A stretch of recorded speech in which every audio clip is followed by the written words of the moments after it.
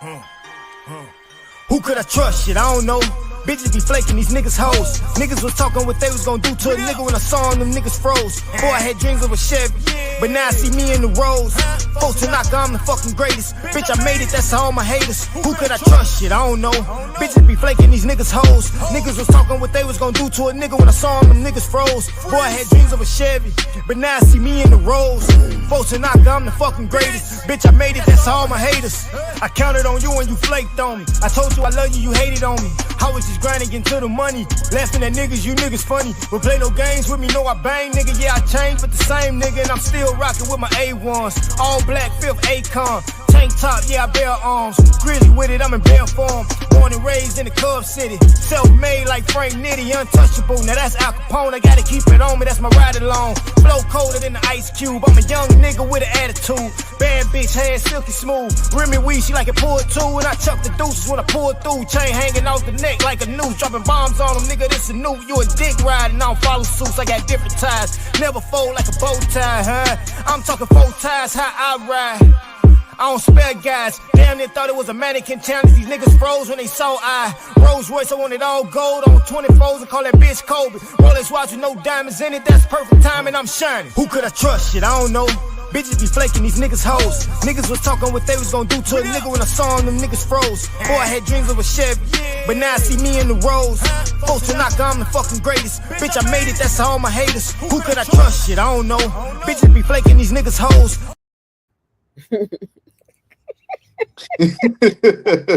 Man, that's that shit right there, man. That's that shit. I'll be over here getting it. Like, Boy, hey. what? What? That's that shit. Everybody tuning in, shout out to you. Y'all sorry for the wait. Like Lil Wayne say, peace, peace. It's me and Nikki C, and you in the place to be. Welcome to the Late Show, episode 106, part 2. Hit that like button, subscribe to me and Nikki C channel. And if you haven't shared the video, share. So tonight we're gonna step back. I feel it's only right we step back from talking about Dante's Inferno. We can't do it without Dojo. But we will start a conversation that everybody wanted to bring back up. We can start the discussion back on Annabelle. Hurricane in the building, Mind's Eye in the building, Wraith in the building. Everybody, what's up? What's up? That's right. Dom, I seen you, man. You always the first in the chat. What's up? What it is? What it is? Everybody, peace, peace, peace. Nikki, see what's going on tonight? Well, we got to bring up Annabelle. We We're going mo back. We're going back into the discussion about Annabelle. We're going to bring out more and more in-depth content about Annabelle, and I hope you come and join us, Mind's Eye. Yeah, let's drop the link in the chat. Hey, to everybody that was tuning in to that premiere I just did, man. I was trying something different. I worked on a documentary and I wanted to see how that shit was gonna do. Um, I wasn't able to get all the information I wanted in there, so don't worry. We're gonna have a part 2 to that little Anunnaki thing I'm doing over there. I hope y'all tuned in to it and I hope y'all liked it. But yeah. So I'm working on a plethora of things right now. I done narrowed it down to just 9 projects I'm working on at a time because I was doing like 20, but that was too much. So probably in another 9 days, y'all will get another part of the Anunnaki documentary. I wasn't able to put everything I wanted in there, you know. Here we Okay. go. Got the link in the chat. Let me see here. Let me get this thing. Oh, I got that one already. It was another one though. What was it? No, I'm looking up, getting my Annabelle stuff ready. Yeah, I'm getting it together over here myself. What everybody got going on tonight?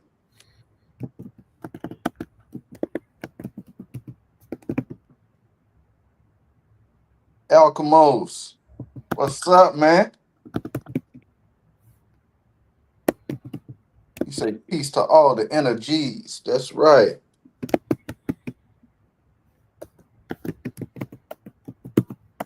Hurricane, I'm gonna go ahead and give you a moderator wrench, man. Go ahead and wrench you up real quick. You know, you a squid killer like me. That's what I'm talking about. We out here murdering these squids. How to speak English. uh, oh, well, y'all bullshitting. I'm fuck around, play that shit. Don't get me started, man. Don't get me started. Don't get me. So hold on. Should I do it, Nikki C? Should I do Do it. Do it. do it? Hey, man. We gonna get crunk real quick, y'all. We gonna turn up real quick. We gonna turn up on these fuck niggas. We gonna turn up on these fuck niggas. Hold on. First we gonna hit them with this. How to speak English. Yeah, yeah. How to speak English. How to speak English. God can't save a fraud. Now you ain't the chosen one. Pink like a pig. You cooking in the sun. Rest when your soul is done. Fake woke with your Bible quotes, but you choke on mild smoke. We sip truth like fine wine. You trapped in your own joke. How to speak English. How to speak English. How to speak English. How to speak English. How to speak English. Yo. Red squid, more red face shame. Basement preacher talking loud with no flame. Fake woke antics, truth for no way. Keyboard word preacher, fear not faith. Stormtrooper in a cosplay mask, saying you Moses, but that road won't last. No rhythm, no pen, no timeless speech. Just a slideshow noise, no wisdom to teach. You call on Yahweh, but your signal's weak. Quoting scriptures while your actions leak. You not divine, just blind to the signs. Lost in smoke, trying to mimic the wise. How to speak English, how to speak English. God can't save a fraud, now you ain't the chosen one. Pink like a pig, you cooking in the sun. Rest where your soul is done. Fake woke with your Bible quotes, but you choke on mild smoke. We sip truth like fine wine. You trapped in your own joke. How to speak English, how to speak English, how to speak English, how to speak English, how to speak English. You a copy paste Hebrew, lost in the scroll. Spitting verses you can't even uphold. Mouths in your lungs, tears in your plea, but the gates won't open from your late night streams. You ain't righteous, just stuck in the phase. No tribe, no team, just echoing haze. We built empires, raise minds and grow. While you yelling, the void ain't got nothing to show. Draped in a casket like a sacred gear, but your heart stays shaky, your words unclear. Red squid, stop fronting for the feed. Only thing you crushed was your own belief. How to speak English, how to speak English. God can't save a fraud, now you ain't the chosen one. Pink like a pig, you cooking in the sun. Rest where your soul is done. Fake woke with your Bible quotes, but you choke on mild smoke. We sip truth like fine wine. You trapped in your own joke. How to speak English, how to speak English, how to speak English, how to speak English, how to speak English. Body bag, body bag. Get the body bag, body bag. Body bag, body bag. Go get the body bag, body bag. Hey yo, somebody tell Robert, I mean Red Squid, your mixtape got lost in the basement next to them expired Hot Pockets, bruh. You talking chosen, but you can't even choose Wi-Fi that work. Quoting scriptures off Google like a knockoff theologian, trying to summon angels with a black and mild and a broken PlayStation controller. He be like, I'm righteous, but can't even spell it right without autocorrect in 3 tries. You got a Star of David chain, but it's from the gas station. And it turn your neck green by noon. Still rocking them red phone booths, talking about these my holy steps. Bro, those are house shoes from 2007. Your YouTube channel look like a PowerPoint hostage situation. And in views, man, even your fake account stopped watching. Red Squid out here battling shadows in his mom's laundry room. Say he in spiritual warfare, but really just trying to kill a roach. End of the day, you just a keyboard cape crusader, fighting enlightenment with lag and low battery.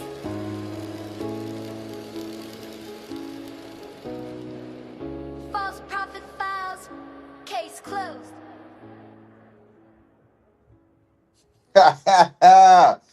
Man, hell yeah. Hold on, whoa, whoa. Yeah, how to speak English, how to speak English. God can't. Hell yeah. Had to do it. Going live doing them little sneak disses, talking about that hoes on the corner bullshit, spreading them narratives, man.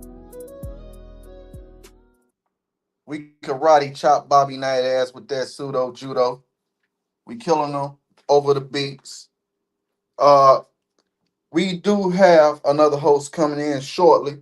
So right now we're gonna keep this going. I'm loving the vibe. Everybody. Hashtag put H.O.T.C spamming in the chat. What's up? Hit that like button, hit that share button. If you haven't shared the video, share the Late Show. Welcome to the Late Show podcast. We rocking y'all tonight. We going hard. Let's keep it going. This is Distractions by Nikki C. Let's get it.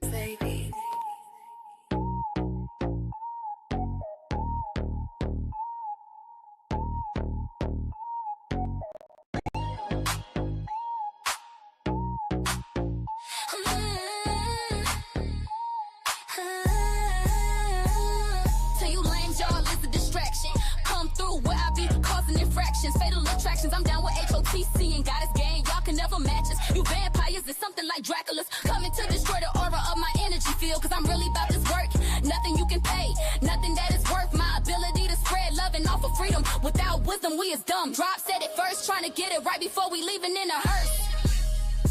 They can't touch my crown, I'm divine and protected. All that hate you throw, yeah, it gets redirect. I'm a goddess in the flesh, I'm a force, I'm electric. You can't dim my light, baby, I'm too majestic. We rise through the fire, we ain't never gon' fall. Spirit made of diamonds, yeah, we pressure and gold. H.O.T.C forever, watch the prophecy unfold. Try to take my soul, but you'll never get home. I'm more important than Snoop Dogg when it comes to the spiritual shit. I'm trying to save y'all, but you hating my spiritual drip. Why must it be a competition to get to the top when there's no competition and no top to get to it? No one can stop except self, because no one cares about your wealth or well-being except you, and your truth is yours, so hold on to that. The unity is not real, y'all trying to kill us off. That's not happening, we already killed y'all off, and that's what's happening. They can't touch my crown, I'm divine and protected. All that hate you throw, yeah, it gets redirect. I'm a goddess in the flesh, I'm a force, I'm electric. You can't dim my light, baby, I'm too majestic. We rise through the fire, we ain't never gon' fall. Spirit made of diamonds, yeah, we pressure and gold. H.O.T.C forever, watch the prophecy unfold. Try to take my soul, but you'll never get hold. This battle is real, and it's happening in the ether. So watch that fuck shit and fuck how you feel before your soul gets snatched like Jeepers Creepers and you end up on Saturn. Y'all running systematic patterns and can't even see it. Going back and forth and revisiting weak shit. I'm done being pissed about the era of man and hearing niggas lie and say they understand because it sound good. And I say I don't have expectations and knock on wood, giving chance after chance. I won't dare dance again, nor entertain these demons who ridicule and pray for my demise and shout me with endearments all the while wanting me to flatline. They can't touch my crown, I'm divine and protected. All that hate you throw, yeah, it gets redirect. I'm a goddess in the flesh, I'm a force, I'm electric. You can't dim my light, baby, I'm too majestic. We rise through the fire, we ain't never gon' fall. Spirit made of diamonds, yeah, we pressure and gold. H.O.T.C forever, watch the prophecy unfold. Try to take my soul, but you'll never get hold. They can't touch my crown, I'm divine and protected. All that hate you throw, yeah, it gets redirect. I'm a goddess in the flesh, I'm a force, I'm electric. You can't dim my light, baby, I'm too majestic. We rise through the fire, we ain't never gon' fall. Spirit made of diamonds, yeah, we pressure and gold. H.O.T.C forever, watch the prophecy unfold. Try to take my soul, but you'll never get hold.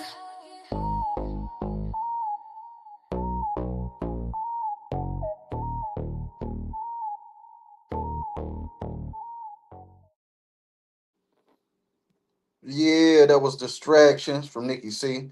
And we just got to hit it one time. One time with the run, one time. We got to run it back, y'all. Because there's some fuck niggas out here. And sometimes we see the nigga to the left. We see the bitch to the right. We see the person in front of us. And we be like, who can we trust? So we got to play it one more time. The anthem to the Late Show. Who can I trust? Let's get it.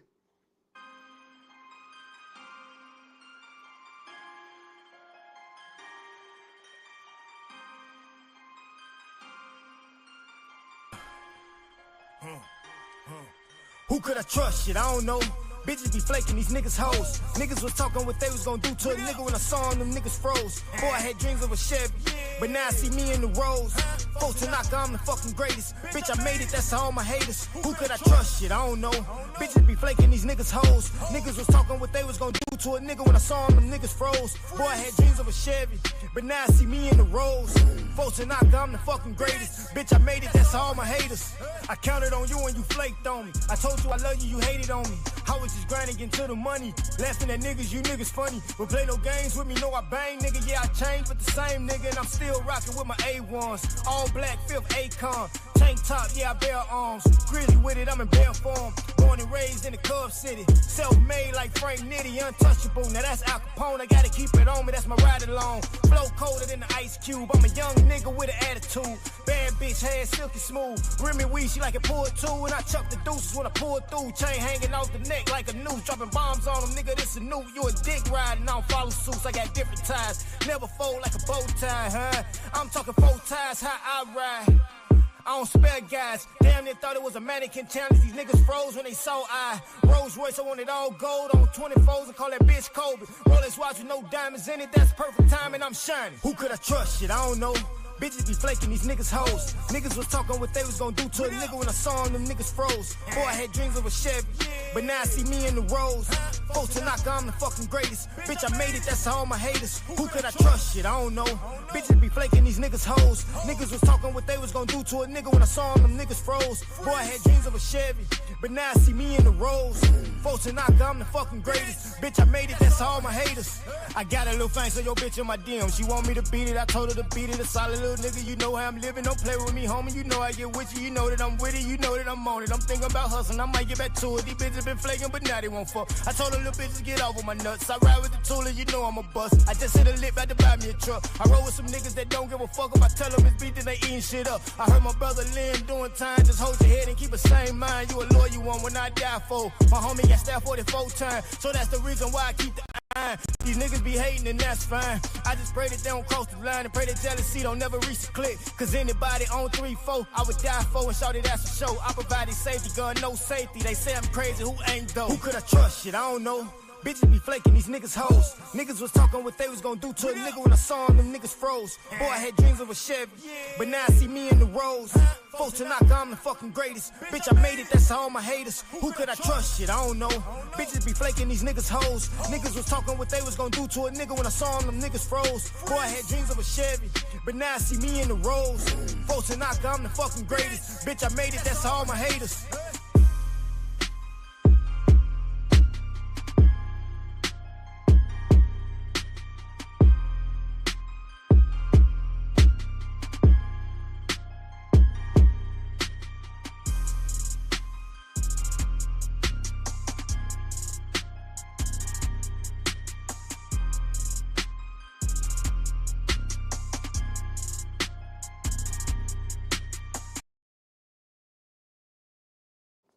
All right, y'all. We're gonna hit it with one more, and then we're gonna get right into the dialogue. If you want to join the panel, the link's out there. Just hit the link. We're gonna close out this little song session real quick before we start the show. We're gonna close it out with a little bit of Tupac and Biggie. You can't go wrong with that. Let's get it.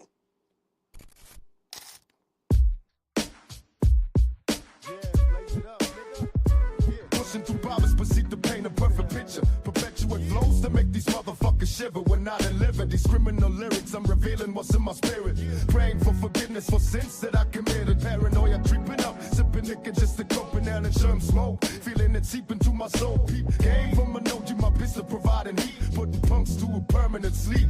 Postponing pleasure, pursuing dreams to make paper. I want you to see me rise and look at what you made us. Prevent the perceptions of niggas acting like they going mad. No pinning pictures of the peace when we holding hands. Look at the man in the mirror, perceive a caution. Suicide, demons in my head wanna put me in a coffin. I'm lost in the days, feeling crossed and betrayed while my homies getting tossed in the grave. Can you relate?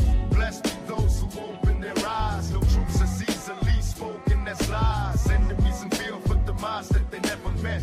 Yet this is life after death for me. Blessed be those who open their eyes. No truths is easily spoken, that's lies. Enemies in fear for demise that they never met. Yet this is life after death. And Alan smoked the coke, but selling pain, numb senses. AK-47 make the scary jumps drink, then streets soaked in blood, souls filled with slugs. Buster said he fucking got no love for scrubs. Making like I'm on a roll, nigga. From dope dealer to old nigga, you run up, I'll be smoking ya.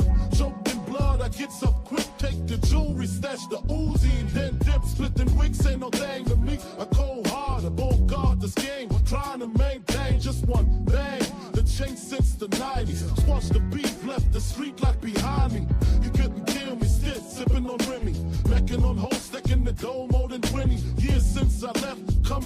collect your death chunks. This is life after death, punk. Blessed be those who open their eyes. No truths is easily spoken as lies. Enemies and feel for the minds like they never met. Yet, this is life after death, homie. Blessed be those who open their eyes. No truths is easily spoken as lies. Enemies and feel for the minds like they never met. Yet, this is life after death, homie. We ain't done yet. Leaving their bodies as we arise from the ashes. Picture our last supper while lying in the casket. No love for them bastards who fueled the few to profit. We can make take the chips that you choose to pocket, nigga. Ain't no lawsuit stopping us. We bustin' slugs at these so-called thugs that used to hustle us. Laying them down, we came for the crowd, cause all these punks need us paying them out, so Pac tell them. I got my 4-4 ready to go loco. Have off these niggas today, it's bro codes, but I show no love, cause snakes get it where they sliver. They came at the old man and pulled the fucking trigger. This cat P tried to get the best of me. Plotting with S to cook a beef between West and East. I cannot rest in peace if this shit ain't settled. The industry is the motherfucking devil. Ha ha ha! Everybody, welcome to the late show, y'all. Yeah, like I said, we just getting started. We warming up. I really feel like I should play one more song, man. I really feel like it. Everybody, hit that like button, hit that share button. Let's get this going around, yo. Share it with everybody. Let's get people coming in. You want to come on the panel and build with us tonight? Come build with us. Tonight, let's see, we're gonna have a discussion about Annabelle, and we may or may not get back to Dante's Inferno. I appreciate everybody tuning in that's in the audience right now. Shout out to y'all. Y'all the best audience on YouTube right now. You're rocking with the H.O.T.C. H.O.T.C. stand up. Shout out to everybody in the H.O.T.C. and shout out to the family in the chat. What it do? We're going to keep it going, y'all. I just got to play one more. I feel it's only right. I got to play my homie, my H.O.T.C. camaraderie. Let's shout out to Sir Drop. Sir Drop, where you at, man? Where you at, man? You on that mountaintop. Let's get it.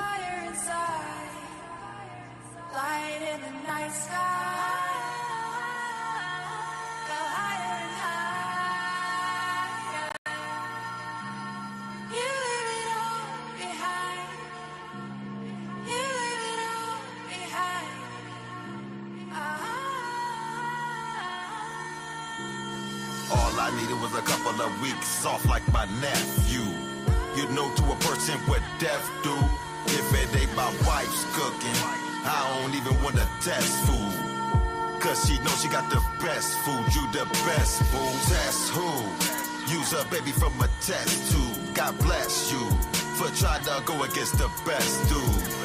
They compare me to what Jesus in the flesh, dude. I will rest you, cause you ain't nothing but the best, dude.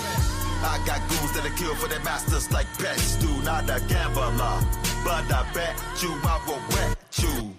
Eat you for lunch like Hannibal Lecter, dude. Don't respect you. Get up, I won't let you. Won't be your flesh wound. Take two to the Maduna, I'm Lagana. Who you trying to impress, dude? I put you in a wrestling move. Move like chess moves. Have my palms decked, dude. Get mopped like a deck, dude. Crash to the mountain top. You're the fire inside. Light in the night sky. Go higher and higher. You leave it all behind. You leave it all behind.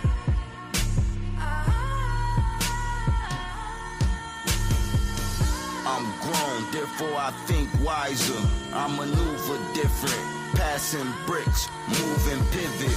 Posted up like Baby Shaq, where they be strapped with ARs, 44s, and Baby Max. Cooking ribs like baby back. It's crazy that I'm sane still. Now that's insane for real. Amongst the gods of the good and evil, there stood the people to be judged and drafted. I'm not talking Joe Mathis or John Madden. I'm talking earthquakes with cumulus clouds passing. And if you still there when the storm clear, you hear the devil laughing just for it all. To repeat again, my soul been here for years. I just can't make it in. But now I think that I got it right. You gotta be visualized, even when you out of sight. My homies that passed away use me as a vessel to help me get past the devil. You're the fire inside, light in the night sky. The higher and higher,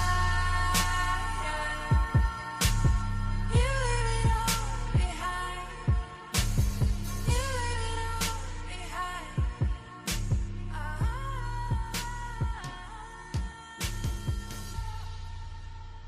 Crash through the mountain top. You're the fire inside. Peace, peace, man. You know, we had to drop a couple classics, man. We had to drop some of that hotness, some of that fire. Um, so the reason I didn't name this 107, because I felt like we had to piggyback and, you know, just spin the block real quick on some of this Annabelle information and continue building on Dante's Inferno. Hopefully we be able to get into both them subjects tonight. Hopefully. But we gonna see how it goes. And again, I appreciate everybody tuning in. What it is, what it is, what it is.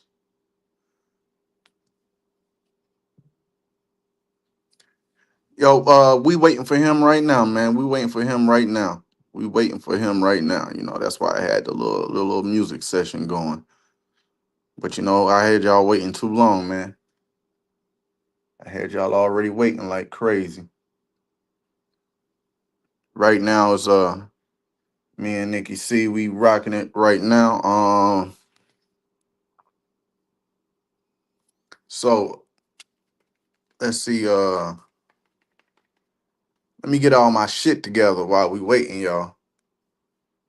Let me look for stuff I need to pull up tonight.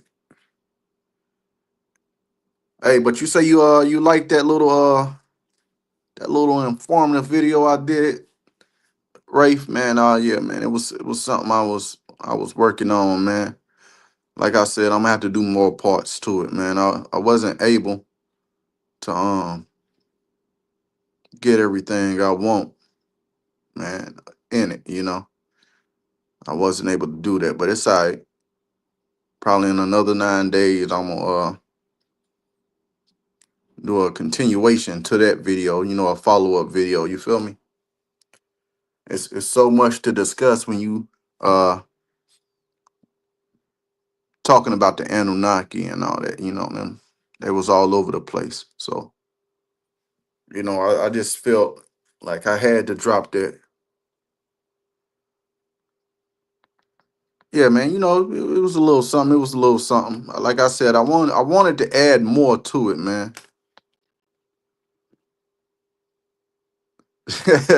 You was over there watching that? Yeah, man, yeah. I had two things going on at one time, right? That shit was supposed to premiere earlier, man. But you know, man, sometimes he uploads on YouTube, man. They take a while. Sometimes they can take an exorbitant amount of time, you know.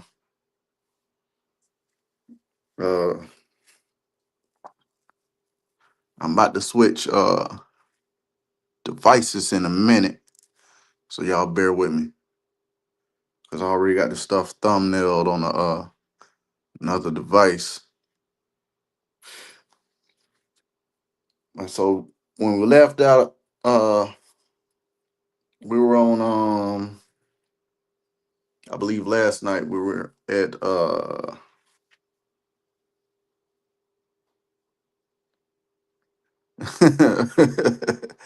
yeah, man. Yeah, that shit was fire, man. That shit was fire.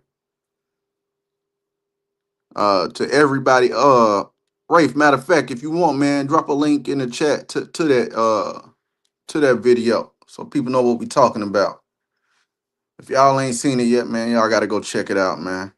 It was a little something. But like I said, I got more to add on to it. I wasn't able to get everything I wanted to talk about, but I just wanted to touch the surface with it, you know.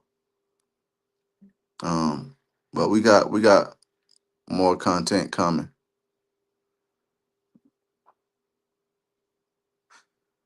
Yeah, Dante's Inferno, Divine Comedy. Nah, the Anunnaki joint I just did. Yeah, yeah, yeah. Share that with everybody right now. Yeah, that Dante's Inferno was deep. I believe we left off. We was in the circle 7. Uh we was in the 7th circle of hell, if I'm not mistaken.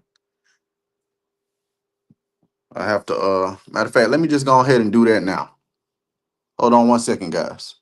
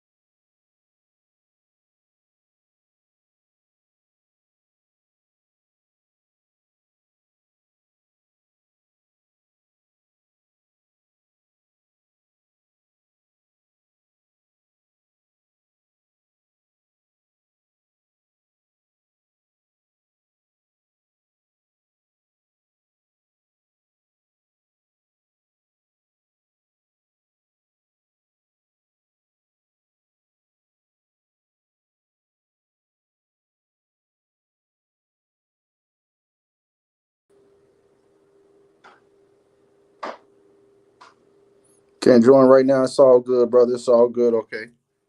I don't switch these joints. Okay, so we were at poem 13, canto 13. Uh that's where we were last night. Okay. Okay, that's where we were. Let's see here. But we're not gonna get into that just yet. We're not gonna get into that just yet.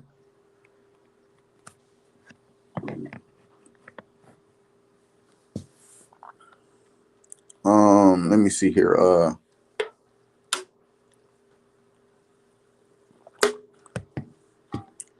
Waiting for the great brother Dojo to join in, and he's gonna join the discussion. We got Nikki C up on the panel. Shout out to the sister. And if you are tuning in right now, we double streaming live on Nikki C channel and Knowledge Uprising. So we double streaming right now on both channels. So make sure y'all subscribe to both them channels. Hit that notification button. Hit that like button. And hit that share button. Most importantly, hit that share button. Share the video. Let me see here. Where were we? With the Annabelle shit.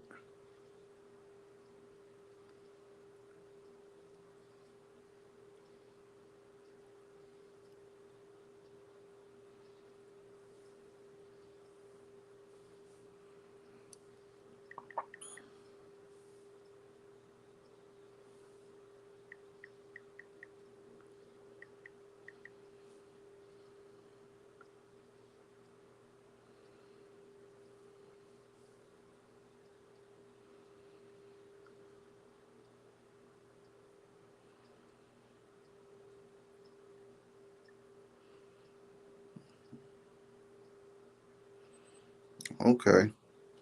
Yo, Annabelle stay in the motherfucking news, don't she? This is intriguing.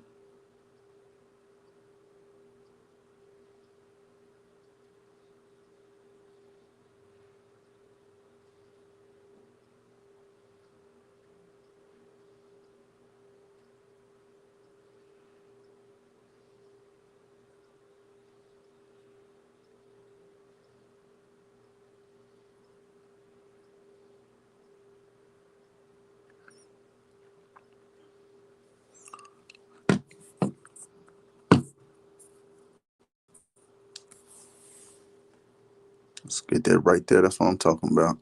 That's right. That's right. Yo, Yeah, yeah, yeah. what's going on? Nothing, man. We just sitting here waiting for Peace to Dojo to pull up. peace to the chat, y'all. I'm still here. I had to handle some shit behind the scenes, man. The fuck Oh, you. nigga frequency is carrying on. It's carrying on. What happened? I said the fuck nigga frequency is carrying on. You know that FM frequency, man. You know niggas just sucking their lowest self, man. You know how that shit go. Stuck. Everything good though? You good? Yeah, I'm good. Cool, cool. Um, he say I'm still convinced that Megan is a modern technology version of Annabelle. Yo, you know what? I could see that the influences, you know, but instead of a spirit entity or something, maybe the AI, you know, it's yeah, I could see that shit. I could see that shit. To reintroduce the idea to a new generation. Yeah, that's a fact. I could see that. Yep.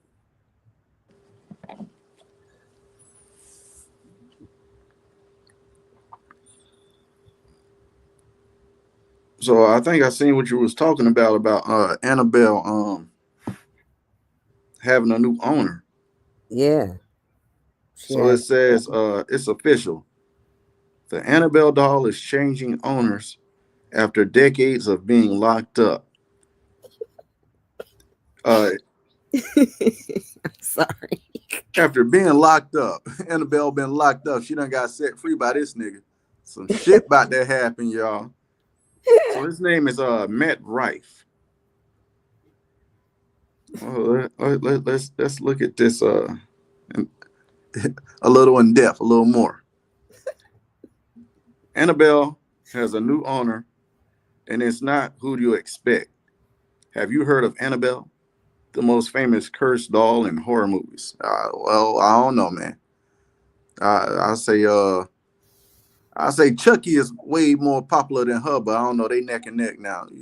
We got to do one of them celebrity death matches where we have Annabelle fight Chucky. That'd be real interesting to see who will win that shit. She appears in The Conjuring and Annabelle. And her story is based on a real life doll that has been locked away for years due to fears about what she might cause. Well, now she has a new owner, and it's not a ghost expert. So let's find out who this person is. The new guardian of Annabelle. Now, the person in charge of Annabelle is Matt Rife, an American comedian known for making jokes on social media and performing stand ups. No one expected him to be the one to buy the house where the doll was kept, but that's exactly what he did. Now, what exactly did he buy when he purchased that house? Matt Rife didn't just buy Annabelle. He also purchased the house in Connecticut where the Warrens Occult Museum used to operate. The same place where the doll was kept protected and displayed in a special glass case for many years. That museum has been closed since 2019 after Lorraine Warren passed away. Now, with Matt's arrival, it's possible that it might reopen, but in a very different way. As a mixed uh, of paranormal tourism and live entertainment. Oh, this dude about to do some crazy shit. Yeah, he tripping right now. Man, this dude about to turn the house into a damn carnival. Man, motherfuckers gonna get all kind of spooked out and ooh. I don't think he should do that. That's not a good idea. That's right. And horror shows in the same place. So this dude gonna do live entertainment. So he's gonna do horror shows and paranormal tourisms where you walk around the occult museum in the Warrens' old house. Oh, this dude fucking nuts. Okay, now the question is, isn't he scared of Annabelle? It seems not.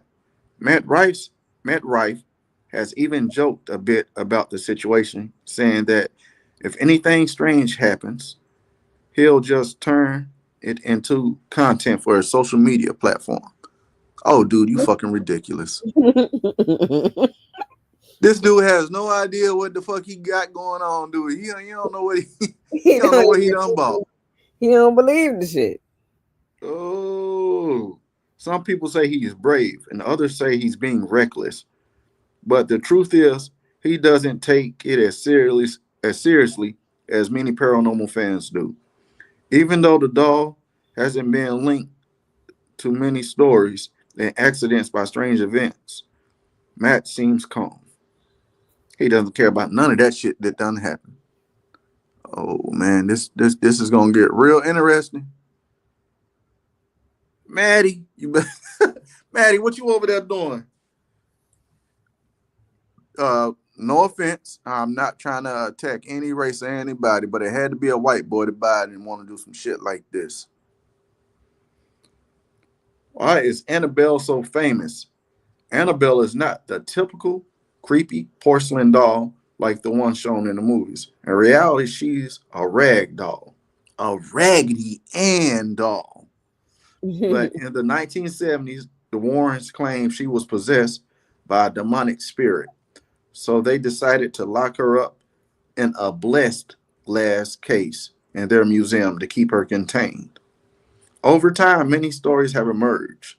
People who mocked the doll later had accidents, strange events when getting close to her case, and many urban legends uh, that they turned her into a feared paranormal object uh, in the world. And speaking of that, what happened? You did a vid on that?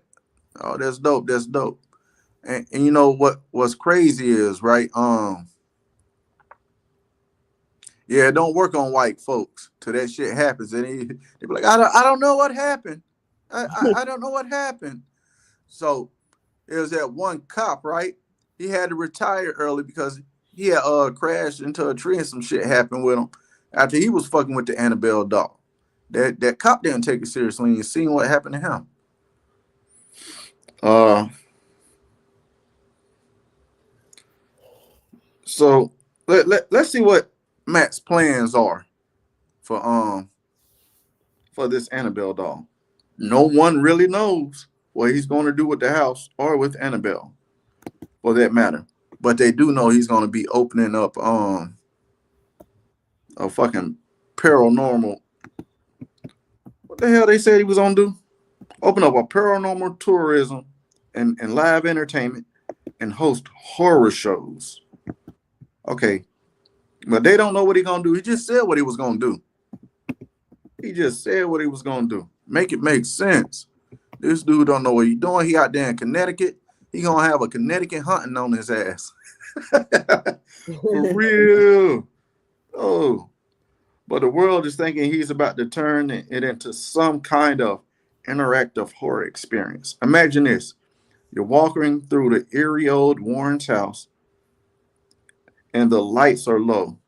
The air feels heavy, and suddenly you're face to face with the Annabelle doll.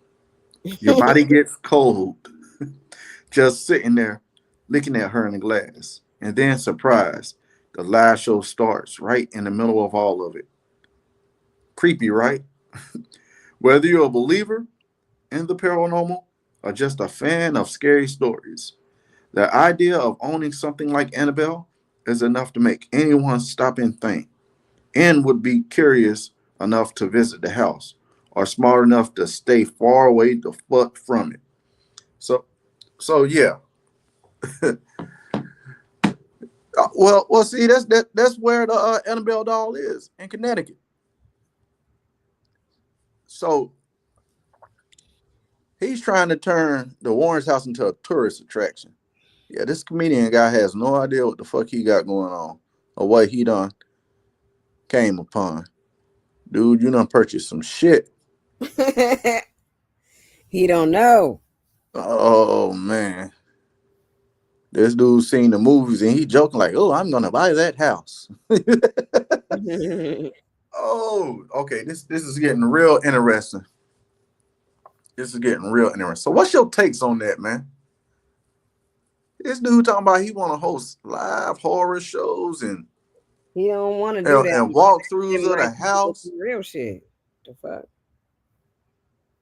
This dude trying to turn the Warren's house into Graceland, ain't he? He crazy as hell. Oh man. You know, they say Elvis' house was haunted. Mm-mm. Mm-mm.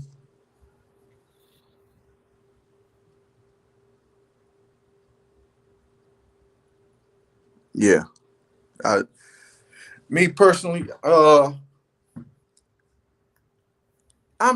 kind of 50-50 on if I want to see the Annabelle doll in real life or not. Yeah, I don't know. That's something I'd rather stay away from because I feel like whatever it is, some entities, because they got other relics aside from the Annabelle doll in that Warren house, right? They got all types of weird shit. You can fucking touch a doorknob and shit start fucking with you. Like I don't know. I just don't. You know what? Matter of fact, I just rather not. I don't know though. It you can't fuck with certain shit. Some shit you just should just leave alone. Why the hell you think nobody else bought the house yet? I bet you ain't nobody touch or clean none of them damn rooms till his ass came around. Motherfuckers was too scared to fuck around with that Annabelle doll. You say you'll go see it? Yeah, I'd be intrigued to go see it, but I'll make sure I wouldn't touch shit in that house. I wouldn't even touch that glass case. Mm-hmm. Now, what that nigga gonna do? Well, he's not that, but what his ass gonna do? Motherfucker walking around that house at night. He go down there. He look at that Annabelle doll, and that motherfucker jump up at him or something. Oh, that nigga sell that house so damn fast. And the thing is, I bet he'll hire a couple folks to give you a walk through the house. Oh, hell yeah, ain't touching nothing in that house. Y'all better have the door open and everything already. My hands are in my pockets. I ain't let my shoulder hit a wall or nothing. And see, that's the thing, because they said the Warrens Occult Museum was in a basement. See, Man, I don't even want to touch no what you call the thing that holds the steps on the side, going into the basement. I don't even want to touch that shit. Have the basement door ready, have it open and everything. Mm-mm. Would you go see the Annabelle doll, Nikki C? no. What the hell I need to go see Annabelle for? Shit. Nothing important about going to see the Annabelle doll. Like what would be the purpose? Ooh. I probably could go see it though. It probably wouldn't even do nothing to me. Yeah. Y'all heard my song. It can't do nothing to me.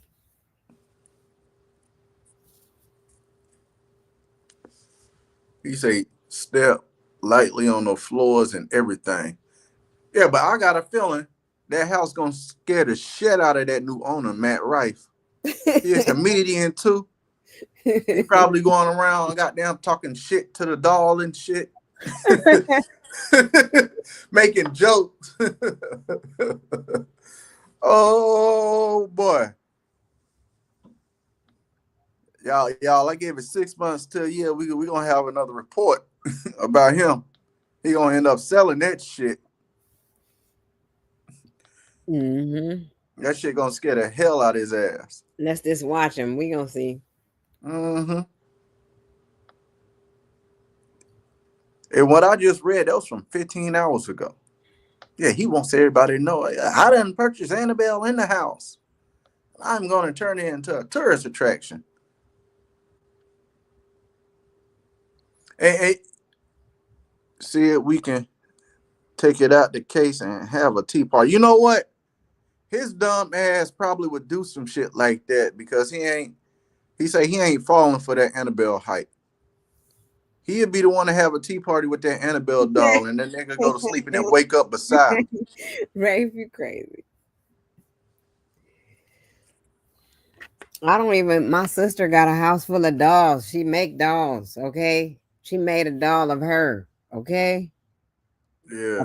and it's a puppet, and it looked just like her. She dresses it up, and all this shit. So I went over her house. She got this doll sitting in a chair in this one room, and I'll be walking by the room. The doll be just sitting there and shit. I'll be like, I'm gonna get the hell out of here. Yo, and like with some of them dolls, it seems like no matter what direction you are in, it looks like that thing is always looking at your ass. Them That little part. porcelain dolls and them Raggedy Ann dolls. That thing could be facing the wall to the left of you and look like that bitch looking at you. Exactly. It's like you're just walking past one of them things. It's like it's watching you. You just get that uncomfortable feeling of being around certain dolls. Like, I don't like them ones that look like Annabelle. I don't like them at all. I like the little soft, nice, little cute little Cabbage Patch dolls and shit like that. I fuck with that porcelain shit and all yeah, that. I swear, it look like their eyes Dresses, be following you. and then that hair and their eyes can blink and shit. I don't want them. I don't like them. And my sister, she got a whole bunch of dolls in her house. When you go in there, there's dolls sitting in the living room. Then she got that one sitting in that chair in the room. And I told her, you just do nothing but make your own people. You don't even have to have friends. You make people. Yeah. She an artist though. Yeah, that's dope.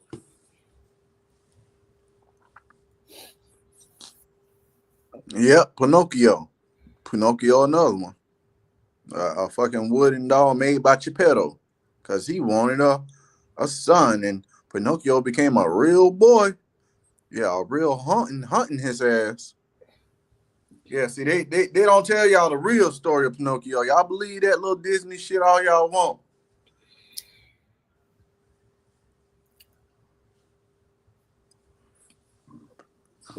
Whatever, Yahweh. We ain't fucking. The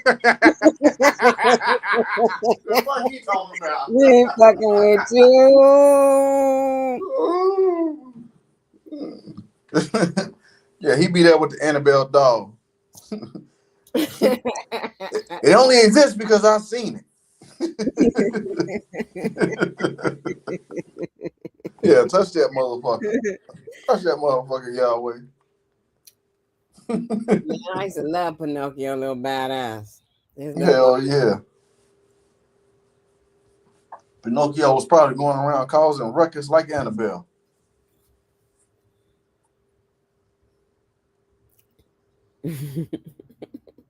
Oh man, that shit too funny. That shit too funny. Let me see here. Oh, let me look at the ones I found. Shit, I found one. I did. You want me to say mine? Yeah. Let's go ahead and hear it. Okay, so I wanted to know what are the correlations between Annabelle and Chucky. So while they both involve dolls becoming objects of terror in horror movies, Annabelle and Chucky operate under different supernatural mechanisms and belong to separate film franchises. Okay. But they trying to act like Annabelle not real right here. Listen to this shit. This was before we knew she was real because we all thought it was just a story. Come to find out, this doll is whole real. All this stuff, all these stories they said about her or they made about her are true stories. So, dolls as horror devices. The most prominent similarity is their shared status as dolls that become agents of terror, disrupting the perceived innocence of childhood toys. targeting of individuals or families. Both dolls bring misfortune, fear, and violence to the lives of their targets, according to Union of Campus Journalists, University of Abadan. Then it says supernatural elements. Both Chucky and Annabelle are linked to the supernatural, though the nature of these connections differs significantly. Then it says both of them were box office successes, and Annabelle films in the Conjuring universe have shown stronger performance at times, according to the rap. Nature of evil, these are the differences. Those were the similarities, these are the differences. So, nature of evil, Chucky doll is possessed by the soul of a serial killer. Annabelle is a doll that serves as a conduit for a powerful demonic entity. Origins, Chucky is a fictional character, initially a popular 1980s doll called My Buddy with a horror movie parody twist. Annabelle, however, is based on a real life Raggedy Ann doll, which is now housed in the Warrens Occult Museum and is said to be genuinely haunted. Powers and abilities, Chucky, being possessed by a human soul, uses physical force and various weapons.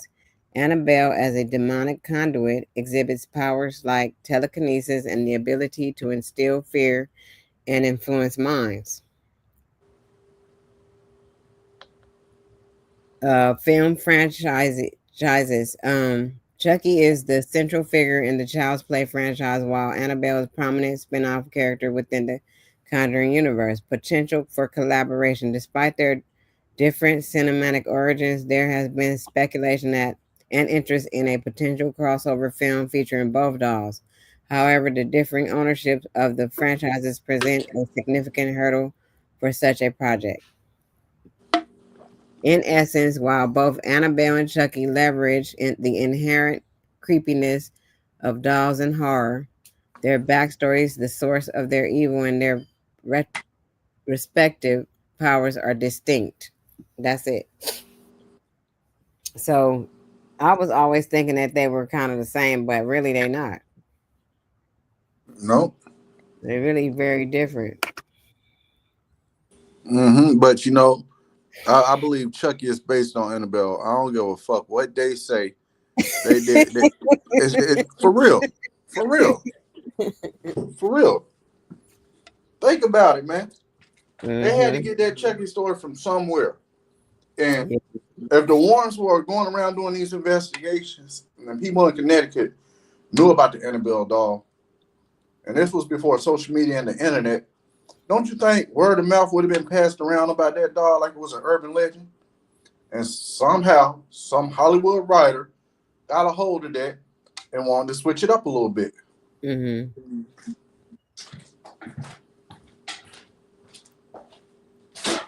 Now this just tripped me the fuck out because I was thinking the Annabelle doll ain't never left the Warrens' house. Mm. So let's get into this. So they have been taking the Annabelle doll out the house. Okay, so these people really want to fuck with the doll. They have been taking Annabelle on tours.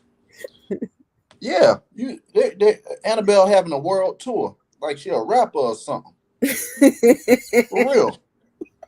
So the Annabelle doll is scheduled to visit Maine for a paranormal convention. You can't make this shit up. Annabelle going to the paranormal convention, boy. These people on some shit, ain't they? So They look, do. the handler, right? The dude that transports Annabelle, I guess it's like he's the guy that carries the doll from place to place when they on these tours. Mm-hmm. They found him dead. His name was Dan Rivera, the Shut. paranormal investigator and handler for Annabelle. Yeah, Annabelle on the road, right? That's gonna be the new movie, Annabelle on the road. What? Annabelle gonna be in hotel rooms stalking motherfuckers Oh. at convention centers, causing chaos. So let's look at this. Uh this came out on July 16th, 2025. Dan Rivera, paranormal investigator and handler of Annabelle doll, dies. A paranormal investigator from Connecticut and one of the handlers of Annabelle died suddenly while on tour in Pennsylvania with the Annabelle doll. So she got more than one handler. So it's a group of people that take Annabelle on tour. Boy, they wild as hell. So let's get into this. Dan Rivera uh, passed away. He was 54. Dan truly believed in sharing the experiences and educating people on the paranormal. His kindness and passion touched everyone uh, that knew him. The New England Society for Psychic Research posted on Facebook on Monday, when asked to describe Rivera, friend, colleague, Carl L. Johnson used the words courageous, considerate, and innovator. Um, Dan just wanted to get to the bottom of things. Oh, well, fuck with Annabelle, she gonna help you get there. Johnson said he showed you can research and you can be an explorer of the paranormal, a seeker of the supernatural without having airs about you. Without having to be on television or having a show or wanting to be in movies. Rivera devoted his life to researching and sharing his knowledge of the paranormal. Johnson said he was mentioned by Lorraine Warren, uh, a paranormal investigator associated with Conjuring, and the Warrens that are a part of the Warren family. You know, the house that the other guy Matt Rife just bought, which has the occult museum, and they had ownership of Annabelle before she passed. Um, he was a very close fan of Lorraine Warren, and he was her comfort. Her last 4 years, Johnson said, Rivera stayed around her vigorously. Rivera was a part of a group of traveling uh, paranormal investigators and handlers with the doll and the Devils on the Road on the Run tour. Okay, so that was the name. Yeah, Pennsylvania. Okay, so check this out. The tour for the Annabelle doll was called Devils on the Run tour. You can't make this shit up. In Gettysburg, Pennsylvania, over the weekend, the Hanover Evening Sun reported. Today.com reported that Rivera died in his hotel room. His death was nothing suspicious. Adams County Chief Deputy Coroner Scott Penwell told NBC. Penwell said the doll was not in the room and Rivera was found alone. No cause of death was released. Autopsy results were pending. The original Annabelle, a Raggedy Ann doll, is said to be possessed. A version of the doll was made famous by the Conjuring movies. Okay. Yeah. You can't make this stuff up, people. Now let me get back to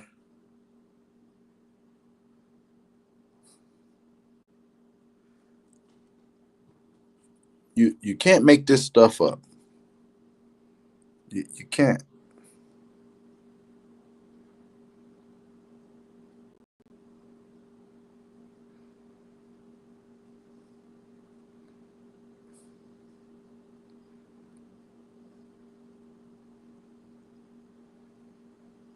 Okay, now let's go right back here and let's get into this article.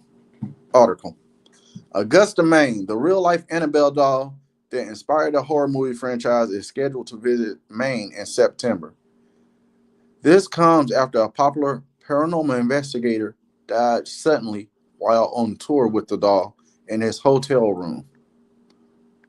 The doll was not present in his hotel room at the time of his death. The Annabelle doll will be at the main paranormal and horror convention. Devils on the Run tour. Okay, now, I everything just sounds wrong about this. And let me just stop right here while reading the article. I didn't know they was taking this fucking doll on the tour on the road. I thought they kept that shit in the fucking basement. So people been playing with this fucking doll.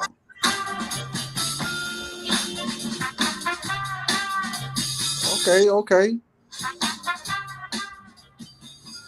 We got Peter Wee Straw Devil's son-in-law going on over there. I'm sorry. Oh, oh, you all right? You all right? But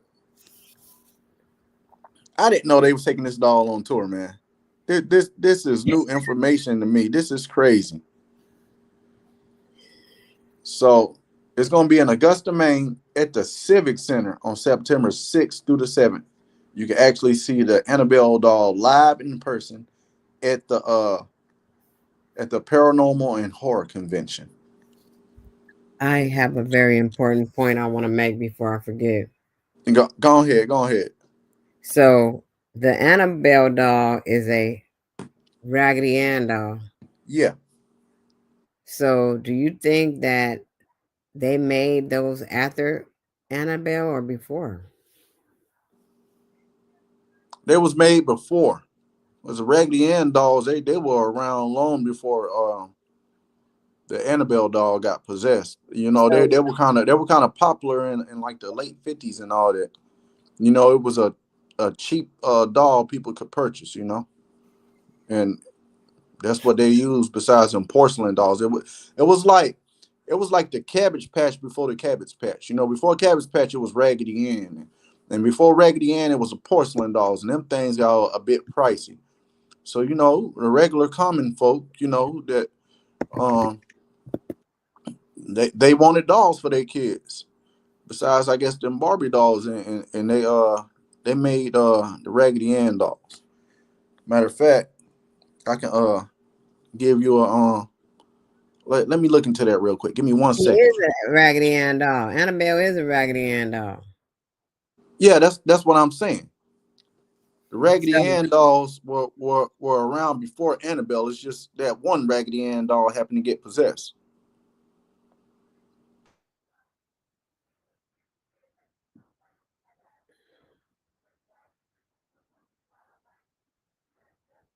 yeah, they both Raggedy Ann dolls, y'all. Damn, I have one of these motherfuckers.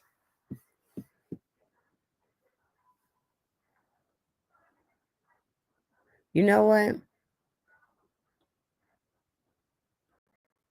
I don't know.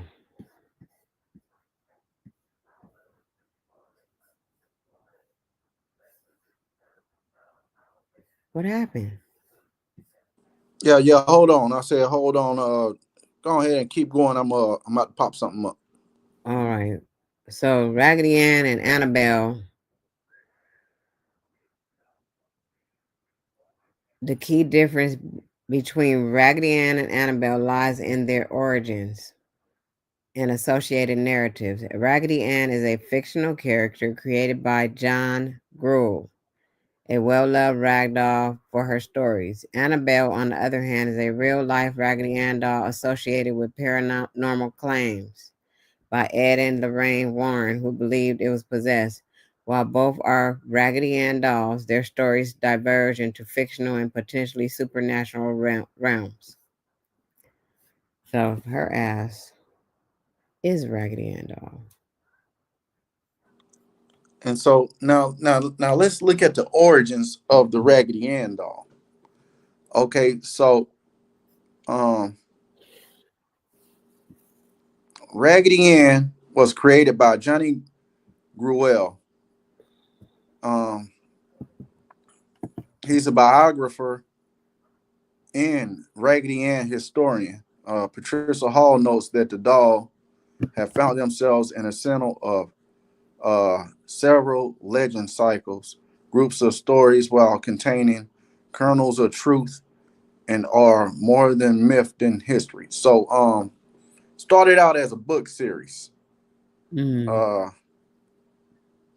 back in 1918. And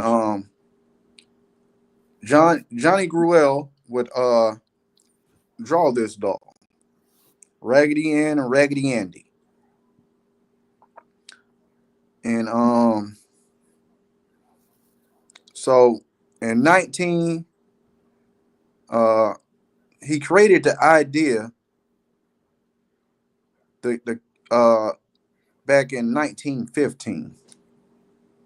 And then he introduced I guess the his illustrations to the public in 1918 in a book called Raggedy Ann Stories. And then in 1920 he made a sequel uh called Raggedy Andy Stories. So around this whole time they were thinking of a concept uh to capitalize off this Raggedy Ann doll and to actually make it something. So um, he got a patent for the doll in 1915 as well. So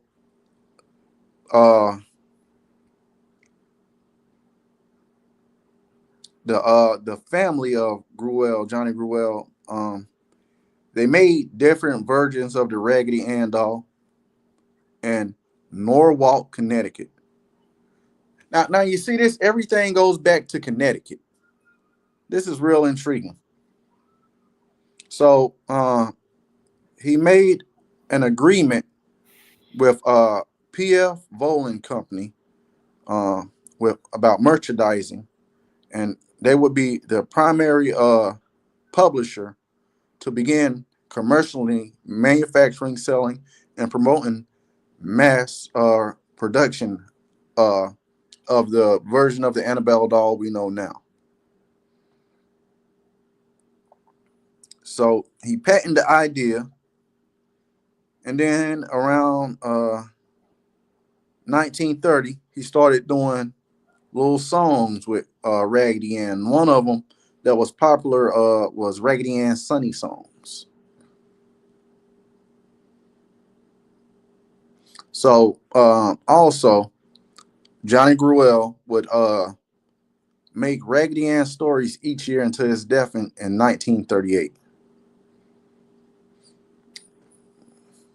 Okay, so yeah.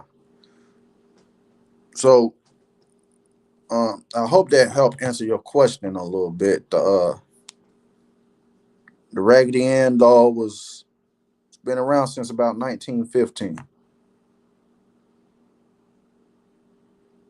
So he submitted a patent, and he had his female family members make versions of the doll before he got it mass produced by the P.F. Volan Company. What you take from that? And this is in Connecticut as well.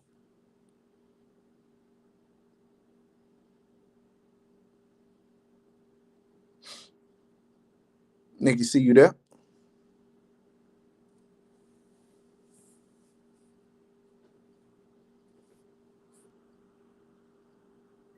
Okay, what did you just say?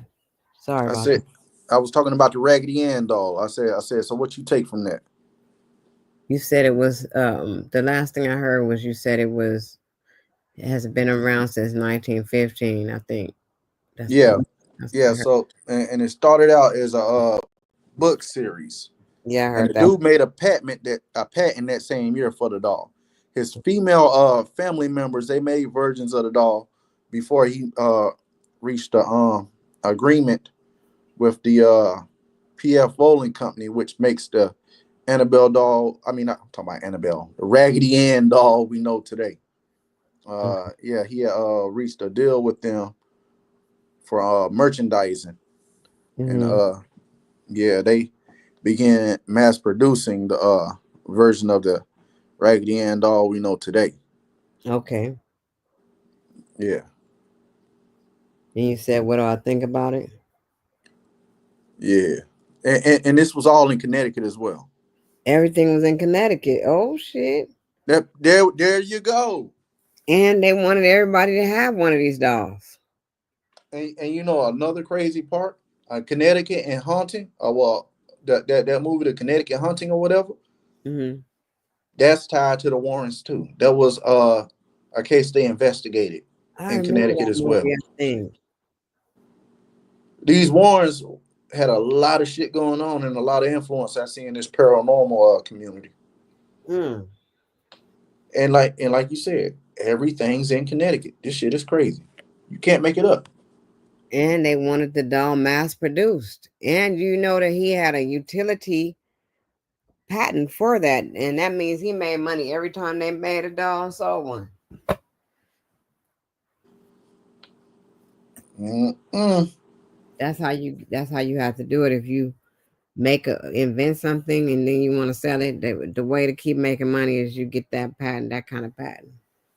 Yep, and you reach a merchandise deal. Yep.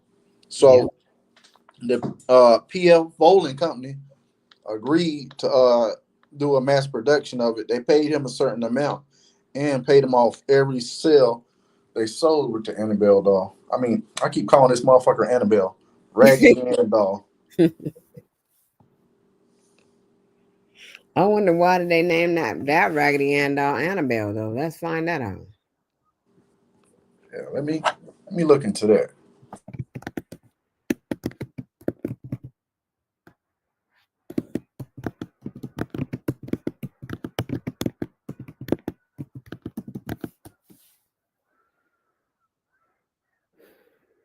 Oh.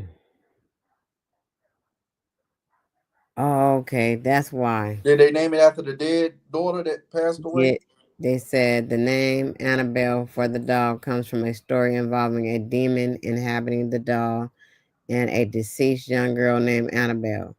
A medium Yep. See, identified. that was the Mullins family. That was the Mullins. Annabelle Mullins. Yep. Why they saying Annabelle Higgins in mine?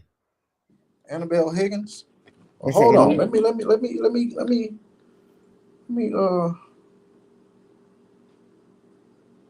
go back then. oh, wait a minute. Wait a fucking minute. What's up? They said a medium identified the entity as Annabelle Higgins, a young girl whose body was found near the nurse's apartment building where the doll was found. The name. And you remember the two nursing students? They had the doll. Remember? Mm-mm. Remember we was talking about that last show. I might have fell asleep by then. You know Oh me. hell yeah!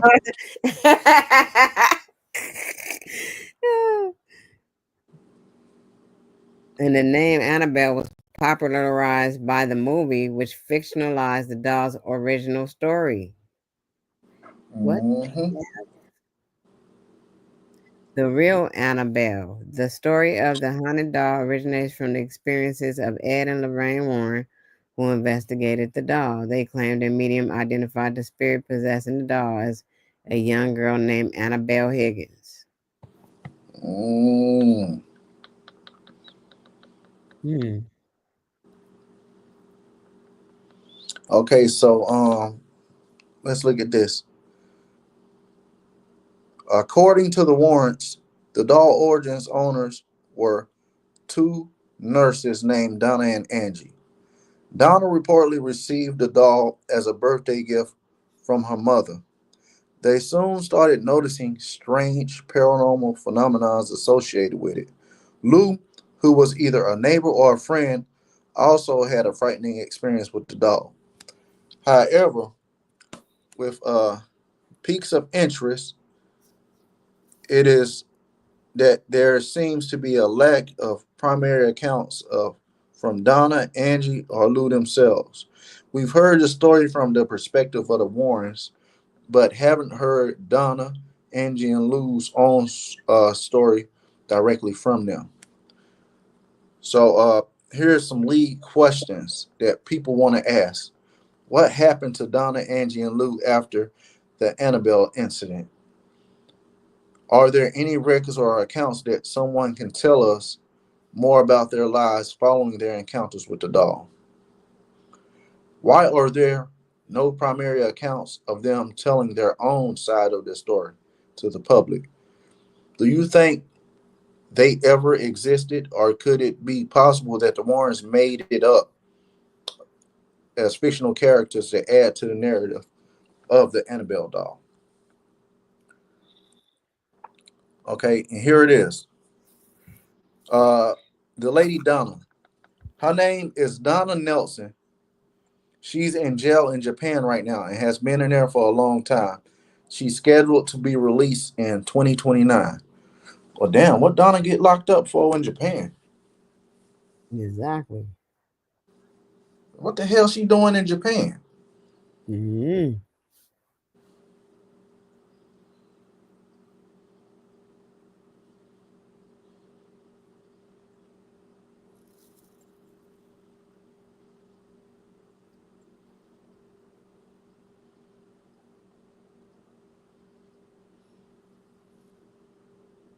Man, this some crazy work. It's crazy work, man. These people be on some whole other shit. And the cold part about it is they learned all their stuff from us.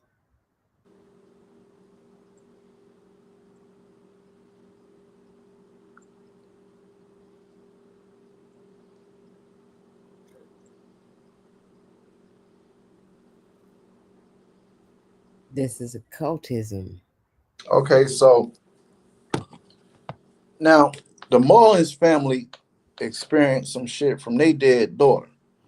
But according to further research that we're doing right now, it says a medium, that's like the psychics that can hear voices and all that And and they can things right there. It's like they have a split yeah.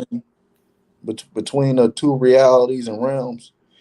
They claim, like you said, Annabelle Higgins, the little girl that died in the same area she died at, uh, her spirit was attached to the Annabelle doll.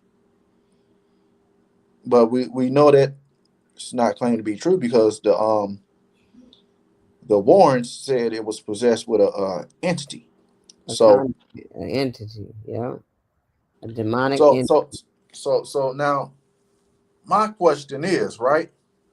Let's say the Annabelle doll, right? Just happened to be in the area because it was by this area where the nurses stayed at. So Mhm. maybe, just maybe, right? Hear me out. Could this be a possible scenario of what happened when they found the little girl dead, right? Mhm. And then they found the doll. Maybe it was a doll in the vicinity somewhere near her, and it's kind of crazy because I got a feeling this little girl died close to where uh, the lady Donna Nelson stayed at. Mhm. So what if they try to make a connection with the two, and the doll started doing weird shit, so they named the doll Annabelle because that girl died in the area they stayed in. Mhm. So people were thinking this doll might be possessed by the girl's spirit or may have something going on, right? So with them not knowing it was possessed by a demonic entity, they assumed it was possessed by the little girl. I'm just trying to connect the dots because when did the Mullins family get it? Because if you look it up, the Mullins family had the doll too. So this is now you people done had ownership of this doll. It's like three different people. You had Donna Nelson, you had the Mullins, and you had the Warrens, and now the comedian Matt Rife. Oh shit! I just uncovered something else. What is it? It says a psychic medium told the doll's original owner, Donna, that the doll was inhabited by the spirit of a deceased girl named Annabelle. So if that, how the hell they got me confused now? That's what I'm saying. The medium. Yeah, that's what I had just read. The medium. She said that the dog claimed to had when Annabelle died in the area, she died in the same area the dog was in. But the doll was already possessed by Annabelle before Donna. Basically, it's saying before the little girl was dead. They saying this.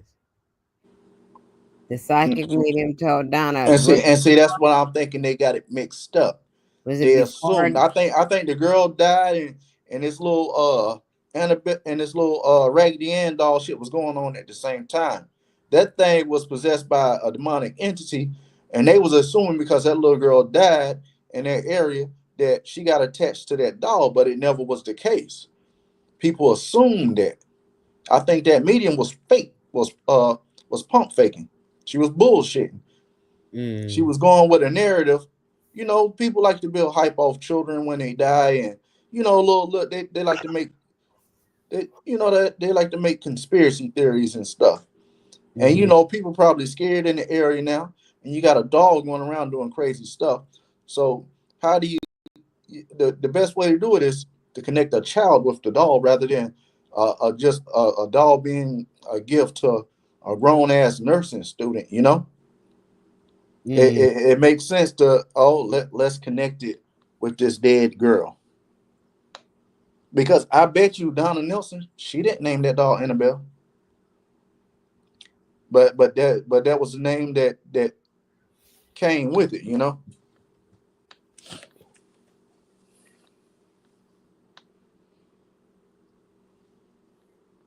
Yeah. Let me see something real quick. Damn, where the hell is our boy at? He not coming. Him not come. Jojo, we waiting for you.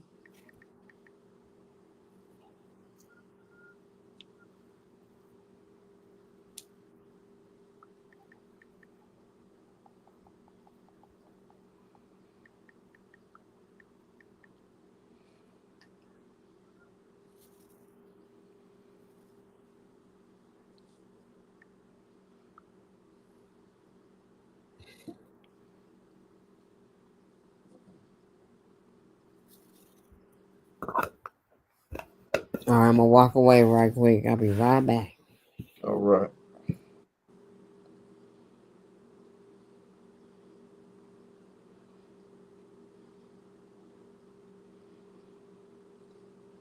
Let me see here, man. What's going on?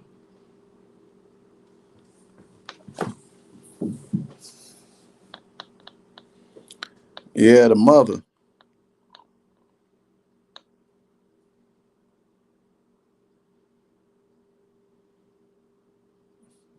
Facts. That could be the case.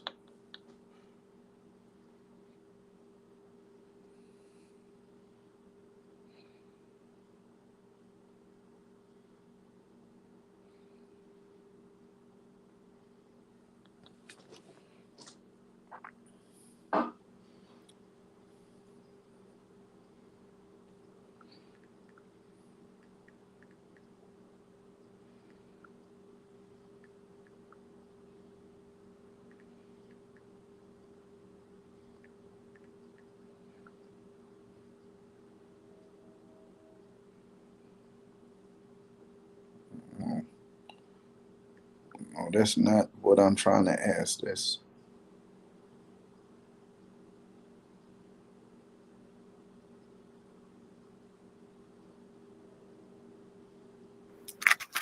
okay. Okay, so here we go. The Mullins family was never a real family. That was made up for the movie. So Donna, she was the one that received it as a gift.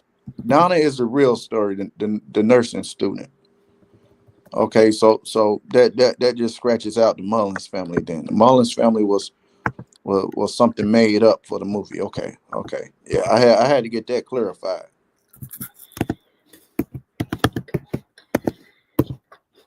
I wonder why the hell her mom gifted her an Annabelle doll. I mean, a Raggedy Ann doll in the first place.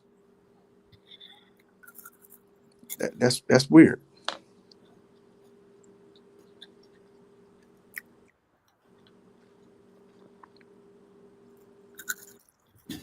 So basically, when Donna got the doll, they was already saying something was up with her. She got it as a 28th birthday gift. 28 for her 28th birthday.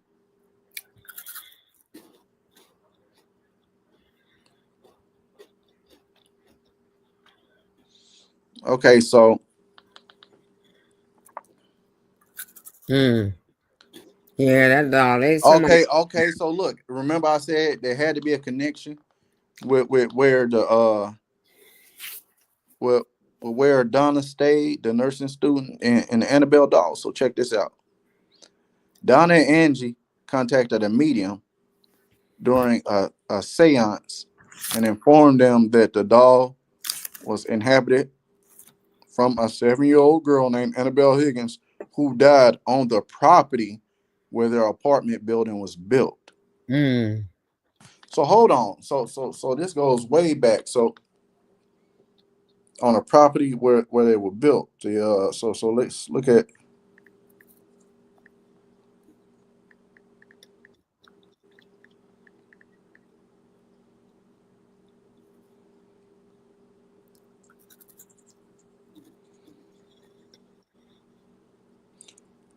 Okay, so can anybody um find any information on this Annabelle Higgins?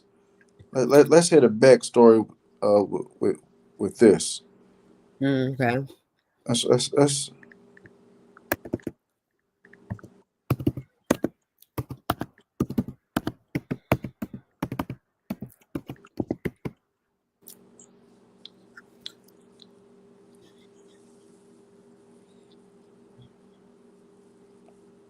They talking about now. In reality, there is no Annabelle Higgins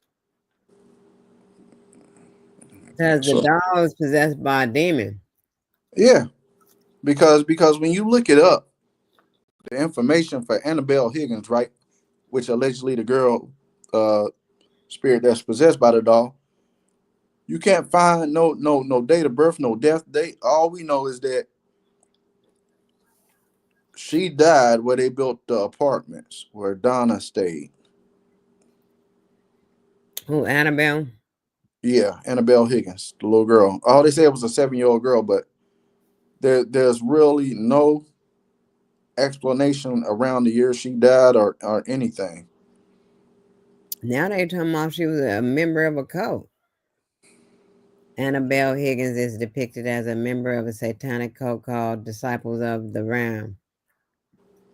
In the movie Annabelle Higgins is a character who dies by suicide after her parents as a part of a satanic cult ritual. In the film, she is portrayed as having been previously possessed by a demon and transferring that possession to the Annabelle doll before her death. See, y'all got me mixed up now. But see that's just for the that's just for the movie. I'm trying to figure the true story behind Annabelle Higgins. Is Annabelle based on a true story? What happened to Annabelle Higgins? Yep, you can't find it. I'm looking it up right now. You can't find no information about that little 7-year-old girl. This is crazy. Do you think she's a real little girl or what? And that's the question that I'm trying to figure out. Let's look. Let's go to Google Scholar, like Dojo said.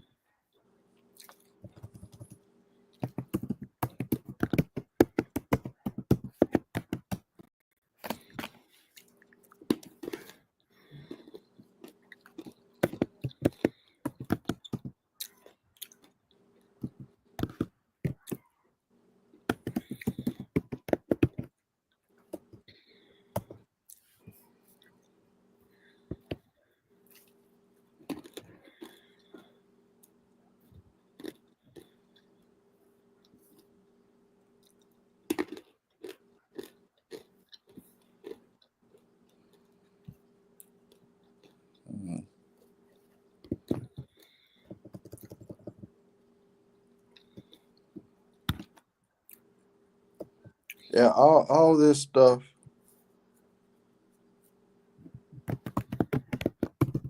Okay, so now look, the mother. I done found this. The mother purchased the antique Raggedy Ann doll from a hobby store Mm-hmm. to I seen give that. to her daughter. Okay, I seen that, but like with this Annabelle Higgins, you Mm-hmm. can't find nothing about that little girl's death. You can't find no real story about that because you feel that would be something documented. They done built a movie based around a narrative that it was based on this 7 year old. Mm-hmm. So that part of it ain't real. They just saying that because they don't want nobody to know about the demon. Mm-hmm.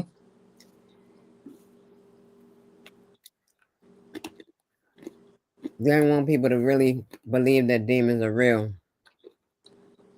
So they're not gonna push that narrative. Of course they're gonna say it's a little girl. But that's the only kind of thing that can possess a doll is a demon. Yeah. Or anybody for that matter.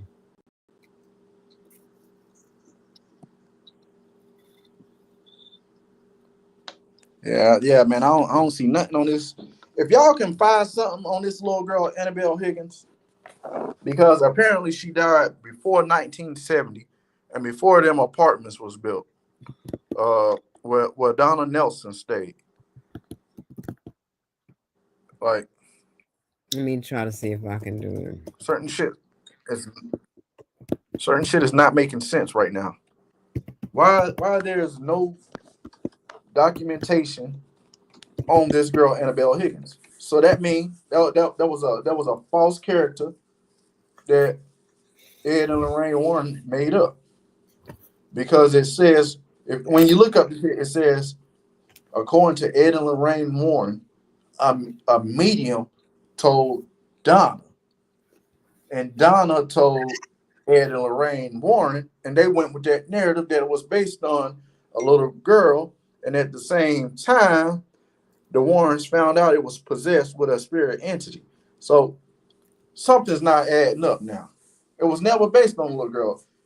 You should be able to find, if as popular as this Annabelle doll is, you should be able to see some type of article or something, right, about this 7 year old girl. It's nowhere to be found. Because they lied. Yeah.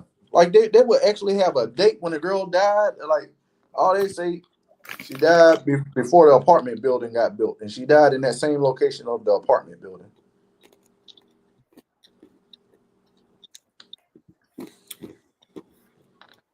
Something's not adding up. I found something Now, else. now, now it makes me think they just went with that narrative because the little girl died there, and then the Donna, she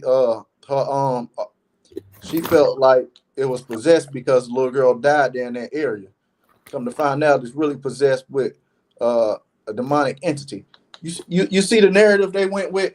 Mm-hmm. They went with a false narrative, blaming it on this girl named Annabelle Higgins because she died on the property where Donna stayed in 1970. But she died before 1970. But when you look up the little girl, you can look up different keywords. Annabelle Higgins, 7 year old girl died. Uh, Annabelle Higgins, 7 year old girl found next to uh, a unfinished property. You can look up anything, and you're not gonna find. All you know is Annabelle Higgins because this medium told Donna and Angie that. So this medium was lying. Mm-hmm. Because they didn't want her It to. was a fake ass psychic. They didn't want her to know about the demon.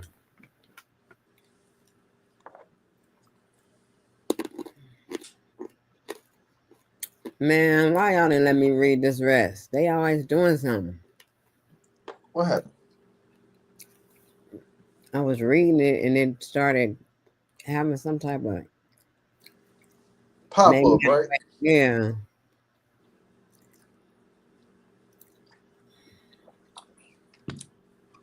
So now we know they telling a facetious story according to a medium. See, that's why you can't trust these psychics. They're going around doing that Cleo shit. Call him in now.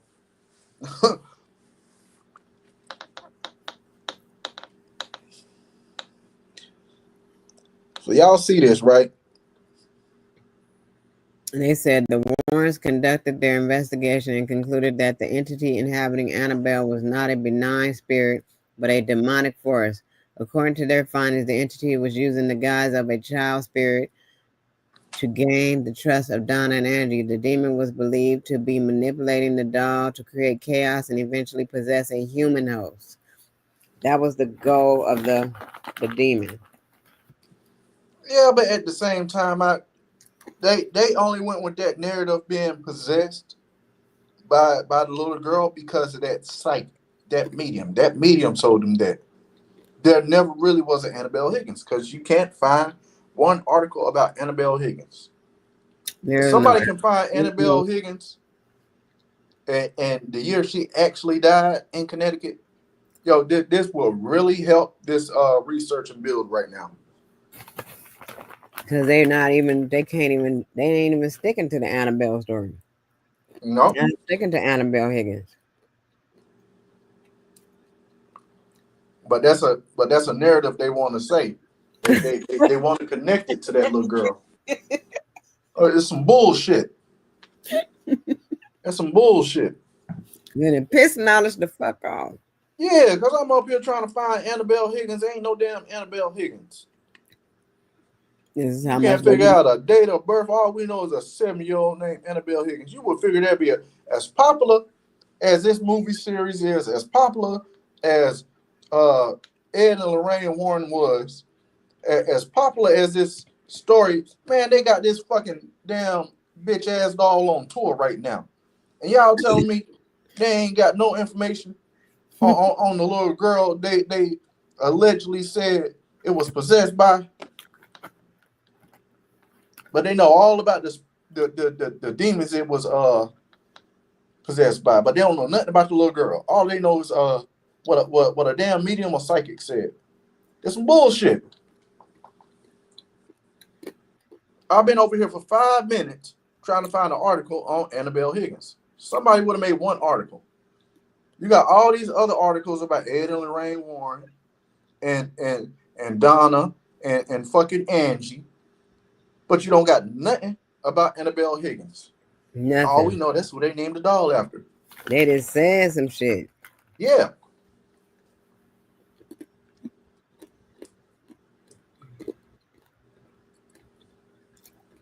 So I'm gonna say this right now in front of the audience. I don't know if the narrative of the little girl being that a little girl being having her spirit go into that doll and her dying on that property before them apartments was built is true. We can't take that psychic word now because we can't find no information about a 7-year-old girl who died named Annabelle Higgins. So for all we know, Annabelle Higgins can be a made-up character that the psychic used to play on the psyche and mind of them two roommates, and Donna and Angie. And the mom purchased the Raggedy Ann doll from a hobby store for her daughter for her 28th birthday. So we know all these are facts. The only one we cannot confirm as a fact is it being named after a 7-year-old girl. We can't find a date of birth, a death date, a article, a death certificate, or anything on fucking Annabelle Higgins. You would figure that in some Connecticut newspaper they would have an article about a little girl being found dead named Annabelle Higgins. And from the sounds of it, it was a white girl. So you know that would have been all over the newspapers before 1970, but it's not.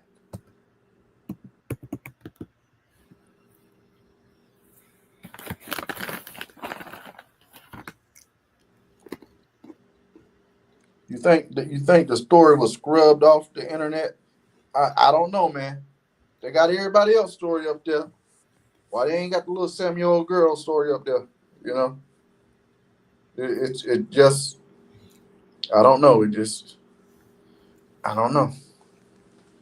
Like I said, I'm still trying to find something on this little girl. Let me see Mm. here.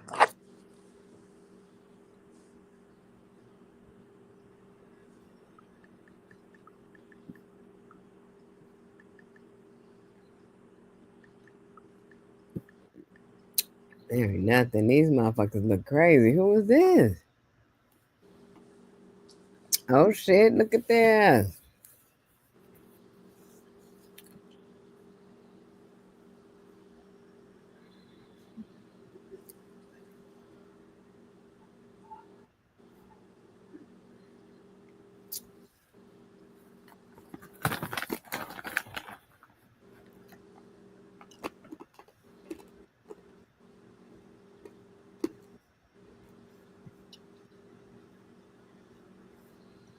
Okay, let's see what this say right here.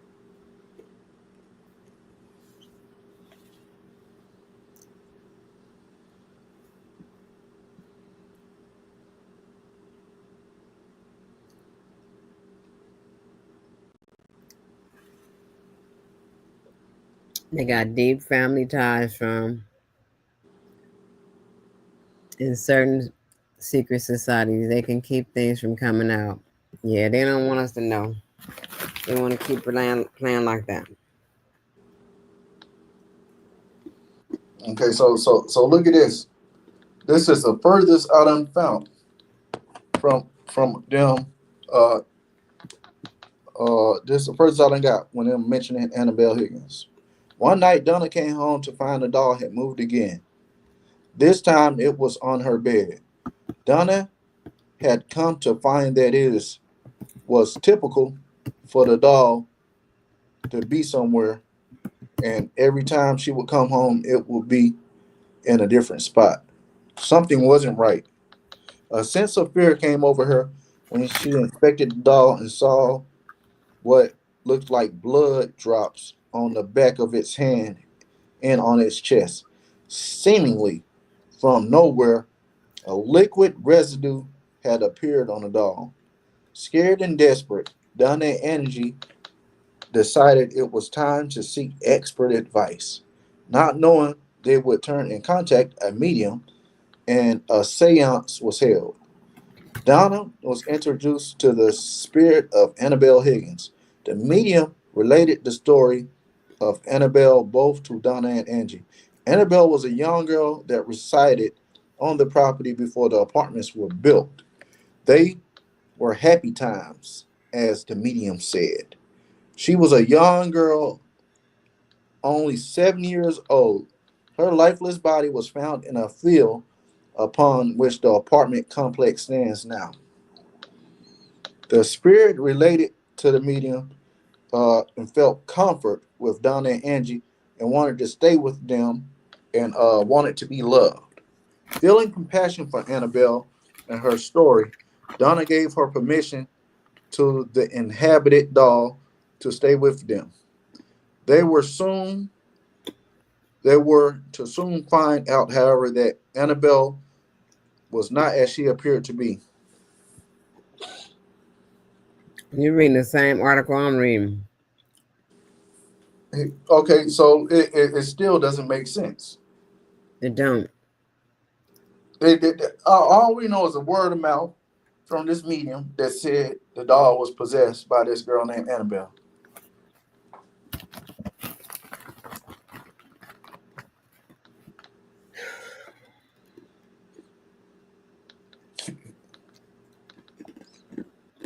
So now this shit is all urban legend with the little girl Annabelle. Mm-hmm. We can't have no real validity to that.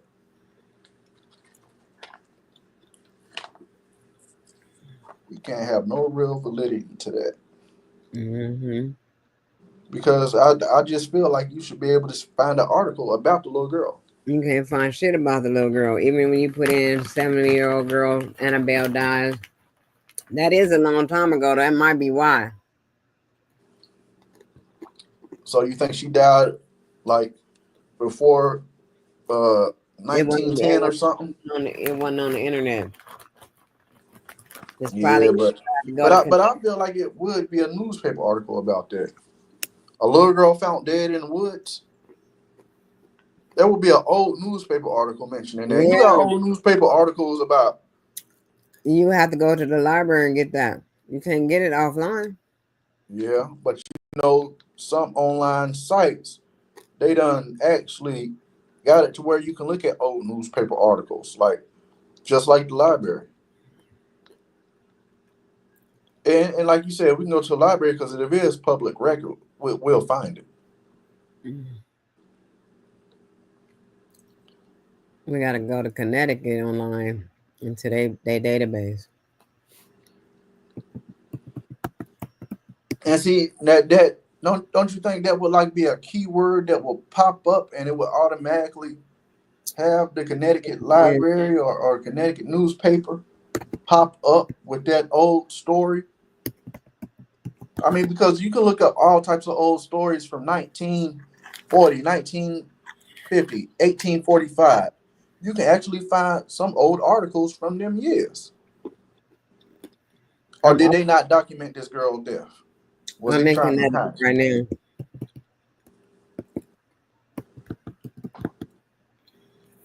There's not one newsletter about this girl. It's crazy.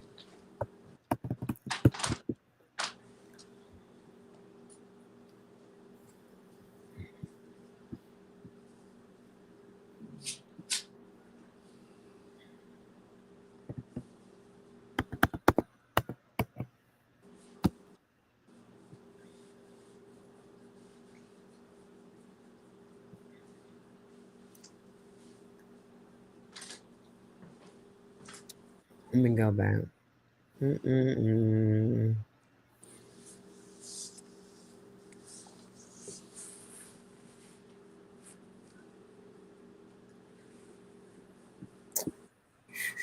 I'm on this website. I'm trying to see if I could find it.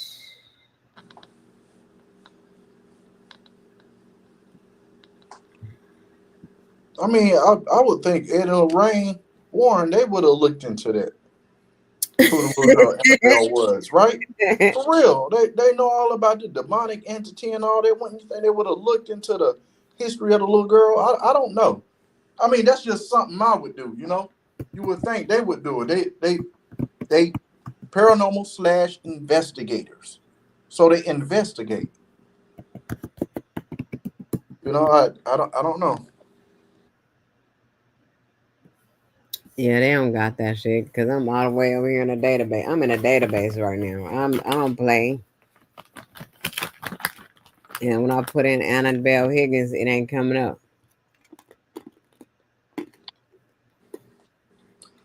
Okay, Rafe, I get what you're saying. So Rafe, my question is then, do you think the story is true about the 7-year-old girl? It could possibly be true, right?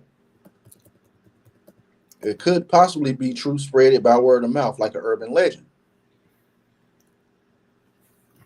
Or, I don't got nothing or about could this story be made up by a medium that wanted to do fear mongering? I mean, I don't know. Like stuff like that gets documented. A 7-year-old white girl found in the woods. I don't care what year it was.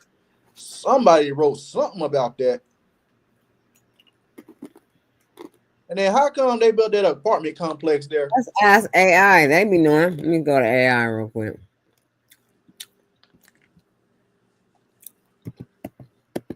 Hold on, y'all. I mean, the people that built the apartment complex, wouldn't you think they would have wanting to know a little bit of history of what they building right there? But nowadays, you got people, they just be ready to build properties anywhere. But I'm pretty sure, like, somebody had to be like, a little 7-year-old girl died here when it used to be woods, like something. I guess these mysteries in Connecticut will never solve, man. Because it seems like a lot of this shit is surrounding Connecticut.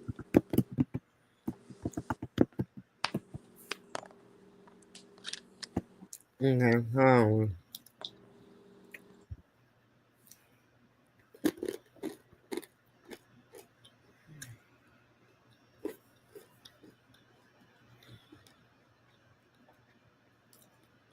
Everybody's saying there's no actual Annabelle Higgins, and that the entity was likely a malevolent, non-human spirit manipulating the story.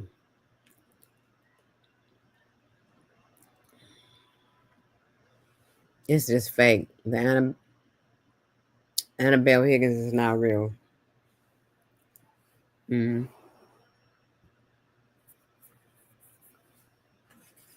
See, that's what I said. Because when you look it up, you can't find. Oh, hold on. Oh, see, and this is based on the fucking Conjuring movie. Yeah, you can't really there's all they know is a story from a medium that was passed on from one person to the next. Right here, I just looked it up right here.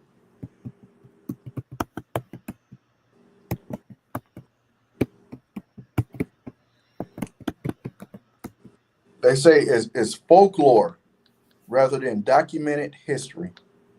That part. There's no credible records or obituaries indicating that a 7-year-old named Annabelle Higgins passed away in Connecticut during the 70s. Is that the year? Yeah, that's the Yeah, year. the But they 70s. said no, it was before 1970 because the apartment complex was already built in 1970. Yeah, hey, no, you say how can we say male or female, but it says inhuman? No, man, we trying to figure out. That's not what we're trying to figure out. No, what we trying to figure out is if the girl Annabelle Higgins, the 7-year-old girl that died in the woods before the apartment complex was built, uh, was that a real person? Because we can't find no articles on that little girl Annabelle Higgins. But allegedly, a medium or a psychic told Donna and Angie, which they conveyed that same information from that psychic or medium to Ed and Lorraine Warren, and that's the narrative they went to before they figured out the doll was possessed by a demonic entity. They said it was possessed by a little girl's dead spirit, but we can't find.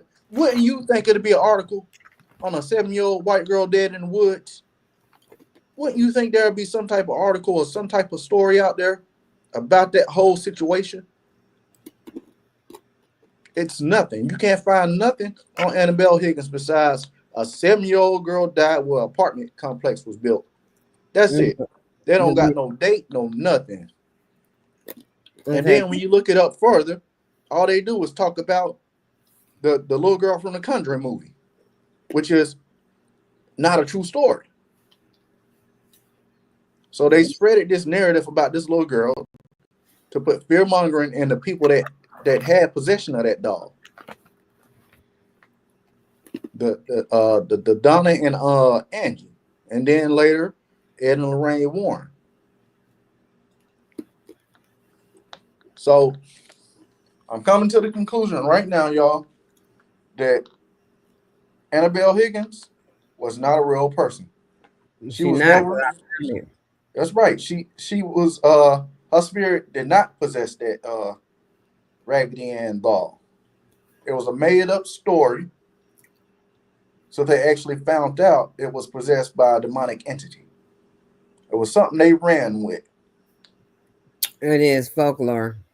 Yeah, folklore. These Like they said right here, it says it will be documented history provided.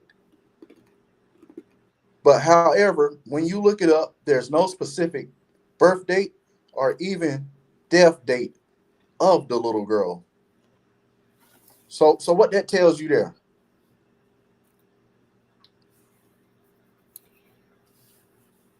They used it to make money. Shit. Facts. Or could the name have been changed? Possibly. But we know there's no real Annabelle Higgins. You know what, Annabelle Higgins? Let's look for any 7-year-old.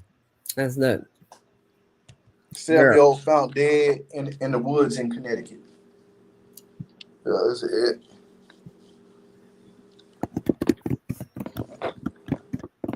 Yo, if anybody got any links right now in the chat, drop them. We can look into them. Let's figure out who this Raggedy Ann doll was really named after, and if there is a real Annabelle Higgins. But all we know is she was a 7-year-old that was found dead in the woods.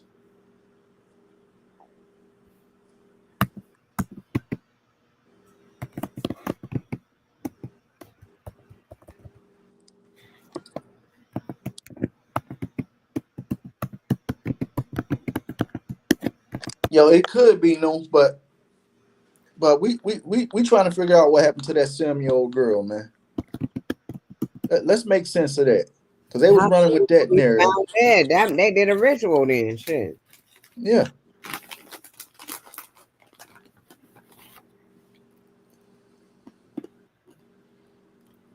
Oh, and if we figured out where the doll came from, to the Raggedy Ann doll, they call it Annabelle. The mother purchased it from a hobby store. So I guess that was like back then, like a Goodwill or something, a thrift store. That's where she got the Annabelle doll from in 1970 for her daughter's 28th birthday. Her daughter is named Donna Nilsson, and Donna Nilsson is right now locked up in Japan, and she's scheduled to get out in 2029 or something like that.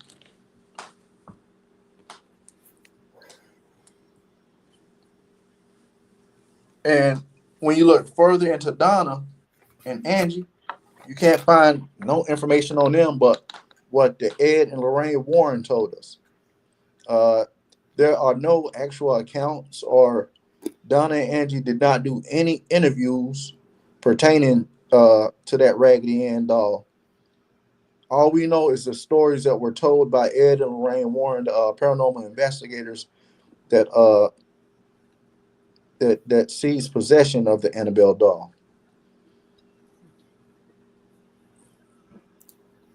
Donna and Angie didn't make no public statements on none of the things that happened when they had ownership of the doll in the apartment complex as well. Mm. So you can't find no articles where Donna spoke to anyone. No articles on her giving her point of view or perspective of the incidents that occurred. The only information we know is from Ed and Lorraine Warren. It's crazy. I know they took the story and did what they wanted to do with him. Facts.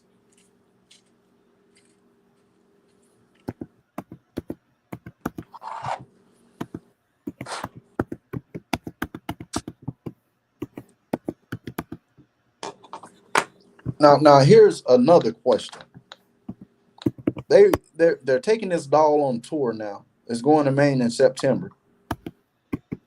So how all of a sudden it's okay to travel around with that doll when they had it locked up for over 20 years and didn't let nobody touch it? Now it's okay to move that glass case about and freely. Something's not adding up. Well, one day they woke up and say, "Okay, now we can take the doll on tour." I don't know. I'm just saying I got conflicting thoughts about this story now. It sounds real intriguing when you're looking into it, but the deeper you dive, you start to see discrepancies and information that's missing from the entirety of the story. You know. Mm-hmm. What's up, brother Newt? Is he still here?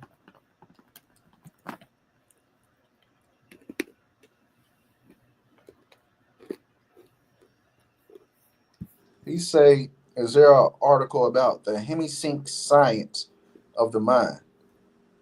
My question is, what's the connection with that and the 7-year-old girl Annabelle? I don't know. No. I'm sure there is an article about that, but is there an article about that 7-year-old girl? We can't find it. Matter of fact, is there an article about Donna and Angie talking about the damn doll? How come they never talked about the doll? They said what they said. They the ones who told what the dog was doing. Well, they told Ed and Lorraine, yeah, but they never really documented, like had an actual interview where they actually discussed it. When that stuff was documented, it was documented by Ed and Lorraine. Yes, only Ed and Lorraine saying everything. They the ones saying every damn thing. Is any of these motherfuckers real? They saying every motherfucking thing. I don't know. That shit kind of pissing me off because you want to go to the source sometimes, right? That's like Michael Jackson cousin talking about him. Like Michael Jackson never did an interview or never spoke to the public about anything. Mm-hmm. For all they know, they could say Michael Jackson was a fucking fairy tale and he was really Chinese or something, you know? And they could spread a narrative and run with it. Mm-hmm. Peace, Noop. Yo, what up, though? What up, though? Y'all all right? Yeah. Man, it's some bullshit with this Annabelle story, bro. Man, look, I just like I was trying to say, you know, when we was having the conversation about it, you know what I'm saying? I think that it's not so much that it didn't happen or that it don't exist. It's just like they got to cover certain paranormal shit up. You know what I'm saying? They got to do that shit. Because just like I put Hemisync, and like I said, I got a whole bunch of CIA and FBI files that talks about the paranormal, remote viewing, walking through walls. These niggas say the shit pseudo. If it's so fucking pseudo, why the fuck is CIA and FBI files about the shit? So why the hell the CIA and FBI ain't got a file on Annabelle Higgins? Ain't got a document about her? Trust me, it's there. It's there. It's probably not. It's probably redacted. Because I'm gonna tell you like this. They wouldn't have spent so much time trying to debunk it if it wasn't real. And okay, so you agree with me, right? If it was a 7-year-old white girl found in the woods, that would have been a talk of the town. Somebody would have documented this shit. I just like I said, when they got that doll had already had work done on it. That's why I was trying to figure out who had the doll first, who actually. Who really, you know what I'm saying? It was. They found it at a hobby store. The mom found it at a hobby store. All right, who had it before the hobby store? And you know what I'm saying? Because nobody knows. Nobody knows. Nobody, right? Somebody knows, but they're not gonna let us know that. Because just like I said, if I wanted to really like real life, fuck a motherfucker up, right? I'll put it in the form of a gift. I'll put it in the form of a gift, a ring, a necklace, something expensive. I spent 3-4 G's on this, so I know you wear it. Shit, I think the mom wanted to do something like that to her own daughter for her 28th birthday. No, I think that it was something that didn't have nothing to do with her mom. It was something that was carried before she even got the motherfucking doll. And that's why it was such a tormented spirit. And that's why it was so evil because, like I said, maybe that doll was given to somebody for protection, like a teddy bear, like a little child. You know what I'm saying? You give a child a doll or some shit. And maybe the parent of that child gave them something that they knew would protect their ass, but it didn't protect them.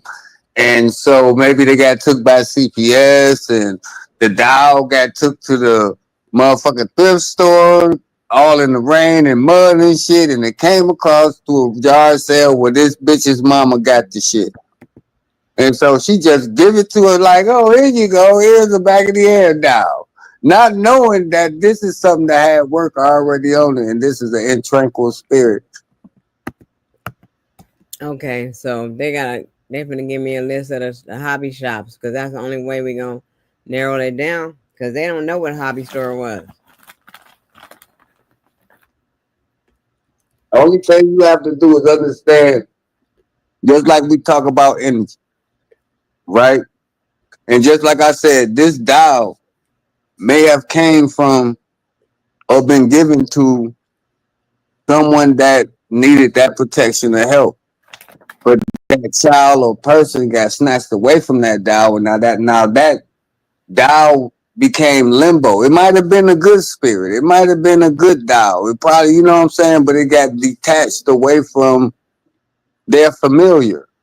Mm. You know what I'm saying? It's like we have familiars, just like we have pets and stuff like that. We have familiars. We have things that actually they mourn when we mourn. They hurt when we hurt. You know what I'm saying? They go through shit when we go through shit. They actually connected to us. So if we get a hold to a dial or something, or you know what I'm saying, it's possible that maybe they have become familiars and they become attached to us. You know what I'm saying? I wouldn't say it's 100% hoax, but as far as the story, yeah, I could say it's fabricated a little bit. Some of the shit could be fabricated, but that shit is real. And tranquil spirits are real. Wanderers. Like y'all was talking about on when y'all was talking about the Dante Inferno shit. The shades. You know what I'm saying? Those are in tranquil spirits. That's what the Inferno is. All the shit that y'all was talking about for Cicero and they was victims of their own hubris. You know what I'm saying? And they had to go through their own inferno. You know what I'm saying? But they telling Dante, look, we tried to be poets, we tried to be intellectual, we tried to do all the shit that you're dying for, but this ain't what you want. Nigga, this is the end of this shit. And so a lot of that shit that when we talk about Dante's Inferno, that's the journey from in the tree of life from Malkuth to Da. And then when you flip it, when you go to the underworld, that goes to the Kalipoff, which is the upside down tree of life.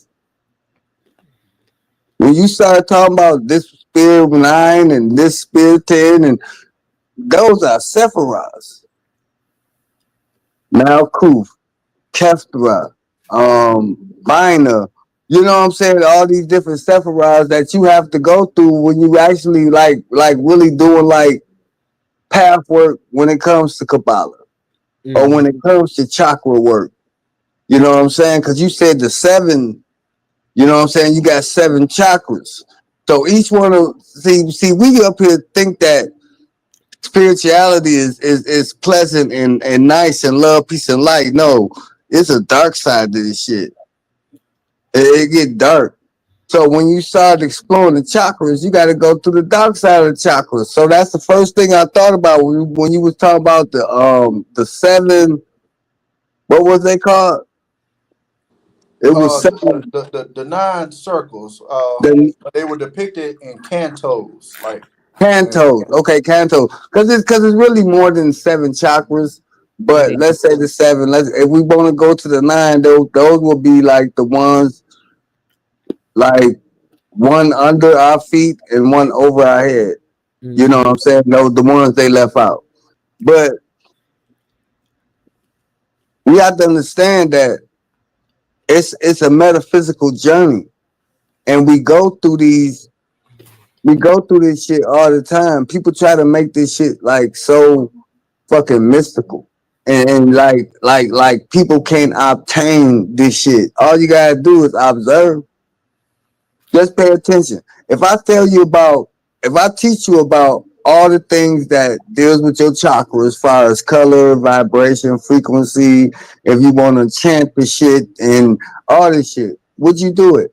And if you do it, what realization is you actually trying to get from, you know what I'm saying, spinning your chakras fast or reversing the spin of your chakras?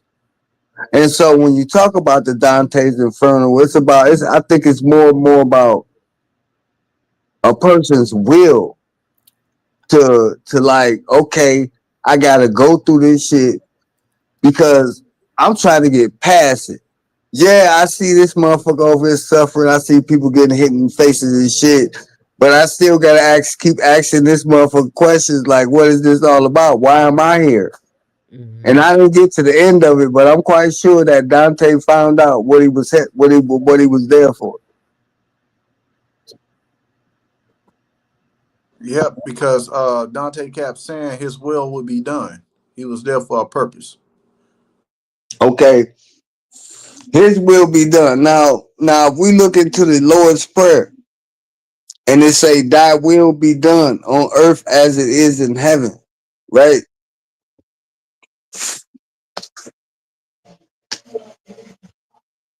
Hello. Oh yeah, yeah, brother. I'm listening. I'm All listening. right. I was just saying. So that's like pretty much the same thing. Like he said, his will be done. Your will can be done as an average, quote unquote, what people would call themselves a human. In the occult, we call humans monad. And if you look into what a monad is, it's like pretty much the most lowest part of consciousness when it comes to a human, when it comes to a monad. It's deeper than a person being a caveman. It's like, man, you ain't even evolved to the point that you can fucking think. And that's where we at right now. Especially when it comes to this black fatigue shit. Have you heard about this shit? Knowledge uprising, Nikki C. Tell me No, about it. I'm listening though. Yeah, we listening, brother. All right. So after this Doge motherfucker got his ass whooped in the hood by some YNs, right? Now all of a sudden Donald Trump want to federalize the police in Washington D.C. and also looking at Oh yeah, yeah, yeah, yeah. I heard about that. Yeah, yeah. But keep going. and this been something that we've been talking about for the longest when it comes to children. You know what I'm saying? It's at the point where I've already told my daughter, don't even think about procreating with, you know what I'm saying? Wait, get you a YN, get you a younger person. Because the people in your generation ain't go. I had that conversation with my daughter. She's 22. You know what I'm saying? And she's afraid. And this is the scary part. And this is what I'm saying. This is the scary part. She's afraid to date because of the culture of our people. She don't even want to date at all. She don't want to date white. She just, I'm cool. I just gonna focus on my career. And I'm sorry, Dad, you're not gonna have any grandchildren.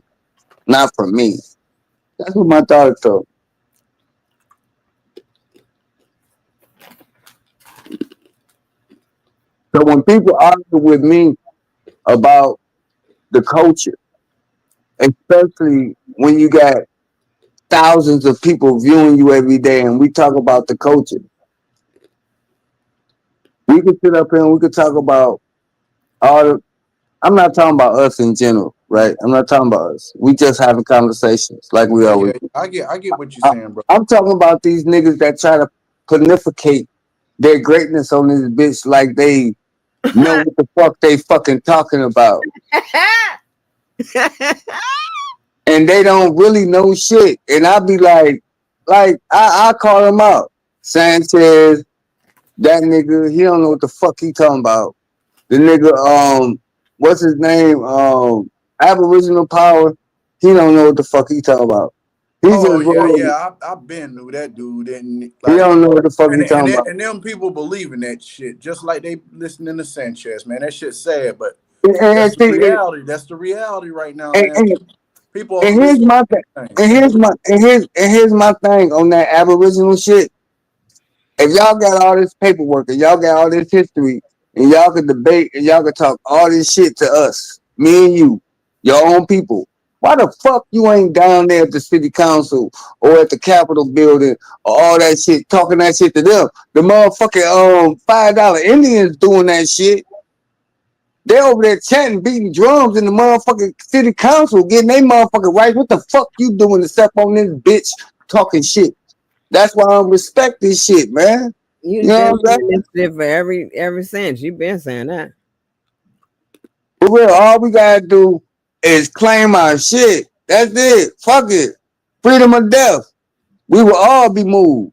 Vainglorious. This is protected by the red, the black, and the motherfucking green. Heed the word of the brother, sissy. Y'all get it? Mm-hmm. Freedom or death. We will all be moved.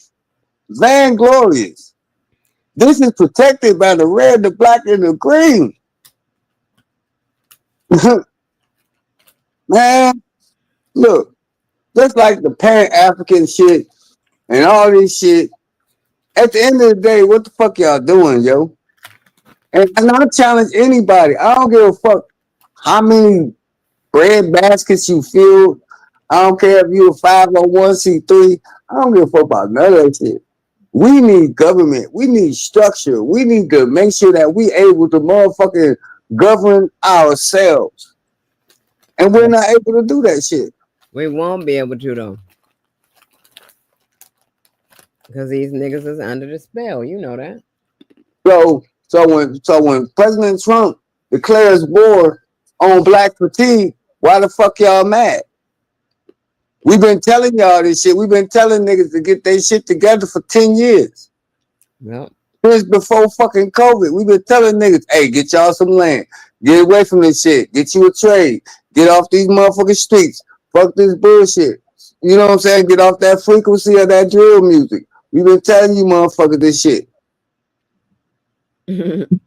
So when he say, I'm about to declare war on the fucking ghetto, nigga, fuck it. What the fuck? What you gonna do about it? What can you do about it? Fuck it. What can you do? You can't do nothing. You can't do shit. If they came through this bitch, kick your doors down and snatch you out the motherfucking house, what the fuck can you do? Or any nigga on this motherfucking planet could do? Nothing. So don't talk to me about Aboriginal this and Moorish this and all this shit when we still subject to these motherfuckers. And I'm not talking about motherfuckers should be out here like straight up on some gangster shit, like on some takeover. But no, we gotta mobilize in this motherfucker, and it's gonna take years. It's gonna take years, man, because motherfuckers ain't been serious for the last two motherfucking centuries. Yep. Motherfuckers been trying to be people. We gonna have motherfuckers been trying to be too much of a part of a society that's not ours. This not us. This never been our society. We done built banks. We done built cities. We done built all type of shit for these motherfuckers, but we ain't built nothing for our motherfucking self. Nothing. What can we go back on and say as a collective of motherfucking people, as a nation of black people, that we could go back on and say, this is our accomplishment and our people, our nation of people is getting revenue for it. The motherfucking Japanese and the Chinese is getting motherfucking reparations for building the motherfucking railroads that we motherfucking goddamn invented. We patent the shit. So when motherfuckers be talking that, oh, we the original, we the Tartanians, and man, shut the fuck up. Nigga, you a nigga in the hood in 2025. You ain't none of that shit. You ain't building no pyramids. You ain't doing no Tesla shit. You ain't doing none of that. Go ahead. I'm sorry. Oh no, bro, I'm letting you talk your shit because you're telling the truth. A lot of days that's what niggas doing. They just talking. They talking. I mean, I could talk to myself. This what people don't understand. I could sit up in the mirror and have a good conversation, one-on-one conversation with myself all motherfucking day. I don't have to deal with humans. Humans have to deal with me because they're inside of my fucking reality. Because I put their ass there for what? I don't know. Maybe for comfort food. You know, maybe it's comfort food. Who the fuck knows? Why you allow people inside your motherfucking life? See, what people don't understand, people looking at life or whatever we call life as something that's absolute. This shit ain't absolute. There's no absolute when it comes to spirit and soul and mind. There's nothing that's one thing. You know what I'm saying? Because how can one thing exist within three different dimensions? You got mind, body, soul, mother, father, child, sun, moon, star. You know what I'm saying? Everything always gonna have a duality, but always gonna have to understand that inside of that duality, you always gonna have to have a center. You always gonna have to have a middle point. That's why there's a trinity. It could be a one and a two, but from the one and the two, something always come out of that one and two. You know, we look at the binary code. That's why I be telling people that the binary code is not zeros and ones. It's zero, ones, and twos because the ones is being multiplied into another digit, another code, another strain, another consciousness. Listen, now, if I'm wrong, tell me. But when there's a mother and a father, two individual people, right? Don't have nothing to do with whatever. I mean, they own separate entities. Then they have a child. That child has the potentiality to be its own person with the best of both mother and father. Y'all understand that part? Yes. Yeah. So there's no limits as when it comes to when we talk about generation shit. We allowed ourselves to be programmed that whatever the fuck happened 3,000 years ago, it got something to do with what the fuck we doing right now. It don't. Did you see it happen? Did you feel it happen? Did you witness it happen? Do any of that shit got anything to do with how you wake up and go to sleep or wash your ass or eat today? It don't. It don't fucking matter. But people still want to say, "Oh, we were slaves. Oh, we got beaten in Jim Crow. Give me a piece of chicken and watermelon." That's what the fuck they owe. Because they under the spell of not letting go of the past, and that's what everybody do is like hold on to the past every time, and when you do that, you can't move forward. Yeah, yeah.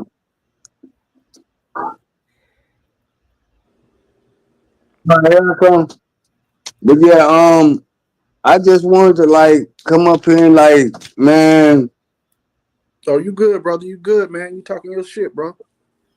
yeah, I just want people to understand, man, that we really have to do that work now. You know what I'm saying? I mean, Now, look for the audience tuning in, and some welcome. people that may not understand the context of you saying do that work. Explain it to them. And I'm gonna pop this picture up because I really think just to go off what you're talking about. Um, this is a this is a loop that us black folks like to be stuck in. Here it is, y'all.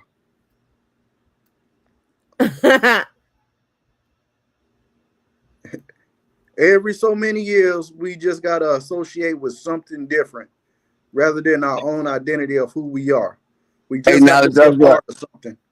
hey, bro, give me about 10 minutes. I'll be right back. I ain't gonna drop down. I just gotta go on mute. I gotta handle something. Give me about 10 minutes, bro. All right. All right. I'll be right back. Wow. This is the type of shit Noom talking about right now, y'all. Y'all see this? Mm-hmm. Oh, every so many years, boy, we got to have a new movement. We just can't love who we are. We just got to identify with something and make it relevant to the culture. But none of it helped because don't nobody really do the work. They just want to represent something. There you go. And They that's don't what, need to keep doing the work though. there you go. There you go. This is exactly what he's talking about. I just felt it was imperative that I pop this picture up here. You know,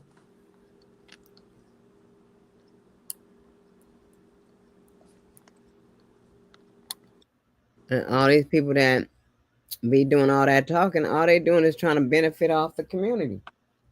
facts. They're not really trying to do no changes. They're not trying to build no schools. They're really not trying to build no villages for the people. They just doing something for themselves. Even people, everybody who got an opportunity to do something better, they usually just do for themselves. Facts. And looking at this picture, it just shows you how people want to be indoctrinated in something so bad that they start to disassociate from who they truly are. They want to be a part of other communities. They want to be a part of something that's bigger than them, besides, just being yourself, looking within yourself. You gotta have some type of association. You want to feel relevant. You want to feel connected to something bigger. You want to be a part of some movement and think it's gonna make a difference. Mm-hmm. Out of all these movements y'all see up here, what have they did? We don't got no schools named after no public schools anyway, named after no Moors, named after no Hebrew Israelites, named after no Native Americans, named after no Hotep brothers.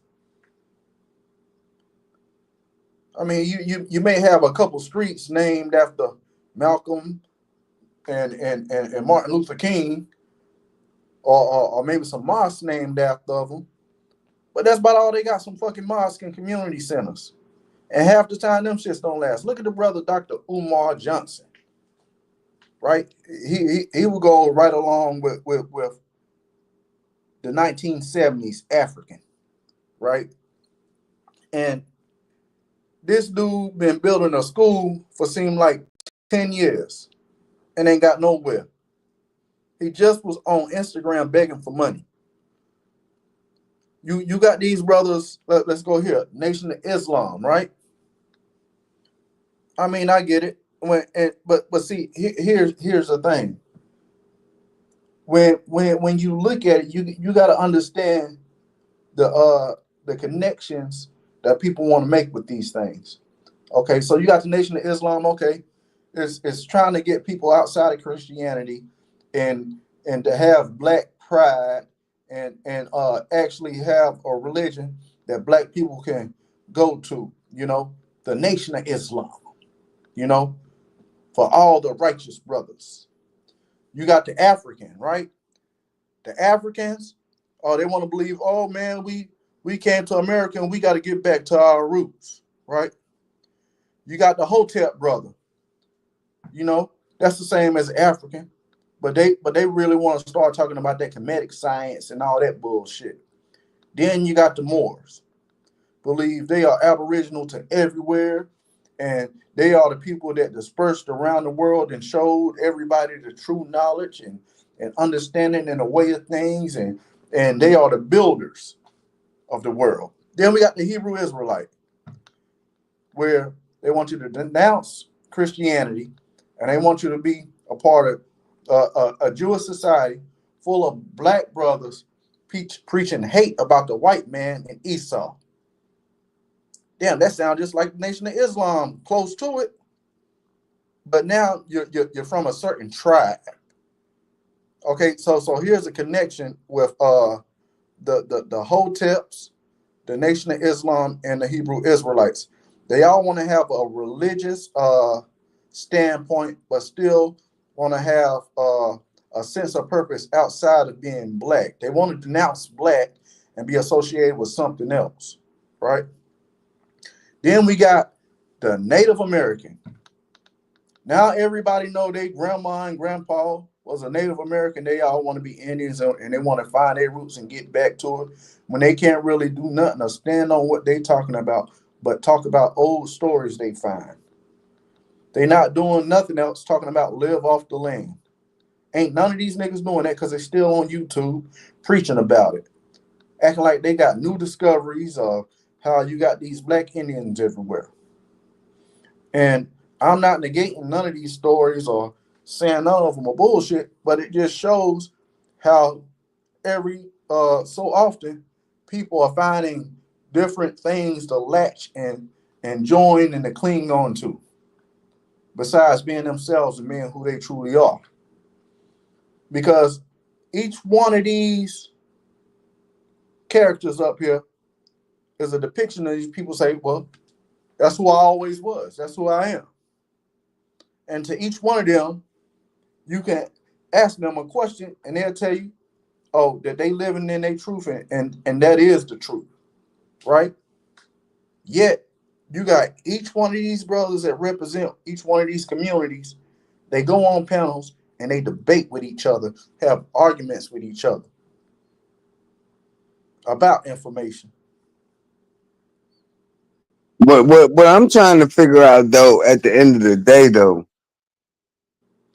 with all the debates that's been had since shit the late '90s up until now, what has been the outcome of all that shit when it comes to black civility or melanated people's civility on the planet? Why we? I mean, if we so enlightened, if we got the nine ether strand and all this Goku power and shit, we out here like Power Rangers and shit. Why the fuck is we sitting up here still like afraid to like, okay, well, if we can't live on this motherfucking planet in peace, fuck it, it kill us. If we on this conscious shit, because I'm ready for it. I mean, like I've been born for it. I mean, it's like it's a misnomer. We're in the time right now. That's why I speak freely like I speak freely. Motherfuckers think I might be on shrooms and drunk and all type of shit like that. No, I just talk. This how I talk. Ask Nikki C. I'll be front and motherfucking frank about the bullshit that 95% of you conscious spiritual motherfuckers out here talking about. Y'all doing this shit for click views and boost up y'all motherfucking channel for yourselves. And nothing, and ain't nothing wrong with that. I respect that for real. Cause you do gotta eat. You gotta keep the lights on. But let us stop complaining about black fragility. Niggas ain't got testicular fortitude. Niggas, we don't.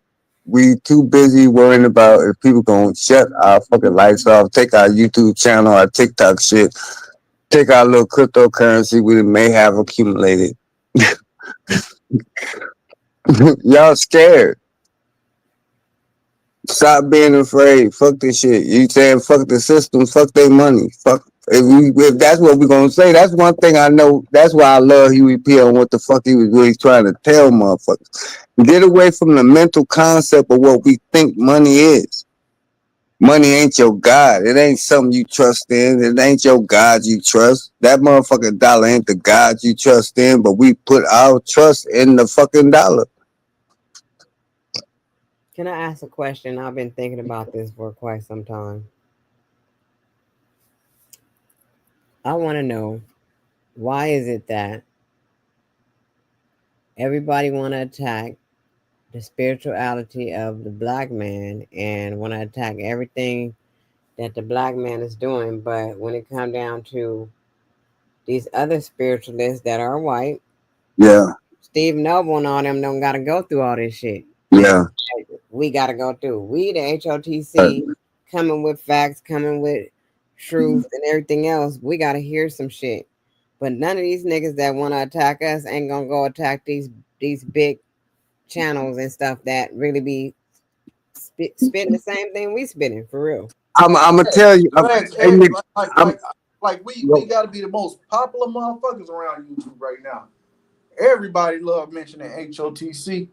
oh, them a bunch of pseudo ass niggas and like I'm talking about 5D. Like niggas like to talk But shit, speak noble, but because but now they they be let me over there say this. talking Hey about some Nikki C, bullshit on their own channel. what it is, and I'm gonna tell you what it is that they're not making a distinction between consciousness being white, black, Chinese, none of that shit. They talk about everybody. Listen to what I'm saying. But we already know what it is. So when we make it inclusive about us, it takes us away from the talk. Now, the only reason why Billy Carson was able to have a conversation with motherfuckers because he did that ancient alien shit. You know what I'm saying?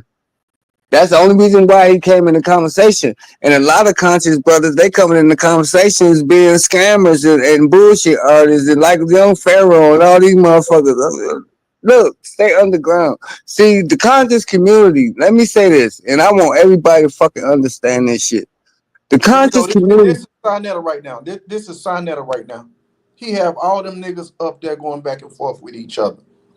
We don't do that. We actually spreading real information, talking outside of religious standpoints or going through identity crisis. We having conversations about knowing the self, consciousness, and understanding the different realms of reality, chakras. We actually have good conversations outside of the conversations we've been having recently.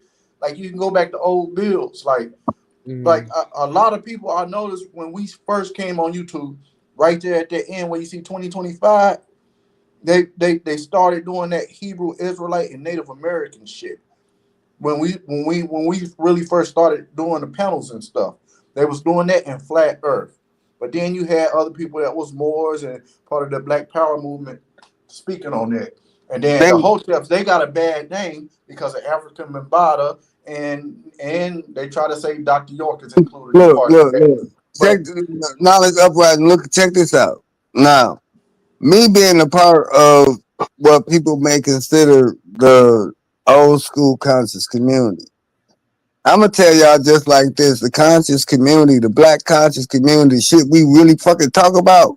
It wasn't even supposed to be propagated on YouTube. This supposed to be a black think tank. This supposed to be a secret society of us when we start talking our shit and doing what the fuck we do when it comes to our ancestral and make knowledge and discoveries and fucking that.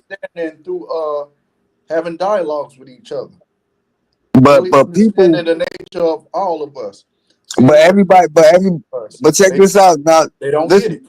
but the thing is, they up here, they want to make, they see that it's a trend and it's trending and it's a fad. So everybody try to make money off of it. But these motherfuckers out here is not fucking doing the work. Because I'm gonna tell you like this. If motherfuckers was doing the work like they said they was, all this shit, this extraterrestrial, Anunnaki, bloodline, nigga shit, nine ether shit, man, we supposed to be out here like Dragon Ball Z on these motherfuckers at this point. At this point. And we are. Some of us are. To be honest with you. Fact, we to be honest, we draw in people, man. I We don't care what do nobody say. people. We I'm just got an protecting element that's so motherfuckers. different with all these other panels and channels and association and communities on YouTube. It's like we're our own sector, the H.O.T.C. We so diverse and we have so much information to give. It's just Right. more than one thing. We have conversations about the shit other people wouldn't have, you know? I might and I might talk shit and I might be a little harsh. But fuck it, who cares about your fucking feelings? Do the goddamn work. If you want to prove me wrong, do 30-day water fast. You know what I'm saying? Do a dry fast and then do a 30-day dry fast and do a 30-day wet fast. And then come and talk to me. Go and do an ayahuasca retreat. Facts. Go into the jungle. Do the fucking work. Don't tell me that a motherfucker can't walk through walls without I walk through fucking realms. I done walk through parallel universes like, damn, this is my life in 20. Let me shut up. But man, it's not pseudo. If I mean, it could be pseudo to people that haven't spirits. It's just like if you never popped popcorn. Only thing you knew about is putting popcorn in the microwave. And I'm like, hey, you can put this shit on the stove. Oh, you can't do that. That shit is pseudo. But then when I show you that I can actually cook popcorn on the goddamn stove besides the microwave, is it still pseudo? Then I think that this, and I think that this is what a lot of people is counting on as this microwave results. No, it's not microwave. Motherfucker, you been here for eons. Do you think this shit gonna change tomorrow? No. It might take a couple more eons for you to get it right. You might have to come back to this bitch a couple more times. But don't worry, don't despair. You got your Akashic records. Yeah. Man, they ain't ready for this shit. Nikki C and Knowledge Uprising. That's why I don't like being up in like having conversations with these idiots. And that's why we be trying to stay away from the spiritual stuff sometimes. We be talking about it a little Yeah. bit. Kind of like But the spirit is in everything. You cannot discount the spirit. You can't I mean every conversation that we do have on this motherfucker, spirit draws us to have conversations about everything besides spirit. But the spirit brought us to talk about Dante's Inferno because that's something that we all go through on a metaphysical level, living in Facts, purgatory. we the first ones to talk about that shit. And once Yeah, you start seeing niggas like Bro Sanchez and other people that's supposed to be a part of these spirituality or other yeah, communities, yeah. take That's our it. narrative and run with it. Now they gonna want to start talking about Dante's Inferno and trying to Yeah, but read that's it and something break it that down like you did. kind of does, huh? yeah, because I was listening. I didn't get on the They panel gonna try to because bite us, Nikki C. I Watch. didn't I didn't get on the panel because I saw y'all was cooking. You know what I'm saying? So I didn't want to get on the But panel, but I I was guarantee you watch it. People are gonna yeah, I bite watched it, it. and then they Yeah, gonna I watched it. build the concept of how we was talking about that, and they gonna do a whole live conversation on it, and they're gonna do a whole live video on it. But it's based on the shit we just was talking about. I guarantee But it. Watch it. the thing and then too, like I said, and this is something that I wanted to chime in about yesterday. But I didn't want to Them big channels fuck like up to the bill. steal content and then advertise it And, like they the first ones talking about it. Like I did this video on that Jesus exists, right? Tell me why Sanchez went it and started talking about it. And see, he has a bigger audience, so you can bring more people into the conversation. But that's just one thing that was stolen from us on the panels and biting our information. We started talking about shit, and these big channels, they sitting in the back watching because most of these channels, if they lurking in or what they call hiding in the bushes, they not gonna make themselves known. They just gonna sit back in the audience and watch, but listen to everything. it's always They been like gonna take that. notes and then they gonna go It live it talking about the it same it, shit it But has still to know get Steve viewership. Noble shit. it's always been like that. It's always been like that. What you say, And Nikki? just like Say that again. can, I can, said, I don't think y'all can y'all hear me okay? yeah, Yeah, we yeah, can we hear can hear you. you. I'm trying to hear what Nikki C said. What you say, Nikki C? They ain't gonna go steal Steve Noble shit though. That part. And far as that, I think that just like I said, when it comes to what Steve Noble do or any of these other light workers do, they like humanity and Palladian and all this shit. And we're pretty much like ancestral, nigga. We want to fuck a nigga up. We Yeah. ain't about love, peace, and light. So that separates us from what they got from us because they wouldn't have known none of this shit if it wasn't for the symbols. They wouldn't know none of this shit if it wasn't about us. Wouldn't know none of this That's shit what I if it just said wasn't for our earlier. conversations. That's Yeah, our I mean, not even our conversations, but our ancient matriarchs, the yeah, symbols. yeah. But at the same time, we bring shit to the forefront. We bring conversations that people don't have, like about Annabelle, Yeah, we about don't talk about Dante's anybody like Inferno that. and other things. These Let's people come let's and they bite off our content and try to make it their own and stamp it like they was the first ones talking about it. Right. So what I mean I really haven't heard. I think I heard one or two. I think I heard some from Professor Griff and Dr. Umar. But far as these Tariq Nasheed and all those people, the people that talk this shit about, sovereign nigga shit. Why the fuck they ain't saying shit about or really not like trying to organize when it comes to this black fatigue shit? And I really need Because bro, people. they all about a narrative. People want to talk. It sounds good when you're telling somebody what they should be doing or explain to them the concept of what a foundational Black American should do or somebody that's aboriginal to the land should do. You know, it sounds good when you're listening and having a conversation, but when it comes to putting in work, they don't know how to do that. That's why they sit back and do these panels, talk and have discussions about what should be done when ain't none of it being done. And then you catch people up in their lives, like not to just throw anybody's name out there or the name drop anybody, but you got the brother Naughty.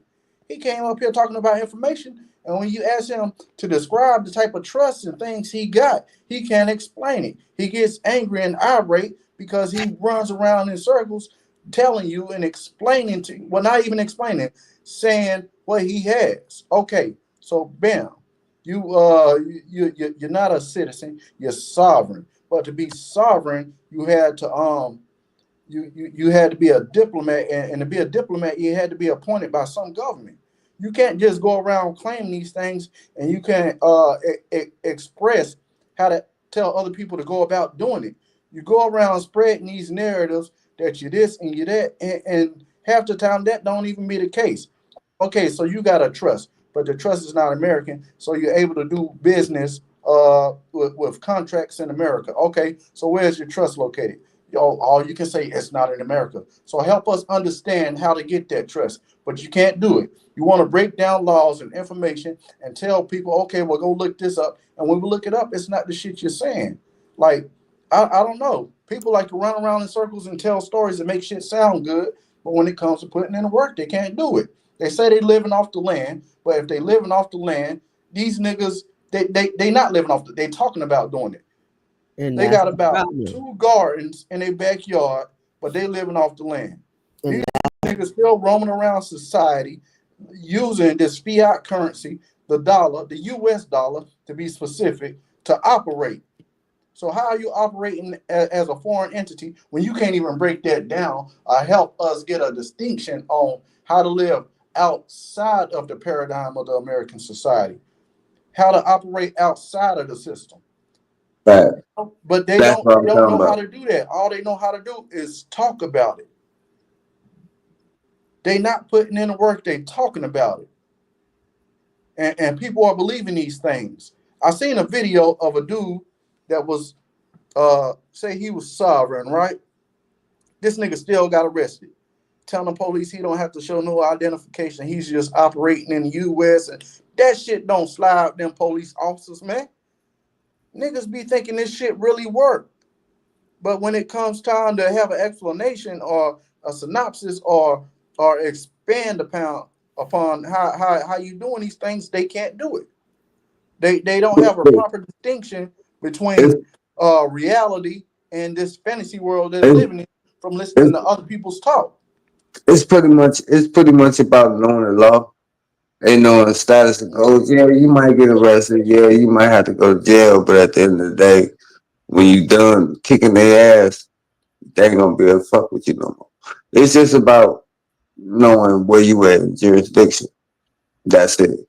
You know what I'm saying? If you know where you at Facts. in Like I jurisdiction, said, you can claim all this sovereign citizenship. You can claim um that you're operating out of a trust and you're not an American citizen, you're a diplomat. But like I was saying, I told this brother, if you get caught with 20 keys, nigga, your ass getting locked up. And you so got it. the second question is, you say you're a diplomat or you're here just operating, doing business in the U.S. through a trust. Okay, so where your trust at? You're saying outside of America. Okay, so that means they're going to deport your ass back to the country you came from, because you're not just over here and just can't claim planet Earth or can't claim some type of property, even though you may have property over here. The government can seize that shit. You can't just say, "Oh, you got property, and now this is outside of U.S. jurisdiction." Oh, so you got a house that's outside U.S. jurisdiction because you claim yourself sovereign and you claim yourself to be a citizen of a foreign entity. It doesn't work. You still, the government can seize your property and they can deport your ass back to where you came from. I mean, I don't know. I just be listening to niggas talk, and they get twisted up in their lives so much that they start to believe it. So Damn, Nuke, I didn't run you off the panel, did I? to I was me, just talking my shit. to me, that's the problem. If you can sit up here and say you're doing all this shit, you're supposed to be able to bring it back to the people and show the people how to do it and show them the way. You ain't supposed to just come up here and just brag about what you are, and that's what niggas do. They try to brag and that they want to make themselves look like they doing something, sticking their chest out, but ain't nobody leading the people. Somebody got to step up to the plate and lead the generations. Facts. Facts. And these people But need to all they be doing taught is talking. everything that we know. They need to be taught everything we know so they can stop conducting themselves the way they do and get on the Yeah, right. like if you telling these people what you doing, you gotta teach them how you doing that. Because people want to inquire about what you're doing. You can't just go around and say, "Oh, you an Indian now. Oh, you a sovereign now." How did you get that sovereignty? How did you get that trust? And when it comes to them hard questions, they can't answer it. And most of the time when they do answer it, it be incorrect. They not straightforward. Like it's other shit to it, you know? But they can talk a good game though. Anybody can read a bunch of black law definitions or read articles off the internet, but tell us what you're doing, not what the internet says. Show us them certificates and the things, you know? He said people talk so much shit on this app. After a while, they believe in their own bullshit. That's what they do, and they believe that they invincible. Coming over here talk shit to me. Don't come over here talking no shit. Just move around.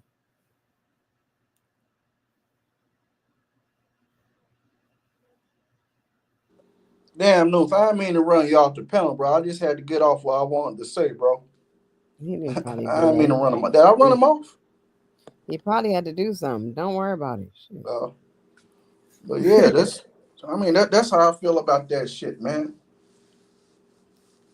People can talk all day and debate all day and go back and forth Googling shit, but they can't tell you what they're really doing.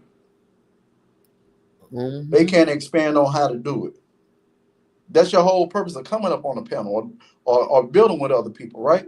You want to share your experiences, you want to share your information and your understanding, and you want to tell people how to operate within the realm you're doing or how you doing it or how you go about doing it, right?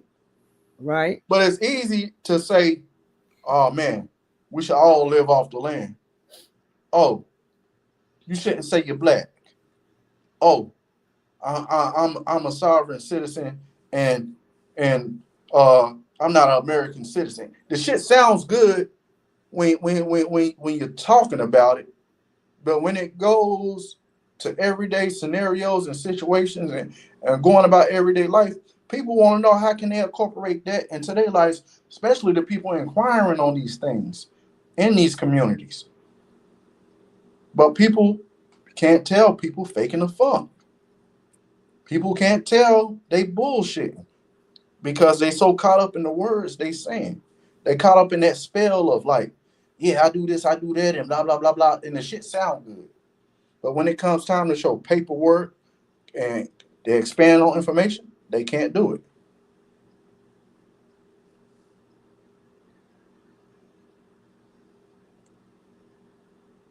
Unreliable resources don't match with what they saying, but they tell you to look up that shit though, right? And then when you call them out on that shit, they tell you, oh, well, Google ain't gonna tell you the right information. Oh well, AI don't know about this. Okay, okay, okay. Mhm. Go ahead, sister. You got the floor. I got to get me some water. So basically, these niggas is on the internet and nobody cares about the community. Everybody is sticking their chests out and acting like they know stuff and they doing something so big, but we gonna get snuck up on. That's what Brother Noof was talking about. They gonna sneak up on us and we just gonna be done. While everybody living in la la land and not preparing for whatever.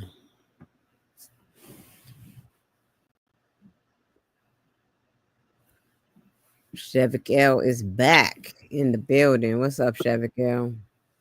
Well, what's going on? No, and I was just saying that, people just drop the ball all the time. Just like back in that time when we first it came out of COVID. Before we came out of COVID, we had a whole plan. We was supposed to go look at the land and everything. But nobody wanted to really look at the land. That's what I found out because I was serious. I was in Arizona ready to go look at some land and see what we could do. At least we could have started somewhere.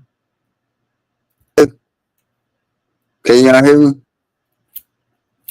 I can't hear you at all. Yeah, I can hear you. You good? Can you hear me now? Yeah. Yeah. All right. So one thing we have to understand, that's why I always keep trying to get people to like actually understand the first Hermetic principle.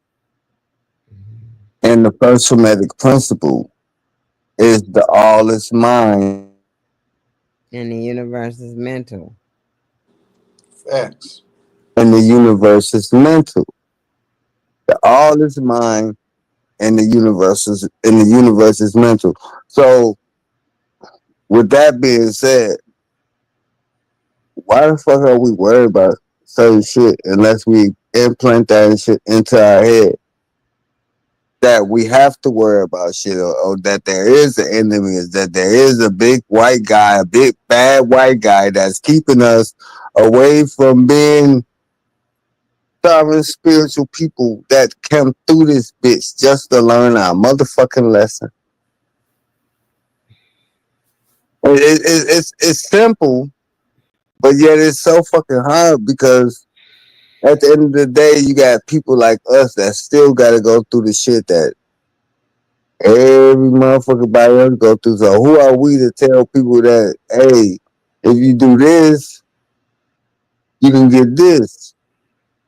They still haven't realized, and they still haven't realized their full potential. They haven't even realized a fucking micron of Okay, their but potential. I'm sorry to cut you off. I'm gonna let you continue, but You so good? that Go ahead, means bro. they gotta find their own sense of purpose then.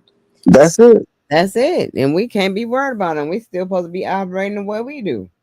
Facts. We gotta operate within our own realm. They gotta figure out their sense of purpose and it's not for us to tell them. But we All can't right, own out so on the bullshit. They come in our realm though. yeah, But yeah, and then check this out. Motherfuckers talk about the black babies, right? You got black babies of your own you gotta take care of. You know what I'm saying? You do not have the luxury of time to worry about the whole race. That's stupid. That's dumb. That was a psyop put on us thinking that we are inclusive. We're not. We never have been. We always been avatars on this motherfucker seeking our own motherfucker. We just happen to come here and be melanated. And this is our struggle. But this ain't us. Get out the psyche that everything that people say black and all this shit. Man, that's why when you talk about the Dave Wilcox and all these white light workers, they don't talk about black people. They Saint Germains and all these motherfuckers look like them. They haven't changed one of these ascendant masters to look like us, even though they got L's and B's behind their fucking name. They all look like them. So that gathered me to say, you know what, man, fuck all this shit. Fuck the Palladian, fuck the Galactic Council, fuck all this shit. Guess what? Cause guess what? I'm gonna die and I'm gonna get the fuck on, and I ain't gotta be bothered with this shit no more. Let the Galactic Federation of Light deal with these motherfuckers. I'm about to go and build my own fucking reality, some fucking world. Give a fuck about black fragility at this point, cause we've been telling motherfuckers, get y'all shit together. It ain't But about black and white though. That's what the bottom line is. It ain't about all that. It's about you and you with everything else because whatever color your skin is don't even really matter. It matters on how you operating out here Facts. and what type of energy you putting into the universe, what you're doing, Which is your and how you character. hold and you holding that shit down without operating in all these low frequencies. That's the whole key right, to me. but It's but because the reason why I'm saying this is because I watch people every day and I just know that they don't be having the right intentions. mm, And I'll be like, damn, I don't even be thinking like that and I don't want to hurt nobody every day. And I'm not trying to have an intention that is not gonna be on a high frequency, period. right, So if I'm trying to do this every day, this is my practice every day, and I keep seeing people out here not caring what kind of practices they do. They just doing whatever, right, and they don't think anything is wrong with that. yeah. I feel you. See, So I don't even care. I'm not even thinking about them. They can keep operating the way they want to operate, and I'm gonna keep doing what I'm doing because I know that it's for a greater good. Everything that it's gonna turn out well. However, it's gonna turn out, I'm gonna make sure that every energy I put out is gonna bring me to somewhere that's gonna be even greater than this. acknowledge uprising. You there, bro?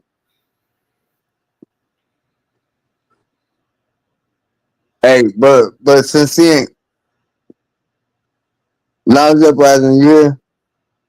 Yeah, yeah, All right, yeah. Can you? all right. So you know how you did the Dante Inferno's reading you did? That shit was cool as fuck. I sat up here, I listened to all that shit, much of that Yeah, shit. yeah. We gonna continue that discussion too, because we only on Canto 13. Yeah. So we gonna finish it. And I appreciate it, brother. When you done with that, can you do the Kabbalion? Can we do the Kabbalion after you do the Dante's Inferno? Yeah, yeah. We can do that, man. You just long as you present, we can do a Oh deep yeah, dive. Yeah, Dante. because there's so much. I mean, it's so much in that in those. It's so much in the Kabbalion. Mm-hmm. It just so much in it when you deal with, like I said, the first. Like I tell people when I teach it, when I like actually introduce people to it, and I be like, if you can't get past the first one, mentalism. If you can't get past mentalism, if you can't get past the all is mind and the universe is mental, everything else is not gonna make no sense. Gender, polarity, rhythm, none of that gonna make no sense if you can't get past the all is mind and the universe is mental. If you can't get past mentalism. And what do I mean when I say the all is mind and the universe is mental? I'm asking the question to the audience. To the audience. Yeah, to whoever, I'm asking a question. What do I mean when I say that the all is mind and the universe is mental?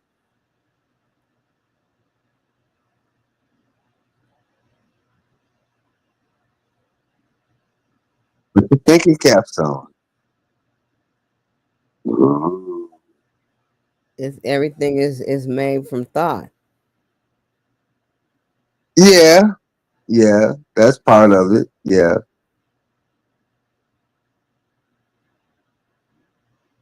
Art is part of it.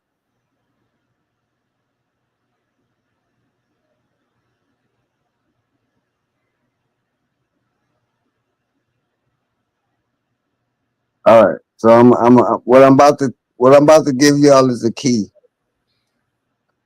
and this will help anybody with their manifestation. And yeah, sometimes the master teachers look the worst when they try to tell y'all this shit. But take this out. You have to be able to visualize things inside of your third eye, inside your psyche, inside your subconscious. You have to be able to program your mind. You know, I mean, we allow hamburger ads to make us hungry.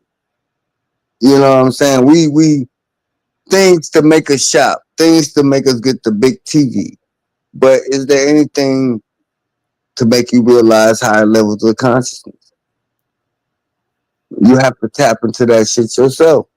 And so that's when I be like, yeah, so that's when I be like, do the work. That's what I be talking about. It's not even the physical work. Yeah, it has nothing to do with this 3D shit. It has nothing to do with getting land and money and none of that shit. It's about doing the work so you can ascend to a certain level where this shit just come to you or it don't, and you don't give no fucks about it if it come to you or it don't. You too people too worried about what the fuck. Oh well, what a person owe you. Oh, they owe me reparation. Oh, they owe me $10. Oh, they owe me 40 acres of the mule. Well, guess what? You ain't even try to figure out a way to collect that shit. You been waiting on another nigga to show you to do it. So you don't deserve it. The motherfucker that's showing you deserves 75% of all his work, and you get 25, and that's not a scam. Y'all motherfuckers don't want to do the work. If I gotta do the work for you, I want 75%. And some things this ain't gonna happen unless you do the work. That's facts. You got to put in the work yourself for anything you want. You Look, can't just wait for somebody to hand feed you, man. I'm gonna tell you something now, Uprising. And this is something I always tell my friend. And they know that both of them, they both know that I'm a spiritualist. And they be asking me, oh, do this. What should I do for this? And I'm like, I could do it, but you gotta do it yourself. I can't spread. I can't blow the cinnamon all the time. I can't lay down the salt. Yeah. I can't. You know what I'm saying? These are Question. yeah. These are things that you have to do yourself. You have to do your own work. I can't do your work for you. I'm doing the work for me. I'm not doing the work for you. So when you see me prospering and you sitting there, I might have been doing it for you, but guess who's gonna get the reward? I am, because I'm doing the work. So I encourage everybody, figure it out, do your own work. Unless that person that you allowing to do the work is actually doing the work for you. But Mm-hmm.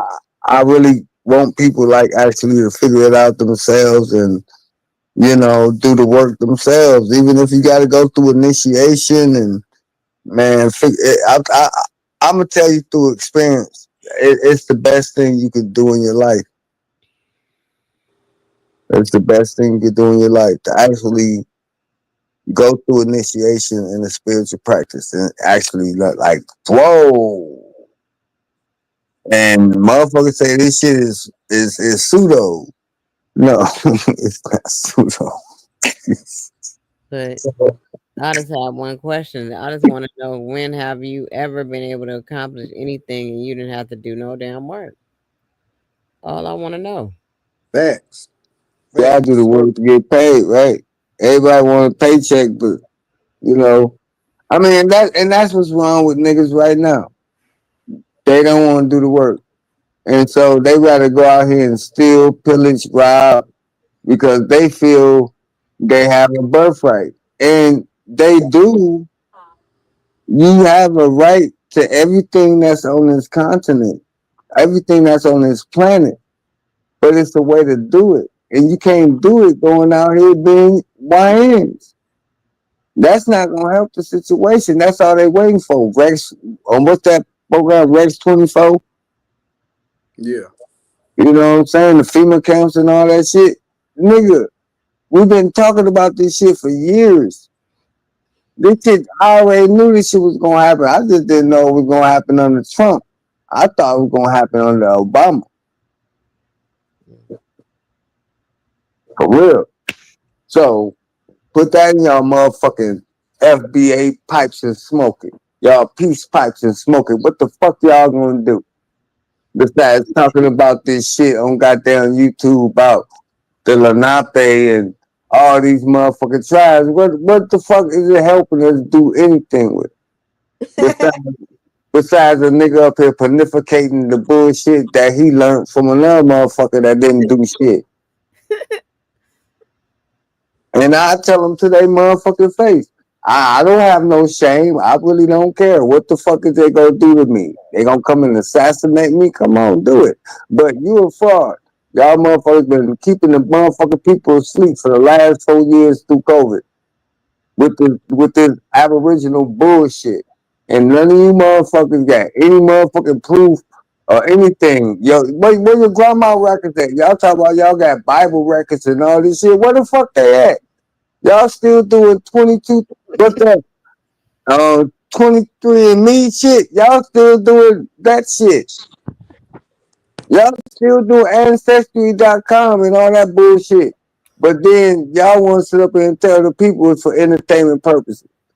But then y'all the motherfuckers that do this saying y'all Cabano and y'all Scottish and y'all all this type of shit. And y'all come up here and y'all try to, oh, I'm Scottish and I'm Dominican and I'm whatever the fuck you think you is. But nigga, you in America. You in this bitch and you a citizen right here. And you been a citizen since you was born. What's the fucking argument? What is we arguing here? We was born here. I didn't come on no slave ship. I don't have any recollection. I don't have any records of my people being fucking slaves.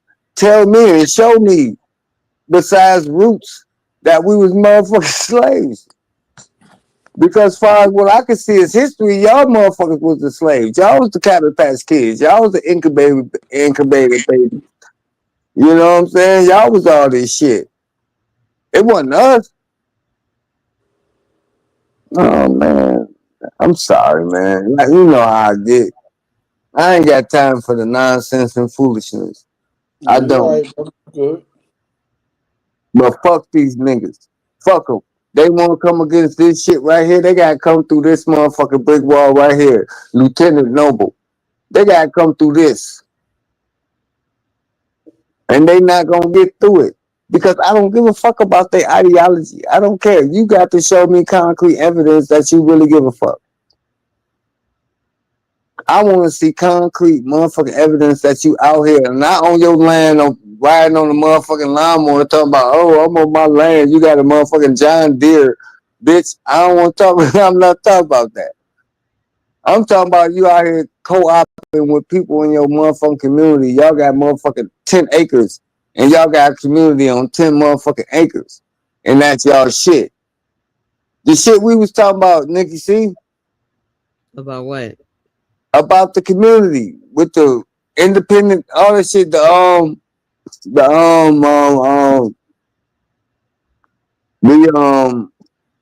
humanitarian project. The humanitarian project. Oh yeah, the humanitarian project. Yeah, yeah, for real, for real. And we got the shit on paper. Hey, Nas the Uprising. Me and Nikki C, we got the shit on paper. We got all this shit on paper. All this shit on paper. All of it. We Yeah. ain't been fucking around. We just been trying to figure out how we can get the grant money and all this shit so we can get it. We waiting on the Sarah and all the quantum financial and all this bullshit. These motherfuckers. So this is what we waiting on. We got the plan for humanity. Shit, teaching people about spirituality. Whole motherfucker. We got our own power grid through renewable energy, solar, Yep. wind, water. Planting the vegetables, the real ones. Yeah, Facts. got our own livestock. You know what I'm saying? We got our own schools on that bitch. All we need is 10 acres. Everybody get an acre of land where they can, you know what I'm saying, fend for themselves. You know what I'm saying? You grow your own, you get your chickens, you get your cows, whatever the fuck you got, an acre of land you can work with. You get 10 acres. That's 10 families. On an acre of land, that's more than enough. An acre? You know how much an acre is? A family of 10 could live off an acre. Shit. Right? But these niggas up here want to debate a flat and round earth, but don't own a piece of earth. You want to argue with me about if the earth is flat around, but you don't own not one piece of this motherfucker. I don't care if the earth is round, flat, hexagonal, trapezoid. I don't even give a fuck about the shape of the earth. This motherfucker be straight up flat. All I give a goddamn. But because if I don't own a piece of this motherfucker where I can plant my flag on this bitch, what the fuck I'm here for? Right. Y'all got it. Let me be quiet. I'm talking too much.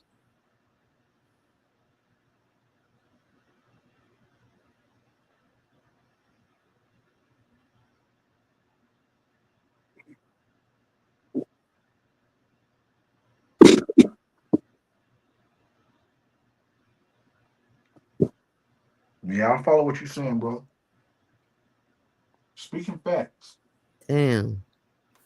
I just think that the hypocrisy of what people call black consciousness or black spirituality or whatever, whatever label motherfuckers want to place on it today is bullshit if we still gotta sit up here and argue about it. I don't think we should be up here arguing about a fucking chakra today. I don't think we should. I mean, it's been proven that we got chakras. Yeah. I feel like some of that shit is nonsensical. Some of the I shit mean, motherfuckers be arguing some about. shit. Yeah, some shit we shouldn't even be having a fucking conversation about. Just like levitation. Come on, man. That shit. Man, motherfuckers done showed levitation throughout the years. And I mean, levitation ain't hard to do. You can do that shit yourself. It's just the simple shit, knowledge uprising, the simple shit that these motherfuckers just like I was over at I was over there at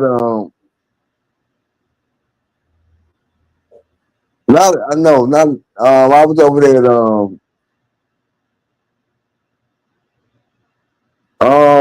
what's that month? Oh, Smoke Signal.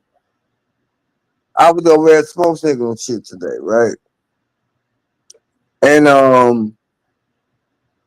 these motherfuckers had the PowerPoints going on, and they got the sharing their screen and all this bullshit.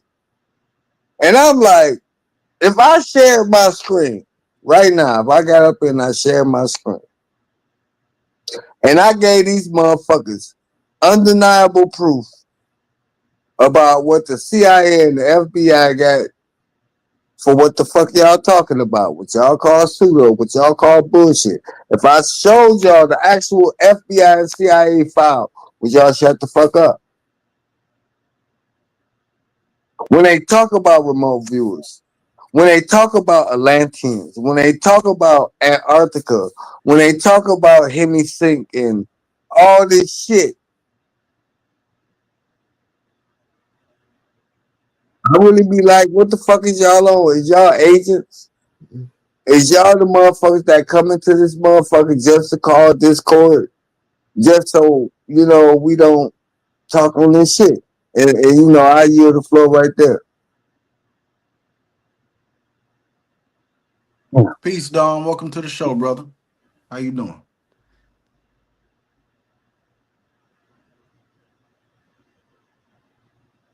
I don't mean to be intrusive or nothing like Oh, that. oh, nah, bro. You good? You good? You on the panel, man? You talking your shit? I just, Dominic, peace, brother. You there? Is Dominic mic working? I have no idea. I just get tired of the same old um conversation day in and day out. When motherfuckers ain't putting in no work. Now, what I do, I put in work.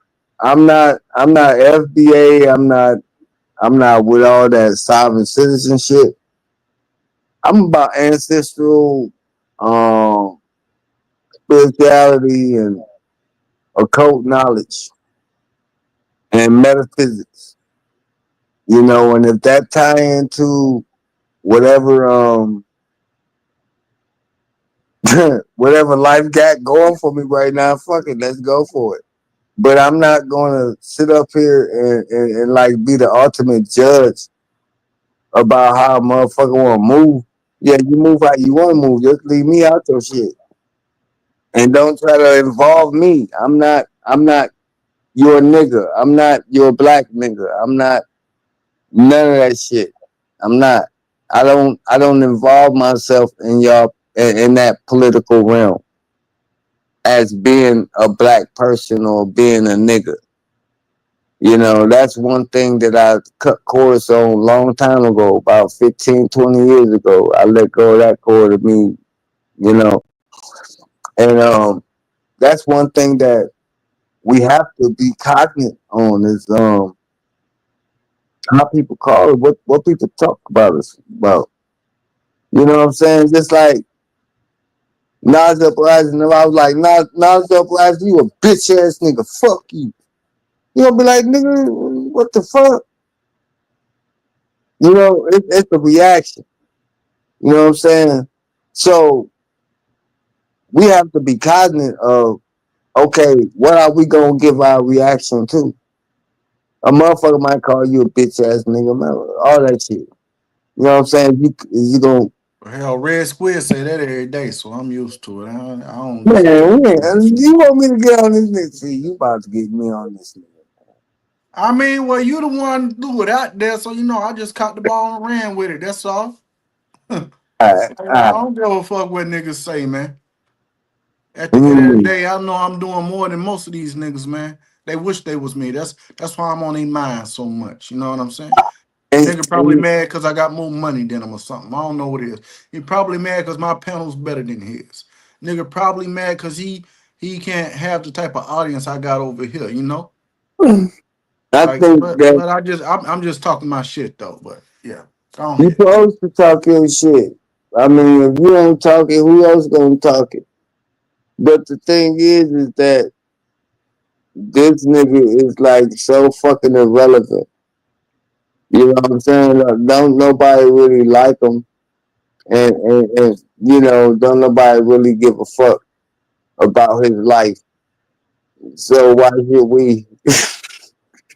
Why should we get? I really don't. Who the fuck is this guy?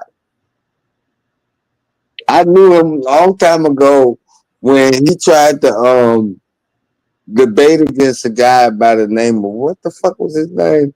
Noble knew. He tried to debate against this one guy, and that guy ate him up. And I was like, and that guy became my hero. And I was like, wow.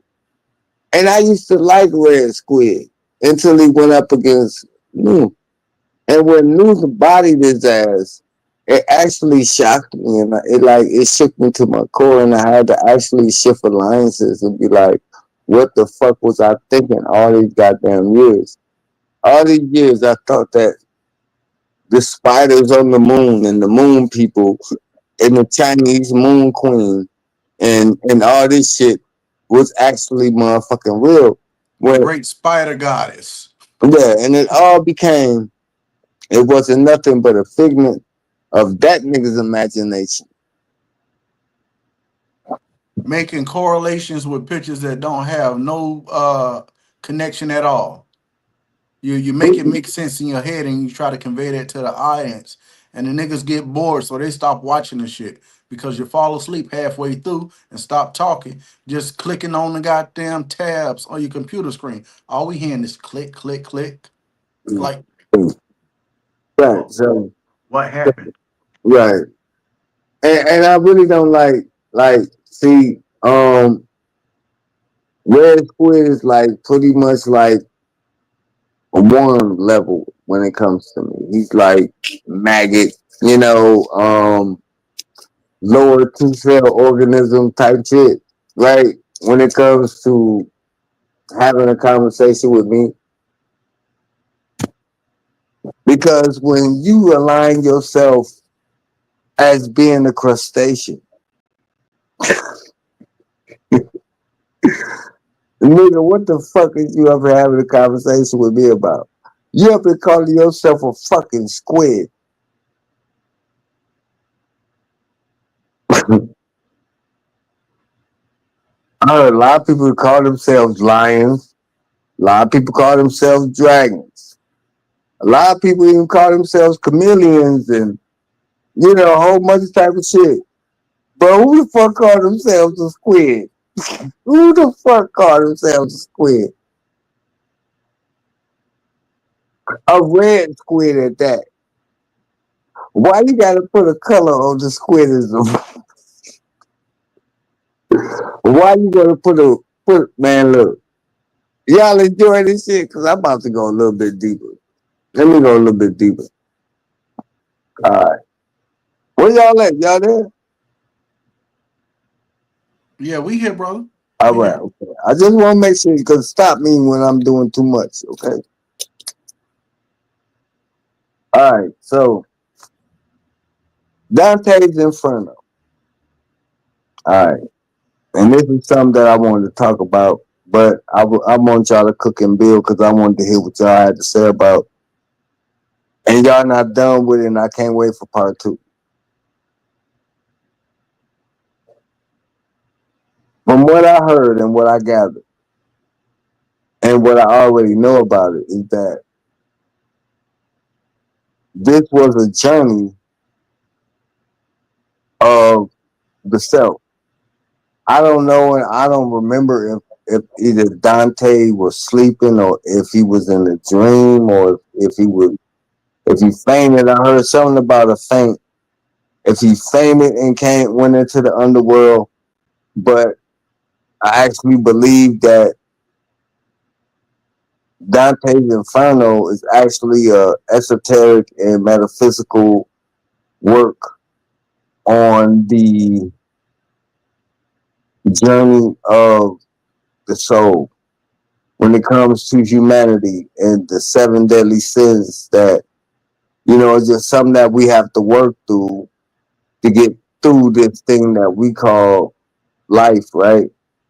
So Dante's Inferno is everybody's inferno, whether because we all live in a certain type of purgatory within the self. We can't continue to look at purgatory or hell or heaven or none of this shit as actual places. Look at them as frequencies of where you at right now. You broke. You ain't got no money. You about to get evicted. That's hell. You just hit the lottery. You got $20 million. That's heaven. You say, right? So it's not so much about how a person will portray certain shit. It's about where you at and how you able to deal with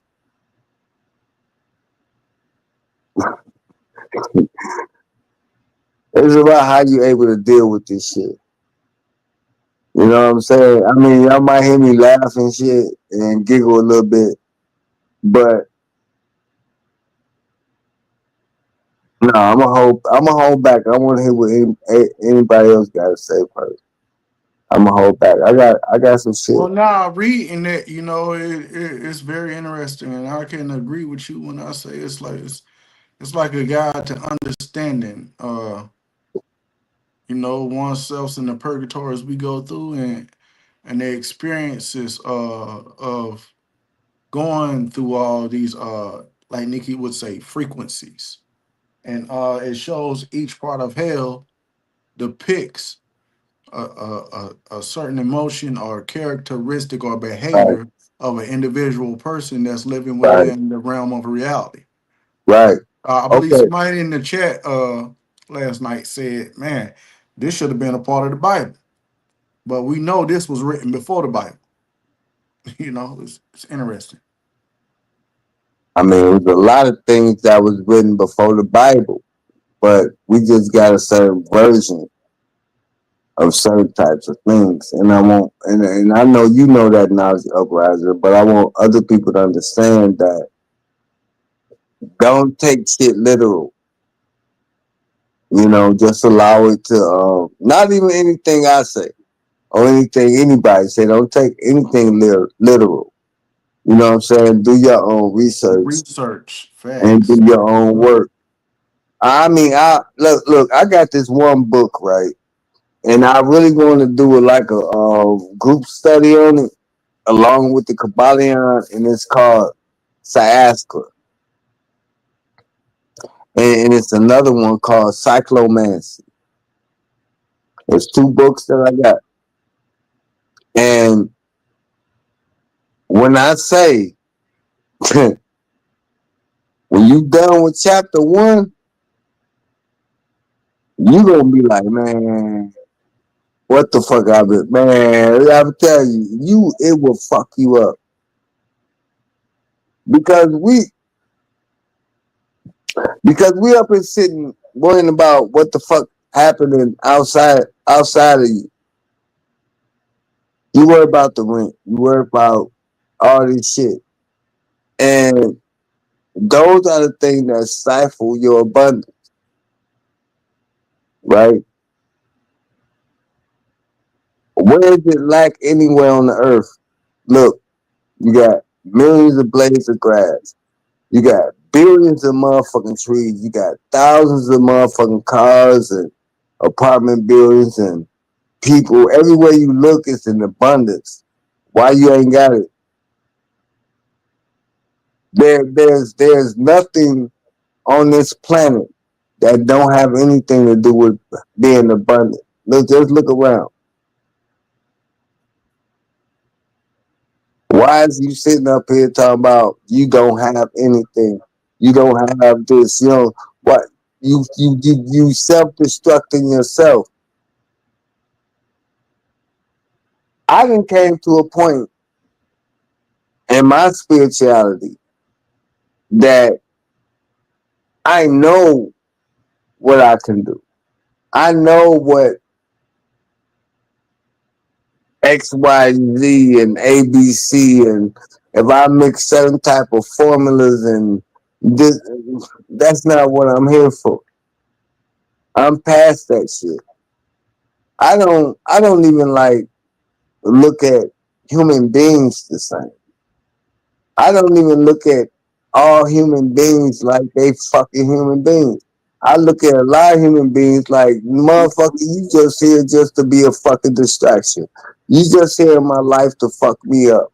You're not here to love me. You're not here to care for me. You're not here to take me to the motherfucking level. You're here to fuck me up. And so I move accordingly. I don't think a lot of people is ready for this type of motherfucking teaching.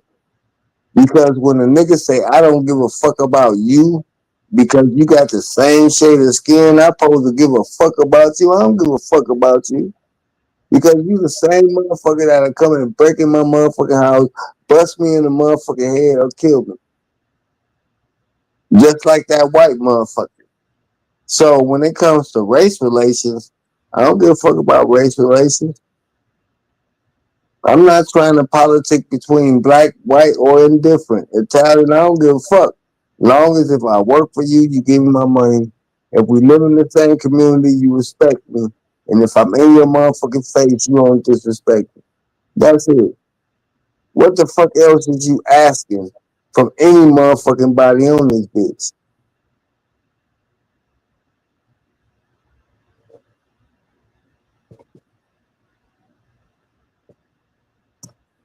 I'm not your normal person to sit up here and give you the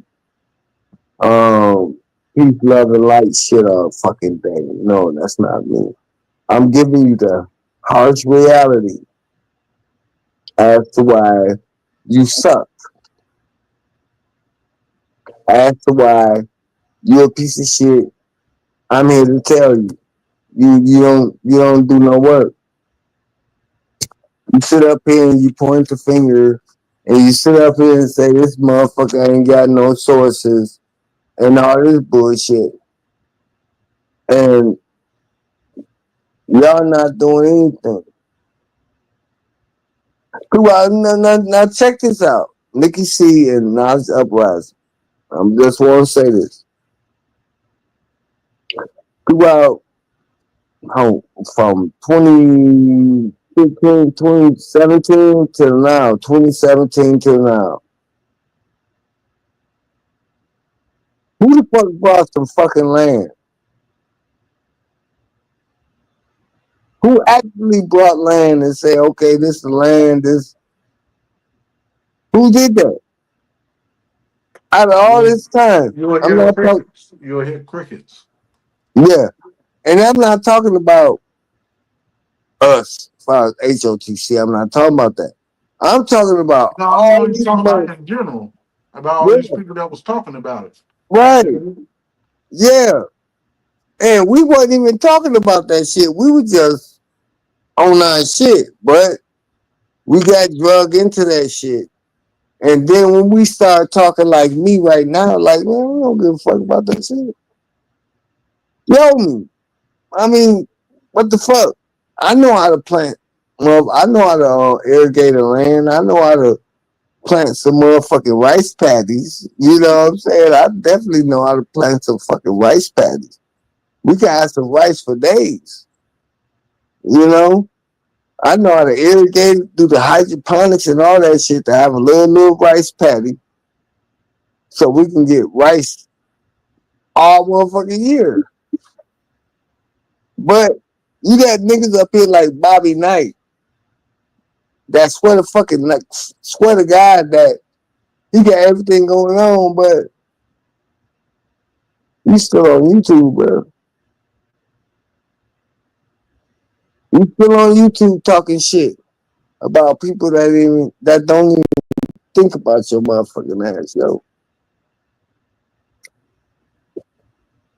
I done heard people talk about me for real, and I mean, now the uprising, I ain't go over there like trying to figure out, going over to people's shit, trying to, to get some time stamps. No, I started to hit Bobby Knight shit last night. I was gonna hit that motherfucker like, yeah. But they don't know who I am up under my alias, you know what I'm saying? I was gonna go over there. I'm gonna do that shit and I'm gonna scream for it. But yeah, man, at the end of the day, man, before I jump up off here, man, understand what black fragility is and what black fatigue is and what's going on right now. Um, I hate to say this, but our own culture has made us public enemy number one. And I'm not talking about the spiritualists and, I'm just talking about the music.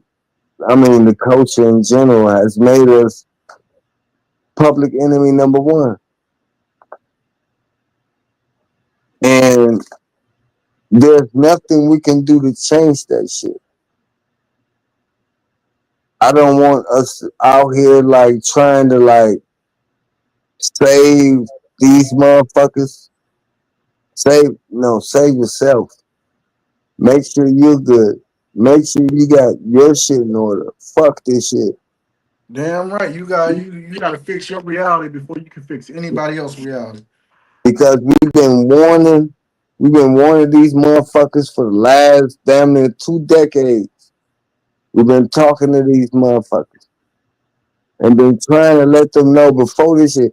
We've been talking about the Rex 24 program, what, 7 years ago now, it's uprising? Yep. Before COVID, we was talking about the Rex 23 program. We've been talking about all this shit.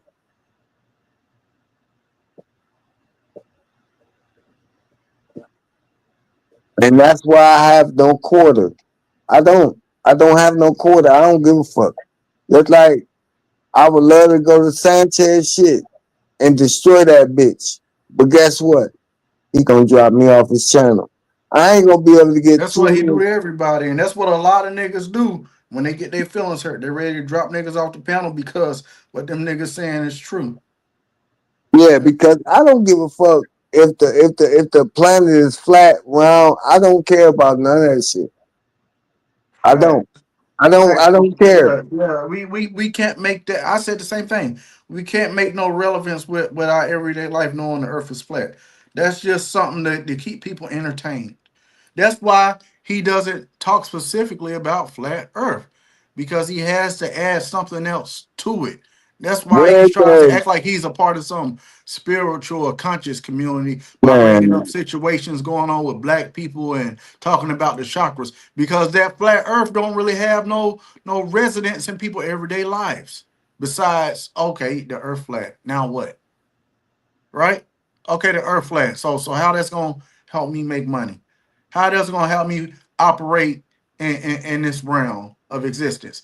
How that's And gonna then and then make and a then profound impact in my everyday life? and That's then a lot. you get what I'm saying? And yeah, and then a lot of the information that he got from the flat Earth shit was from white folk, was from people that was already doing this shit in the 60s and 70s. It's not something that you just walked upon and said, "Oh, I figured out that the Earth isn't flat. It's not wrong. It's this and this and that." He's never done that. He's always come from somebody else's information and knowledge, either debunk it or try to debunk it with the limited knowledge and information that he have. Because if we sit up here and we actually look at the information and knowledge that we have today with the technology that we got, going back to the 17 and 1600s, motherfuckers will be baffled. A motherfucker can make a candle out of a piece of shit. A nigga could go and shit and make a candle to keep his motherfucking family warm from a fucking turd. But y'all niggas up here arguing about whether or not the earth is flat and fucking round. It don't make no sense to me. I mean, it really don't. Knowledge uprising, it don't. That's why I don't go over to that nigga shit because Yeah, it's like, and then what he does, he's like Red Squid. They show a bunch of pictures, and they trying to make a correlation with the Earth being flat, try to connect it to the conscious community and all that. Like knowing the Earth is flat does not make you a conscious individual. Does not make you a spiritual person. Like, and them people over there, they can't get the distinction between the two, and now they think, oh, it's this spiritual flat Earth community. The shit sounds stupid to me. It's yeah, nonsensical. because if you get into the It's a bunch of spiritual, buffoons. because if you get into the spiritual aspect of shit on some real nigga shit, there is no earth, there is no realm. There's so many different um possibilities. So we can actually go into the quantum when we start talking about having conversations like this because it's like there's unlimited possibilities where your soul can go. Motherfuckers so stuck on flat earth and round earth and shit like that that they don't even understand or realize that there are whole realms in front of your face. I mean, it's whole fucking realms. If you have, I mean, if you had a certain type of glasses on and you was able to look, actually see what's behind the veil, it would scare you. You would want to kill yourself. So when people like Bro Sanchez and all these motherfuckers want to come up here and make content on YouTube, man, come with the real shit. Come with the real shit. If not, shut the fuck No, up. I feel like Sanchez, he's a flat earth motherfucker. He needs to stay in his lane. Go talk about that flat earth. Stop trying to make your content relatable by trying to act like you this conscious spiritual person that's on this truth seeking journey to bring people to this flat earth society, which is not a conscious community. It's not a spiritual community. That's my whole stand on that shit, bro. Like, talk about the shit you need to be talking about. Do your Every, little boring ass picture shows. Stop trying to make connections with uh, communities and distinctions with black people identities and stuff. That's not your lane. So why are you even having a discussion? Stick to the content you came to do.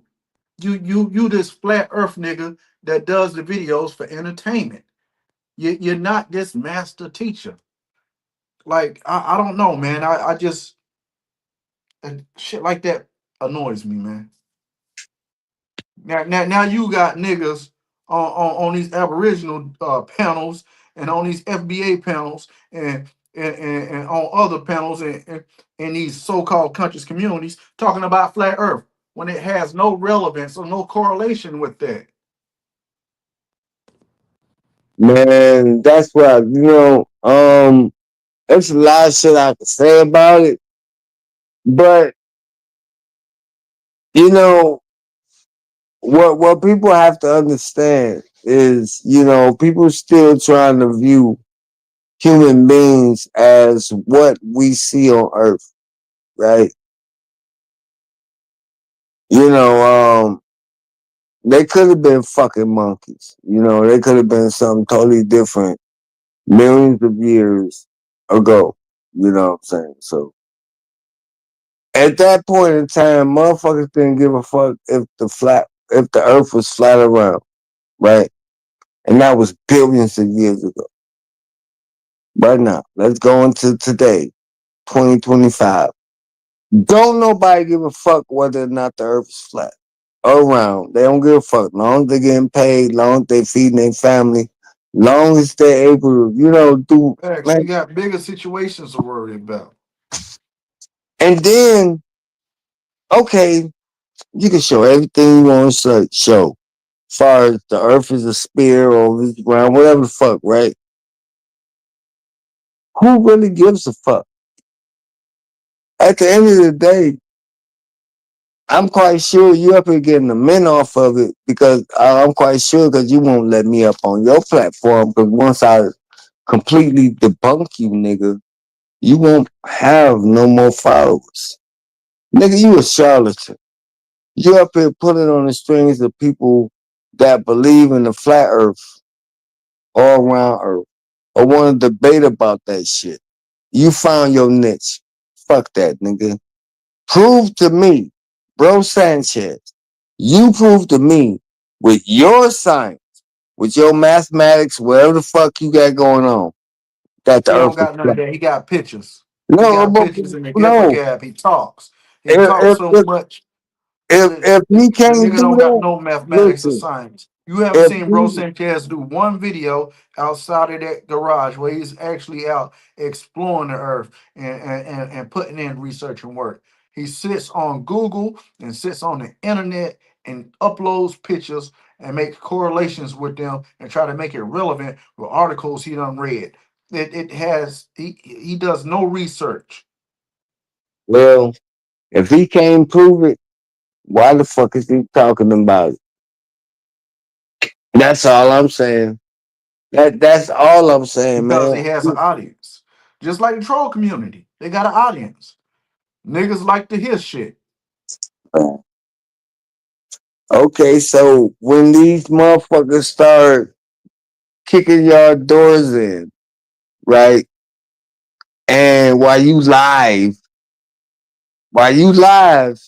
and they kicking your doors in, and you like, okay, you got an audience. That's gonna be your audience. Whether you talk about flat Earth, round Earth, globe Earth, whatever the fuck, they gonna kick your door in too, bitch. Damn Y'all do right. They're, not, they're, they're, they're kicking your door. They'll rob you and be like, y'all do they be not. like, where your flat earth at now, nigga? Give me all that Knowledge, shit. knowledge uprising, and I pray that what I see ain't gonna happen. But we've always said this shit, right? And we always said that we need to get a house in order to do what? Protect our kids. And our children are out here. And they're gonna be the one that's gonna be caught up in this bullshit. Not us.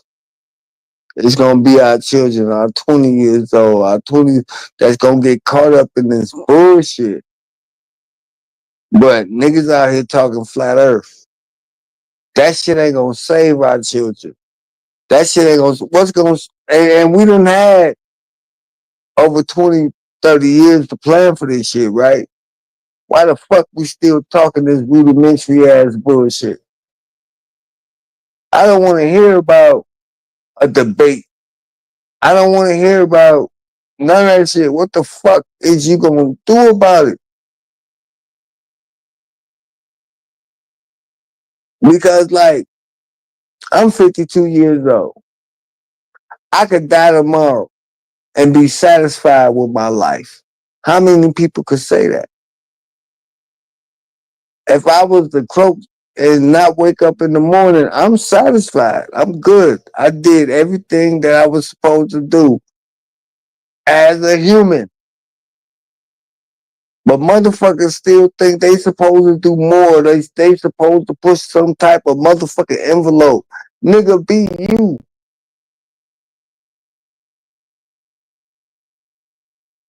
Ain't no Viet Cong ever called me nigga.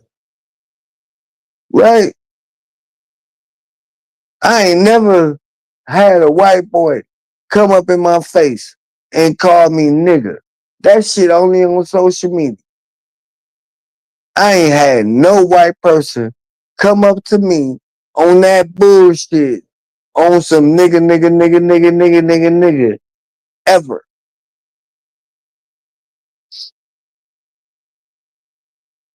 I think a lot of motherfuckers just want excuses to be niggas. Motherfuckers talk about, oh, I'm a god. Oh, I'm 9 strand. Oh, I'm this. Nigga, y'all still out here on the bullshit. So, I want Yahweh, to what the fuck you talking about in the chat, man? who? Trying to figure out what Yahweh talking about. You say desires of the world are unique. See Man, that? And look, see, that's why I can't relate to everything he say, because he like to make man. everything related to the Bible and shit. You know? I mean, I Right. get it. He's like a pastor coming through spreading the word, but trying to make it relative to everyone. Like, I mean, I get it, but bro, sometimes we gotta build outside of that religion and start building from the self, you know? Like everything don't have to be Bible perspectives and speaking in parables and riddles, man. Like, we get it. We But we we yeah, get man. it. That's your angle, but you know, to each his own. But we But gotta yeah, understand. yeah, I'm I about don't to know, drop. man. Yeah, I'm about to drop down, bro, man. I'm about to take my ass to sleep, man. I'm on the East Coast side. Yeah, I'm on the East Coast too, brother. Yeah, so I'm about to lay it on down, man. It's been a pleasure to talk this shit with you, bro. Yeah, no Um, problem. I hope that I ruffle feathers. I hope that I made people mad. I hope that people hate me. But at the end of the day, it's truth. We have to do better. We have to do the work. We Cause can't be. all niggas gonna do, they ain't gonna debate your information. All they gonna do is call your names. That's all I'm not. niggas do on here. That's I'm all they not. do on here. Listen. They call your names, but The thing they is, can't get away from the man, information. I'm not even debating information. Hey, if you got, Oh, that's what I'm saying. I ain't. I That's what don't I'm saying. You're care not debating. You telling your own truth. But at the because end of the day, when you talk your shit, niggas hate it. You know. it's like this. If you in the comfort of your own home and you got your baddie right there and your kids and you on YouTube talking shit, I'm not gonna argue. Like, go ahead, bro. You ain't about that life. You a troll, bro. You ain't really doing, because you comfortable. I mean, you comfortable. You got your baby mama there, and you got your crib, and you got everything going for you, bro. And it's not like I'm hating, but bro, niggas been out here in the struggle for decades, bro. Decades. We done gave up livelihoods. We done said fuck the system. We said fuck college. Even though we was motherfucking geniuses, we stood on our own motherfucking sword. But you niggas, you motherfucking niggas, y'all wanna come up on this motherfucker and try to make us like we irrelevant, nigga. We didn't teach you bitch ass niggas cause y'all weren't ready to get taught. Y'all weren't ready for it. We was all fucked up. We had teenage women. You had 16, 15, 16-year-old kids having kids. We was all fucked up. We ain't had no purpose in life back then. But now we here. These same old motherfuckers that y'all want to discount that think we don't know shit about motherfucking life. But in the end of the day, y'all gonna need us. Y'all gonna want to talk to us. Y'all gonna be asking us what the fuck going on. And you know what I got to tell y'all? Go holler at Night Uprising. I ain't got shit for you.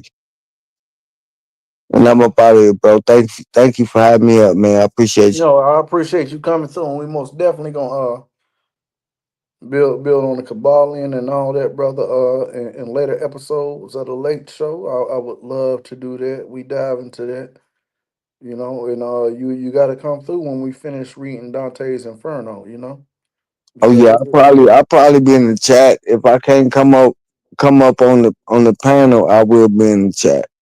all right, all right, No brother. You doubt. Let me go reset. ahead and get me some motherfucking rest, man. I've been up for 2 days. All right, man. Go reset your battery, man. All right. All All right. right, bro. I appreciate it. Hey, thank you, man. Y'all be easy. H.O.T.C 1.5, 1.75.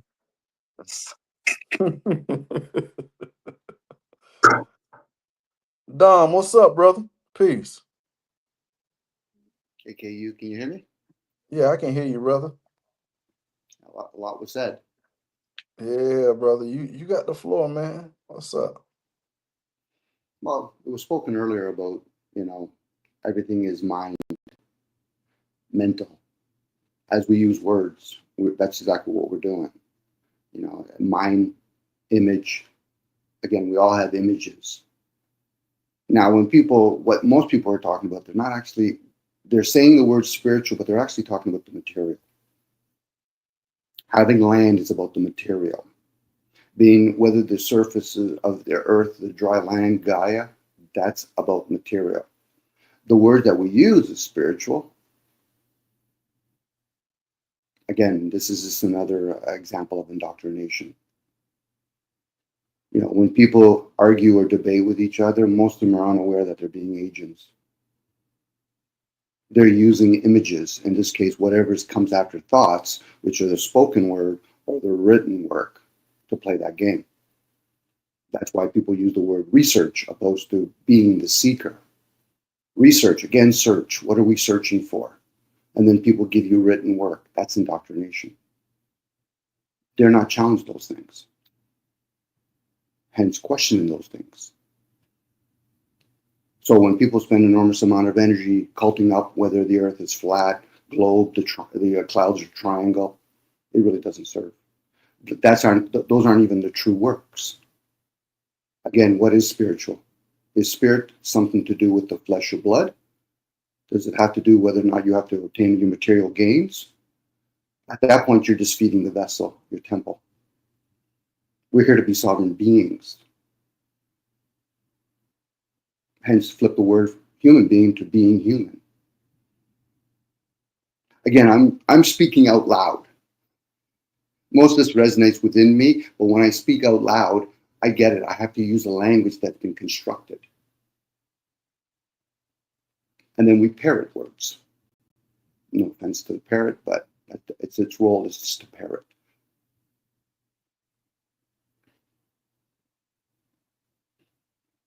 Hence, when they talk about ascended masters, to be the student, you have to be inside. The outside world, it's just the outside world. It's the material. Hence the concept mind over matter. Most people are caught up in the matter part. Hence, that's the word evil. People will say in vain the word spirit, but actually forget when you say the word, where does it exist? That's an internal vision. That's where people start understanding what the third eye means.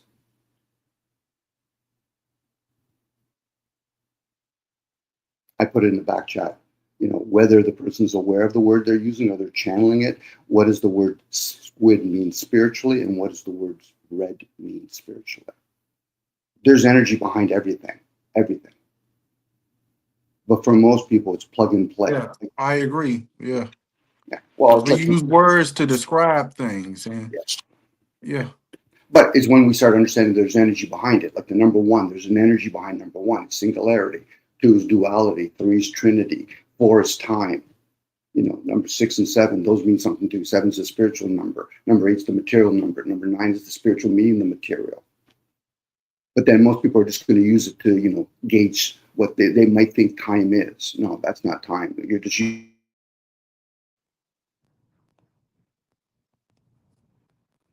Oh, go ahead, Dom. I don't know what happened. Again, then the question is, what is time and space? People will say the word. It's like we say the word air, but where is air? And this is where people will debate it. I said, well, now you're debating your views. You're literally your view. How does one share the eye of the beholder or the Plato's caves ideal? That's hence the views. We can share out loud, but to argue about it, how does it serve? I'm using the word, how does it serve? Because either it's going to serve you or you're going to serve it. And for most people, they're going to serve it because they're going to defend it. They value religion. That's just a dogma. Science, that's just a dogma.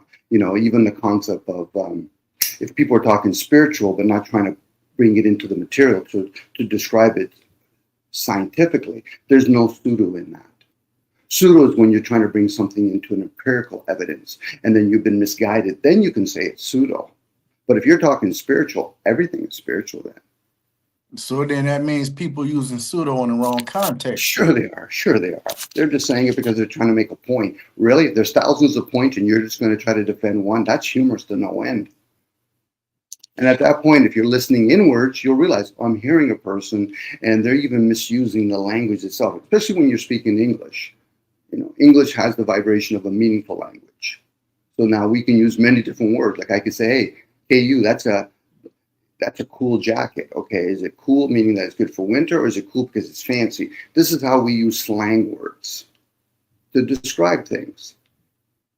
And then unless the person is attuned within oneself, they're not really going to understand what that means for themselves, what they're going to understand. Forget about understanding others. That's usually somebody misleading themselves when they're trying to understand somebody else. And it's even when we use the word senses, that tells what people are trying to do. People are trying to bring everything into the consciousness, hence the senses. That doesn't make any sense to me. I say, okay, so what sense am I trying to entertain here? Your visual, your hearing, your touch? Which one are we talking about here? Because all of them could be misled. Again, we speak where we're at. And for most people, they're not even in their teachable energy. They're in their programmable energy, hence their masculine energy. They're easily more programmable. That's why we have words like TV programs, radio programs. We're all being programmed in some way.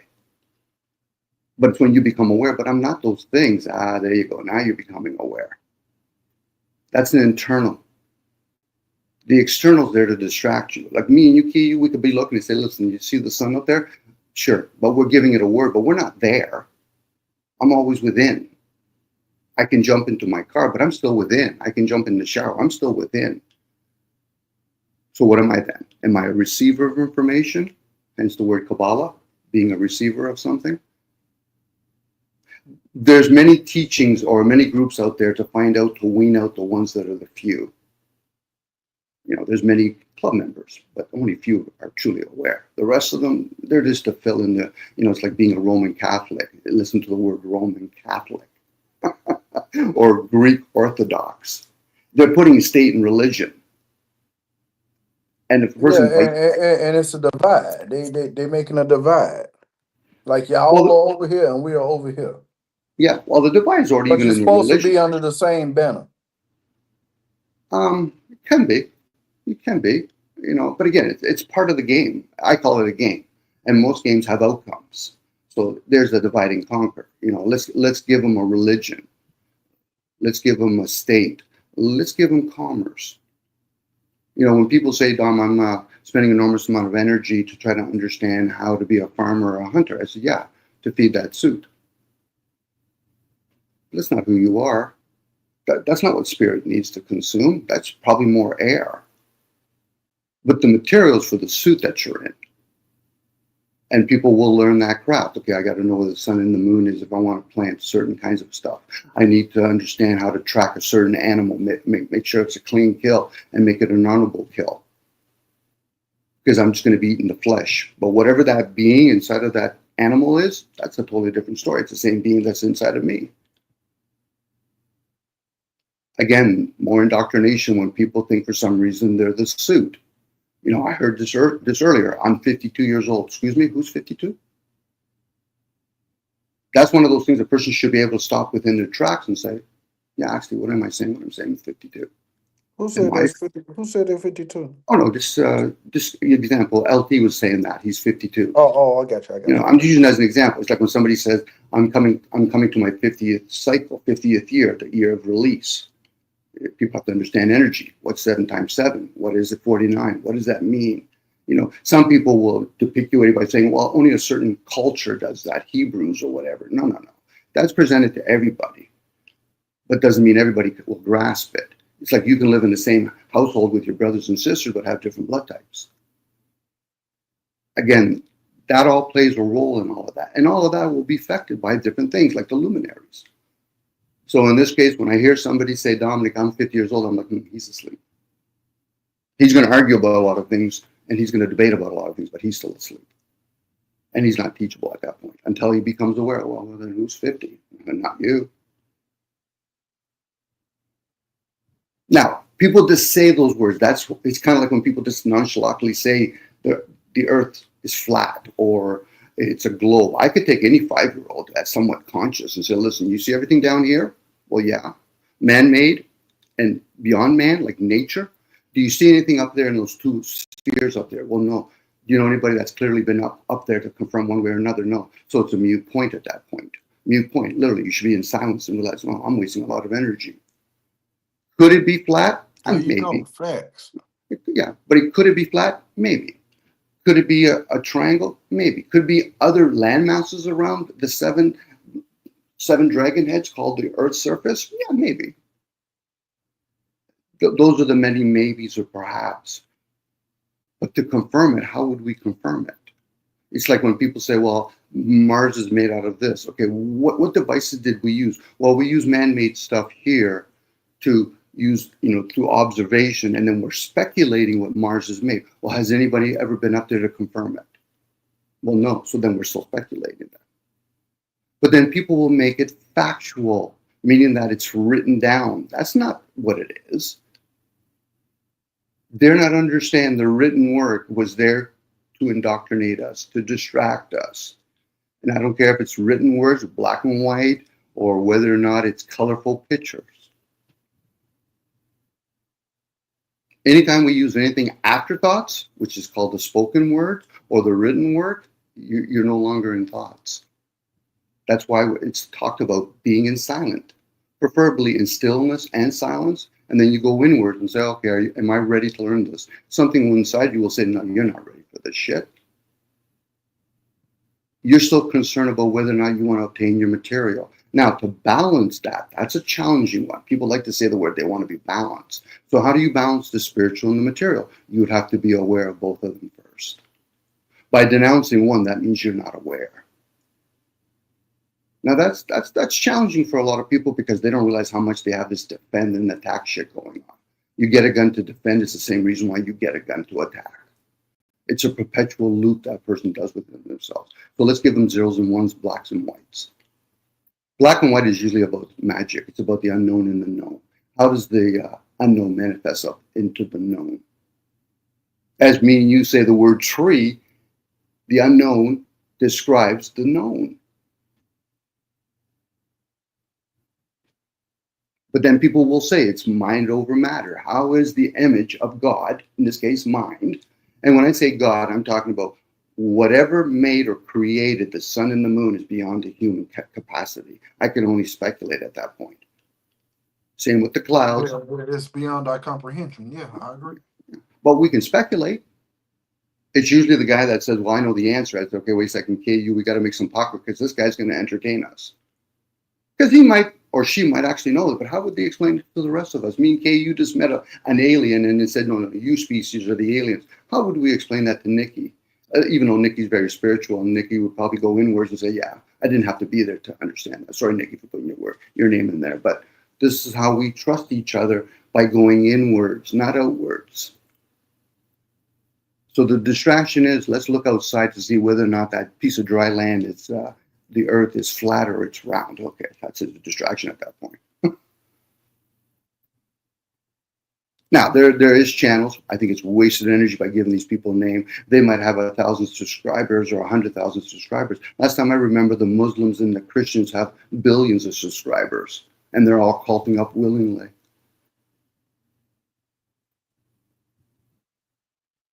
My speculation is most of these people, either they're unaware or they're aware, but some of them are agents and they're club members. And I agree with that. You got agents. You got agents going around professing these things, confusing the minds of others.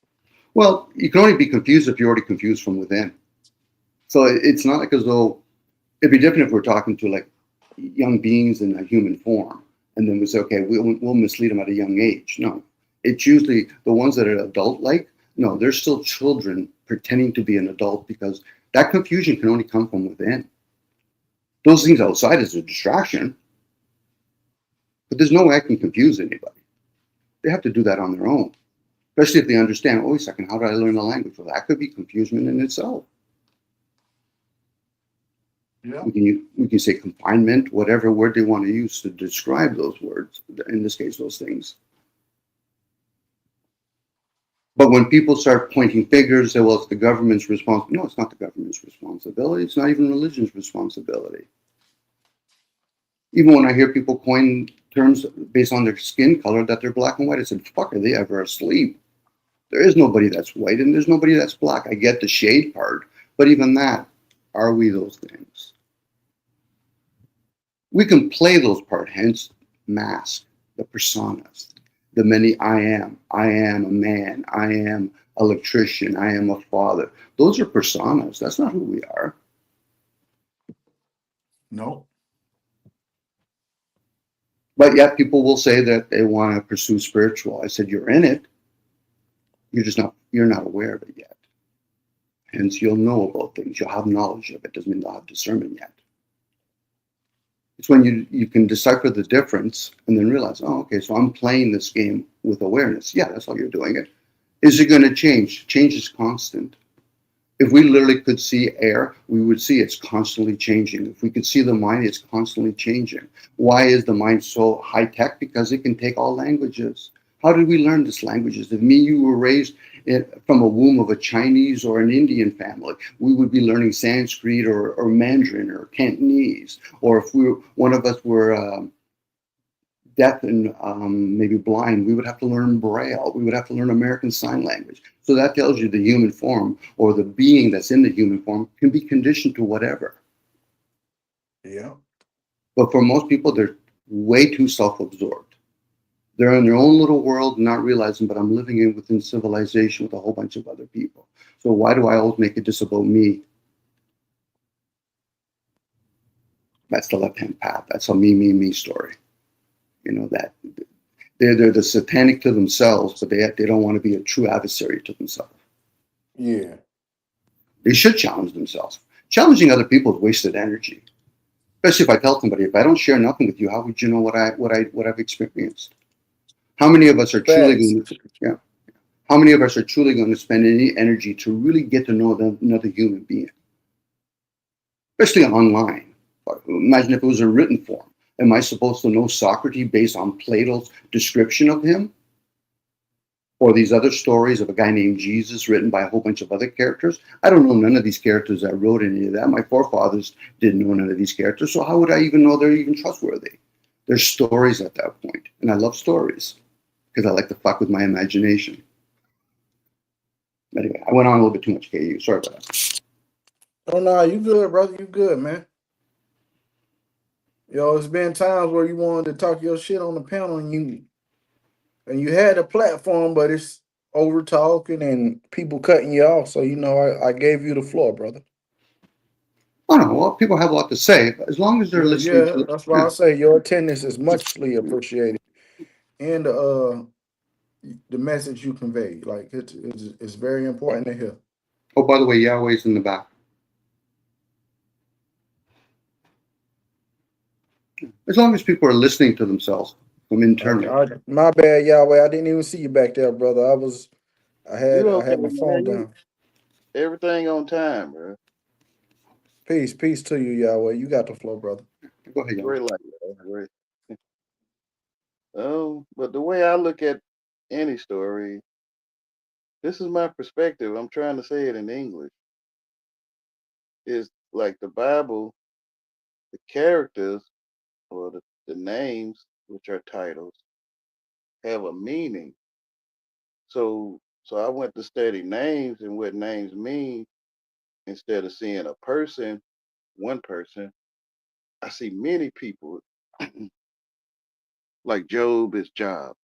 So I see many people working a job or being a character called Job.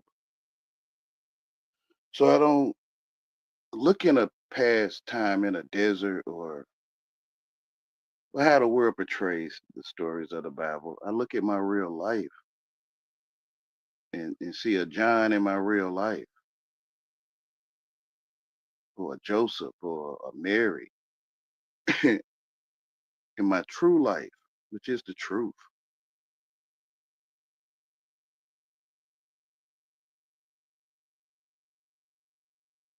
So I guess it's all in the perspective. I think if one studied the language properly to the best of their ability, um, they'll be able to see what everyone's saying.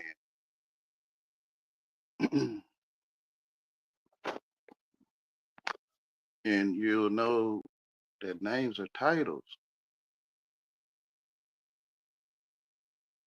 Like your last name, your surname, is related to the skills you may have, or I feel you do have them, whatever your surname is. And so that surname is a skill. It's not like a one person, if you kind of get what I'm saying.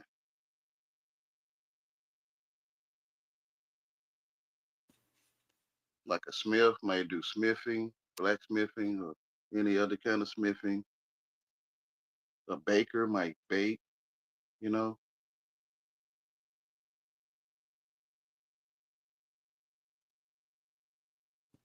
Yeah, there's classifications when we use these type of words and language in this case.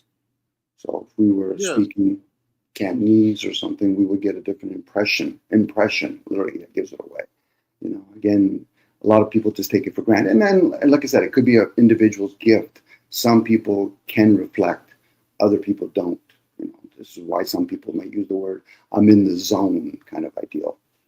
So once a person grasps, how all the different languages, numbers is a language, colors is a language, body language. There's all different languages out there. Each sense is its own language.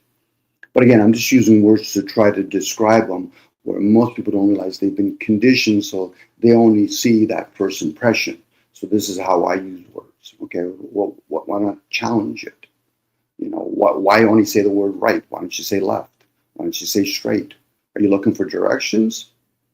Are you wanting to be led? Which one is it? This is why when people say right or wrong, they want to be led. They don't want directions. Again, that would be us using it. Of course, I'm breaking my silence by speaking out loud. I don't have to say these words out loud. That's right.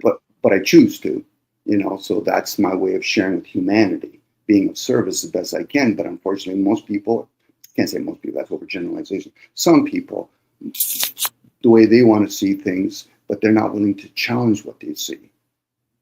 That's why I find it humorous when other people debate each other. No, debate yourself. I'll gladly hear you debate yourself. I'll pull up, I'll get a lawn chair, I'll hear you. Go right ahead. No, you can be hard on yourself. Go ahead. Rip a hole. You can even use the word shit and fuck once in a while. Go ahead. Tell me when you're done, of course. But it's when they argue with other people, I said, you don't got a clue who I am. If you knew who I am, that would validate that you must know who you are then. And most people, they're so caught up in the material, which is a beautiful thing. I'm not going to denounce it. It's a beautiful thing. But it's like spinning a whole bunch of plates. So I got to eat now, so then I can actually do number 2. I got to drink, so then I can do number 1. I got to do all that. I got to shit and shave. And a lot of us are in our comforts now, so we're not even truly a sovereign being anymore. So I'll have to go to somebody's grocery store now. I got to somebody has to make me a car, and then I got to go buy their gas. And then people bitch and complain and say, I don't like what the elites have. I said, oh, well, they might actually have the bigger responsibility of being a big babysitter to the rest of humanity. To a point where they've openly talked about transhumanism. Maybe we should move away from the humans. Why? There's just too much resources being consumed by them, and most of them don't even want to participate in it.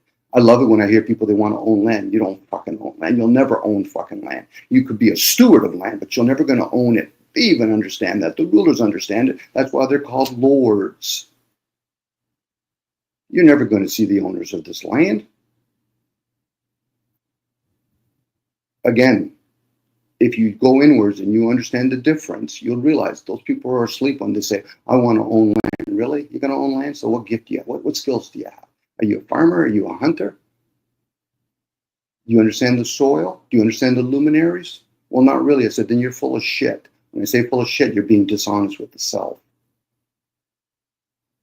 Now that might sound harsh, but most of them they don't dare not want to be harsh on themselves.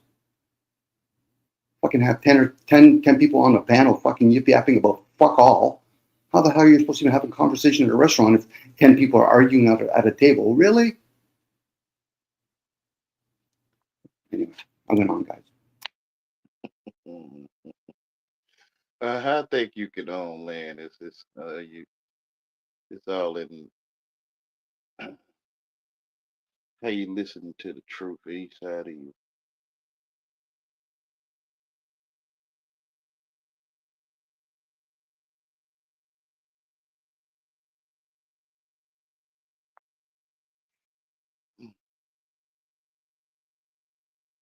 Where else can one find another starts? Like where where can you see the colors for another?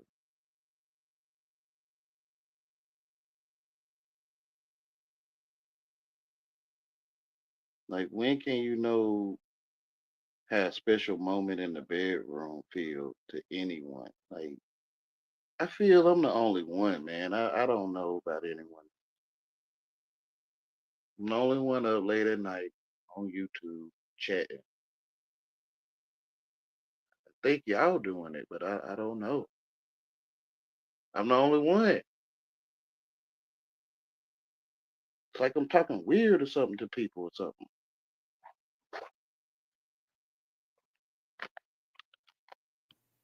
I know I'm always talking weird to myself. When did another think for you? Like When did you ever think for another?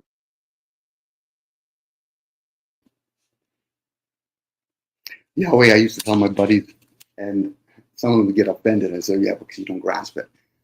I would tell them literally, I said, I don't give a flying fuck about you. Now they might turn around and say, well, you don't care. I said, no, I said that out of sincerity. I've never lived inside of your vessel. I've never been your eye of your beholder, even though some of them I had to explain to them what I understand of the word eye of the beholder. So I've never been inside of there. Your wife's never been inside of there. Your father's never been inside of there. You're the only one that's the arbiter or the whatever you want to call it of that suit. What you see outside is something that you're not there. You're always within. Now we could kind of have a conversation. Oh, I think it's different though. I think I am there.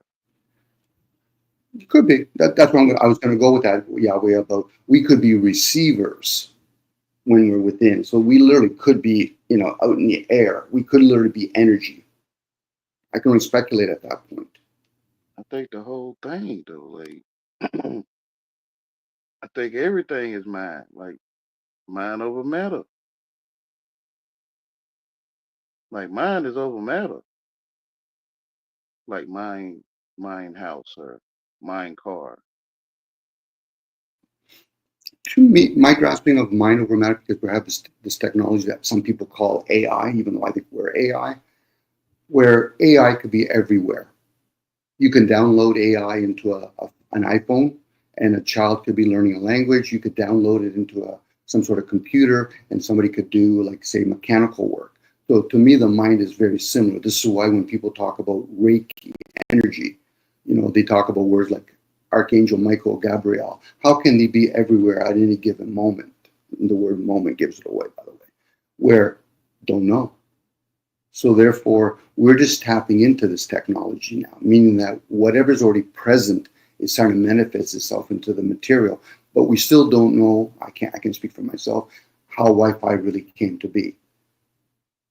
I hear about people talk about free energy. I would lean more towards energy, direct energy, obtainable, manipulating energy, but free? No, I don't think it's free. You always have to put effort into something. As long as you're in that meat suit, you got to put some sort of effort. Sun's not even free. I still got to put effort to put myself out in the present of it. I think it was always there, and people like electricity or the power in the water to make electricity. The Wi-Fi has always been there. It's just that it's like you need a machine to tap into it, to like a TV station, like it's floating through the air. But you make a TV and you could pull that signal up and just imagine you seeing stuff. Well, that's that concept of order out of chaos. You have to manifest something into the material that's in the unknown, which could be who knows how many, I'm using words here, thousands of different ideals, possibilities, and then it manifests itself into the material. So in this case, we can pinpoint something and say, okay, we're going to call that steel, even though the word doesn't exist there, but we're going to shapeshift some material. Hence alchemy. It was never just designed for gold, even though gold is a conduit, but also steel is something that was done. Alchemy, plastic, rubber. When you look at a car, you can see tons of alchemy, even when we try to use words to describe it as alchemy. Yeah, that's what I mean by under spells. If you talk to a person a certain way, the first impressions, I guess, you can charm them. Or if say you have a filthy first impression, you can discharm them. It's still charming them though. Lucky Charms. It's, Yes, yeah, very, it's very much still so. yeah, alchemy. You can pull the disgust out of people at will, Mm-hmm. or or Like, put joy. Yeah, go ahead. I was going to say, I like the fact I used the word will. It's always funny when I hear people say free will. I said, the will has many variations to it. Why would you use the word free? It's the will. We have our will. Some people might use the word intent. What's one's intent? But I can say it's free. Like someone give you something for free. The same is the will to me, and it spins around for me for free. Mm-hmm. Free But will. there's usually something behind it. It could be what some people might use the word agenda. Somebody say, yeah, but I just did it because why? Why did you do it? Well, I wanted to, it made me feel good. I said, so there's your agenda. It's not a bad thing. It's not a good thing. It just is.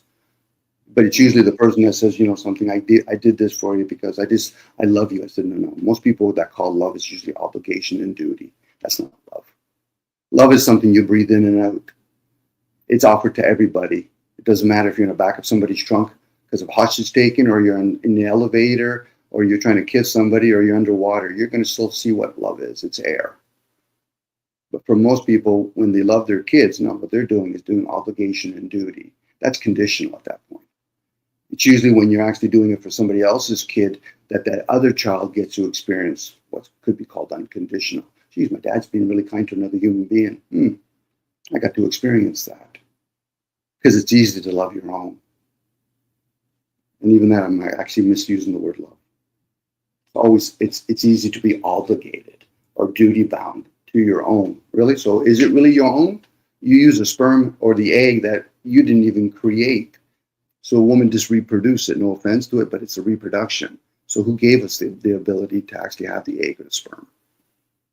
It's the same people that are entities that gave us oxygen, gave us Wi-Fi, gave us the sun and the moon, gave us the clouds that can come and go as they please, gave us the mountains. Humans are more concerned about whether or not they can build a bridge. Really, I see other beasts out there called a giraffe. They can't build a bridge. So then what makes a human different? It could be the being part. Humans aren't that intelligent. They might take offense to it. I said, but that tells you you're not intelligent. Because if you are, you wouldn't be offended. That's right.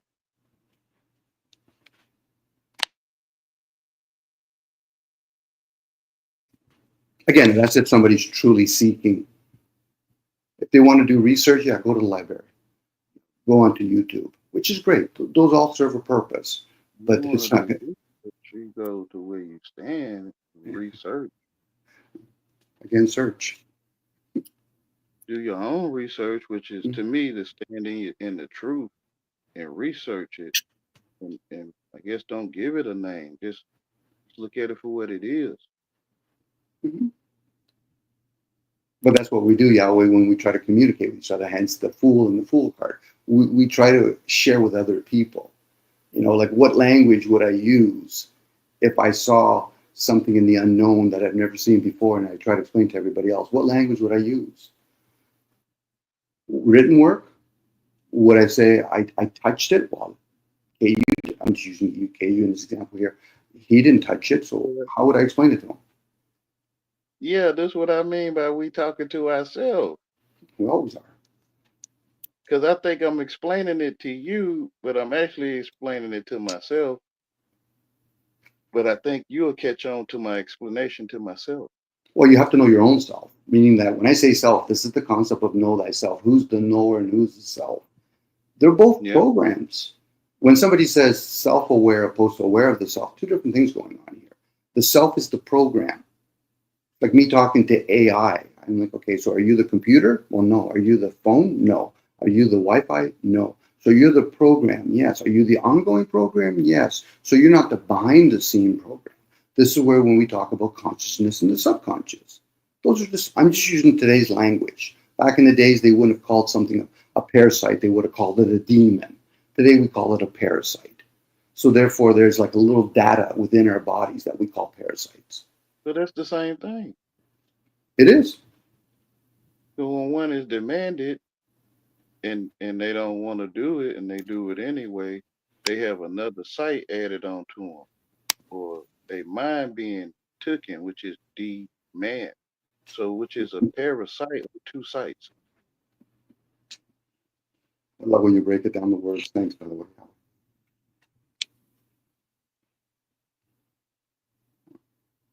I think the truth is first, and then man found a way to write it down, like dirt crumbs or drops of water is true, and then they wrote it down as drops of water. Mm-hmm. Well, we're in an age of information, so there will be many folks that no longer can use the excuse of omniscient, meaning there's no way they can know, but they'll use a thing called conscious ignorant. They'll literally be ignorant with the consciousness. It's already dead. Oh, wow, I know. I was trying to be polite. I'm still there too. So it's not like as though I'm not having the, I'm in the game too. I'm having the same fun too. I'm driving the bus. I'm driving over myself. That's all about me. I'm just rationing about it. I try to consider others as best as I can in my delusional state. Mm.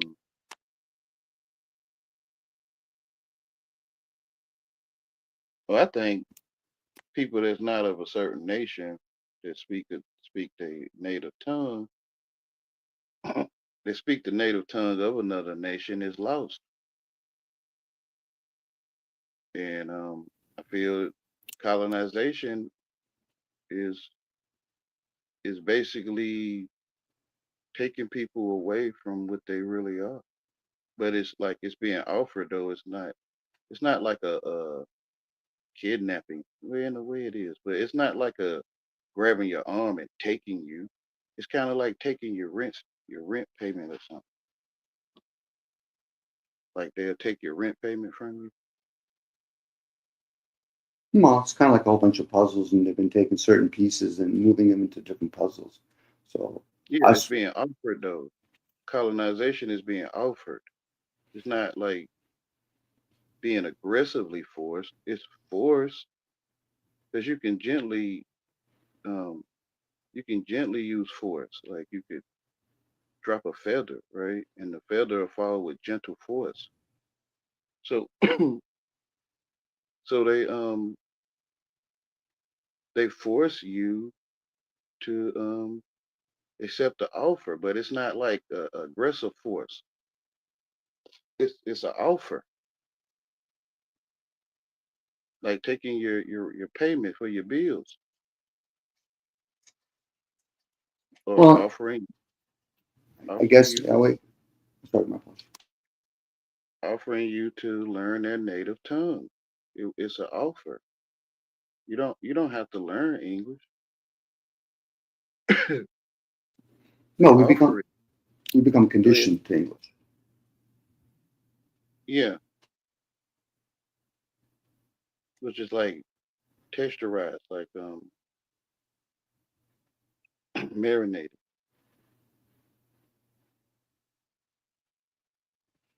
Well, the death of most things, if there's a death of transformation at that point, would have been traditions would have either been followed aimlessly or they would have just died. It's when you start questioning them. So, for example, communities that were somewhat strong would respect when somebody was brought out and they found out somebody was a seer or a mystic. So, for unfortunately now, for a lot of people, the family that are doing ones that are doing all the indoctrination, they're not using it as a back check. Let's go talk to one of the seers or one of the mystics to confirm whether or not this is the purpose of this child that's been birthed in this form. There's an old way of Confucius, for example. The first 13 years are very important to find out what kind of gift that child might have been bestowed upon.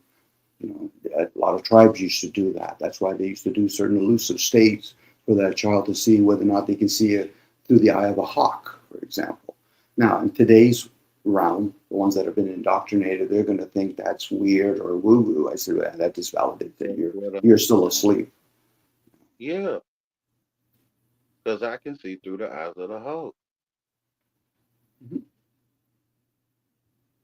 But, But but it's called imagination. So I can imagine I'm seeing through the eyes of a hawk. Like that's how I would say it to people. Because to claim that I'm doing it, they might think it's crazy or something. well, that's usually, again, that's the person that's ignorant. It's like trying to show somebody, yeah, that person that just ran 100 meters did it under 10 seconds, actually 9.5, we'll say. And he said, yeah, I think they're cheating. I'm like, okay, so no matter what you say to that person, they've already come in with an agenda where they're not having that beginner's mind by saying, listen, yeah, I just got to see it. So that tells me that your senses can be played with. Why? Because you're genuinely seeing it, or I can manipulate it. Which one do you want to go with? And I'm only giving them an either or choice. This is the whole concept of the glass half full, half empty. They're not understanding, what about beyond just the glass half full, half empty? Can I talk about the painting that I see? Sure you can. What about in the glass? Sure you can. Can I ask that I don't even see the words that I'm explaining? Sure you can. But for most people, they want to be driven to zeros and ones and then pick a number. Black and white, pick a shade. That's indoctrination. Where it's not a bad thing. I call begging to be controlled. Mhm. Some people And beg, they they beg to be convenient. well, think about the conditioning. I'll use the opposite gender, where women, for example, can be conditioned to wear a mask on their face if they're Muslim, and in another part of the world to wear a thong. That's all conditioning, and our environment reinforces it. It reinforces it. It's usually when you start challenging that environment. Don't challenge the people. Challenge what you've been perceiving. Yeah, Why do because why do I got to wear a tie? Go ahead, sorry. you're the only one that perceive you might have to wear a tie. Yeah. Or you got to, or however you perceiving it. Because This is I call you the only one thinking, right? and feeling and being intuitive, and as long as you're in that suit, there could be a bigger part where intuition could just be something that's an energy, same with thinking or feeling. But as long as you're in that suit, vessel, temple, whatever word you want to use to describe it, you're the receiver, hence Kabbalah. You're the receiver of information. Now, where do you want to receive the information? You have many receivers in that body. You want to receive it with the upper hemisphere. You want to receive it with the gut. Do you want to receive it through the heart? You were talking that earlier about desire. That's usually the blood that goes to the heart, and it can be very misleading in some areas. It drives economics. Look at that shiny car. I think I want it. You want it? You like it? Yeah, I need it. I want to drive around. You don't need it, but you want it. Now your body might have needs. Go ahead. So that they can get A's amongst the culture, like A's in the grade, like A Yeah. through F. Or 6 figures or 7 figures. So Would you more say? numbers, more Yeah. sigils. Take an A or a B or take a 0 or a 1. Mm. So the what they call it, the people with the higher status or the social score, it's been going on before the computer.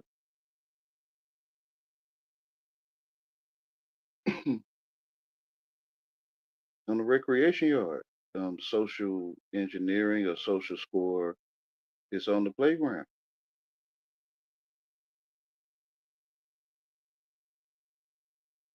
Uh, The playgrounds I was on. Can't say for anyone else. On the recreation yard, where you being recreated, the social score is going on to me.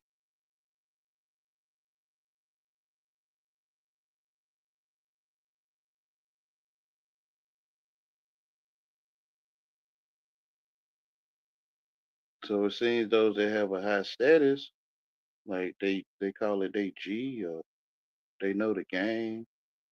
Um, they own a SHIT. The ones that have those statuses have a high social score before the computer. Before AI presented itself as AI, but it was always there. I mean, to me, education is artificial intelligence because it Well, ain't yeah, no we life. on the Go ahead. social. I was going to say on the social part, like you said, it's always been there. You look at the Hindu. There's a classification. You're the untouchable. In Western part of the hemisphere, there's a reason why we use the word hemisphere, where people will say, okay, I'm a blue collar worker, I'm a white collar worker. That's also social status. Yeah, When somebody says I'm a Christian, that's a more social status. I'm a Muslim, I'm a liberal, I'm a nationalist. Those are all social status. on the And that's recreation. Yeah, yeah, and that's all about desperately trying to cult up with one another. yeah, culture. Hmm. So Now, yeah, it's offering a service, right? It's offering a culture, and the people, I guess, receiving the culture to accept it. mhm, that's why when you have people that go around in the latest trends, I'm a flat earther. Okay, that's social status. You're trying to cult up, and they're usually being desperate about it because they're not ever challenged at what does it mean to me. Forget about others. to be a flat earther or a globalist or people that play the Mandela game. You know, like, okay, so you want to play the Mandela effect game. Okay, how does it work? For you, forget about me. I'll gladly hear you out. How does it work for you? Seems that it's only in education, though. To me, in the educated sector of my mind or life, is this Mandela stuff. Hmm. Hmm. Well, this is how myths come to be because they're not people understand. Okay, how did the word initially coined out? This gentleman that we call Mandela. I said, okay, so they supposedly profess that he died in the 80s. I'm pretty sure they would have some sort of death certificate, so we can confirm that. That's a half a As day's an worth of work. Go ahead. Now, my educated being seen the newscast of Mandela passing, but my my awakened self of looking at the word is the man delayed. Like That's the so true. man is being delayed, or me, I'm being delayed. Hmm. The effect of the delay. Yeah, the words give it away. Yeah, We're always speaking. You know what is of value to us. People can use the word truth if that they want, but how does it serve them? It's like when I hear the word, understand, it literally gives it away, or government, or entertainment. yeah, So it's right there. Yeah, the service, the service it offers. Like it's nothing to complain about. but people still will complain. Hopefully they're Yeah, hearing themselves and say, okay, I got to hear you, but did you hear yourself? Because the only one that truly needs to listen to you is you, to whoever you are. Because they don't need to be around me and you, Yahweh. We're just sharing out loud. yeah, It shouldn't change somebody. I get people could say, okay, well, Dom, if somebody gives me a command, I say, well, that tells me a lot about you then. If somebody can give you a command through a phone or some sort of smoke signals and you're going to respond, that tells me you've been conditioned, which is nothing wrong with it. It just means that you've been conditioned. hmm I know Is this that though. people, that a lot, and some people do know, and there could be millions that do it, but for the It was for masses, you. It was for you to say what you're saying tonight, mhm, I'm a because student. I already see you or someone similar to you or any of these folks. I already see what they're doing or what they're going to do or say because I know how to act like I got some sense. Hmm. Well, this is what they do with even with a cult. When they do certain things and they put it in written form, for example, or you meet somebody that does an oral speech. Of course, oral is by far more superior than the written work because you're going to use more of your receivers in your bodies. They're just trying to find out among the masses or the few that even come among those occult, which one truly can comprehend. The rest of you, you're asleep. That's why when they do clubs like Rosicrucians, there might be thousands of people that are Rosicrucian, but they're only looking for the handful. It's kind of like when they do a police academy. They're doing that because they want to find out among you which one are the ones that are going to work for the CIA or KGB. So it's the same thing here. Which one here among the thousands and millions of people that are using the service called YouTube to see which one is teachable? The rest of you, yeah, you're programmable, no problem. You think for some reason somebody subscribes to your channel that YouTube can manipulate that? Sure, they can. But hey, how many people aimlessly say subscribe, push likes, and all that? We don't realize how much we've been conditioned at that point, and they're not looking for the masses. With them, just take away the M, you got them. But again, they could be what some people call NPC characters. I know people be offended by it. So the fact that you got offended tells me a lot about you. Yeah, That's why when people want to debate you, they're telling you a lot about themselves. they begging to be controlled. Sure they are, more than begging. But They're in their birthday suit. it's probably hard to see it that way though. But I don't know. Even the way we talk Yahweh, there's a good chance that's going to fuel them. So that'll just confirm. Oh, I don't agree with what they have to say. I don't care if you agree or disagree with me. Do you see it through my senses? Well, no. So then what would you agree or disagree with? These are words that we say out loud, but we don't challenge it. It's like when people say, well, do you believe? I said, I'm talking about discernment, but if you want me to skip knowledge to come down to your belief systems, Sure, I'll gladly entertain you. Or some people will say bullshit. I said, well, bullshit shouldn't offend anybody unless you're talking about BS, belief systems, or Bachelor of Science. Which one are we talking about now? I get it. A lot of us don't realize how we're sloppy even with our language. Well, I know I'm not English, so I'm just acting English. Sure you are. I get it. We're all acting. There's the reason why we have the word act, action, actually, practical. The word act is in all those words. And for most of us, we have to, this is the concept of the world of stage. You have to have a script. What script are you going to live by? Well, I'm going to live by, I'm a European guy. No, I'm not. I'm a Canadian guy. No, I'm not. These are the things that people want to identify me with. And I actually bought into it for a while. Which is getting A's. Here you go. Imagine if they flipped and said Z's are the letter Z is the more important letter now when it comes to rating somebody. A's, A through Z, yeah.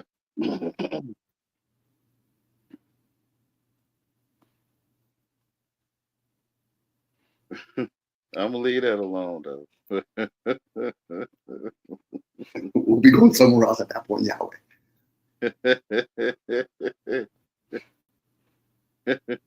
I don't know. It's like it's right there to me. Now, if I talk like that, then people.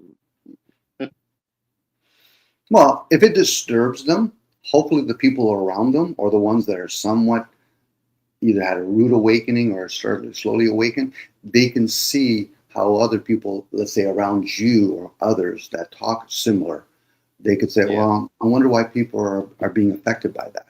Because usually most people's trigger aren't in something that they might perceive as negative. It's in their attachment to something positive. It's their trigger. Compliment them on their car. You'll see how quickly you'll get them to trigger. Oh, thank you very much. So you accepted that part, but what happened if I just told you your shoes are fucking hideous? Oh, why would you say that? Now you're asking me the question, but you never asked me why I said your car's nice. Yeah, but I like that. I said, there's your attachments. And once you know somebody's trigger points, it's so easy to manipulate them, but that would be kind of cruel at that point. Yeah. You don't want to take advantage of other people. That's right. That's why I tell them the truth. I'm an entertainer and I'm not from England. And I'm a fake English person. Like, I love it. I try to tell them,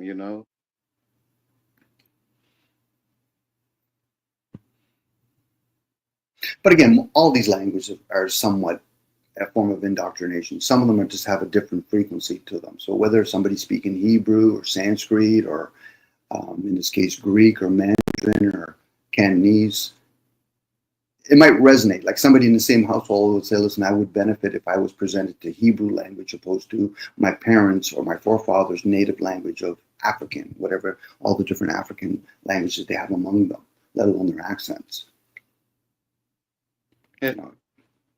I just thought about being the fake English person. I'm being a pseudo English person. Now I'm thinking like, well, why are these people talking to me? The ones that don't do the pseudo stuff, right? I'm a pseudo English person, though.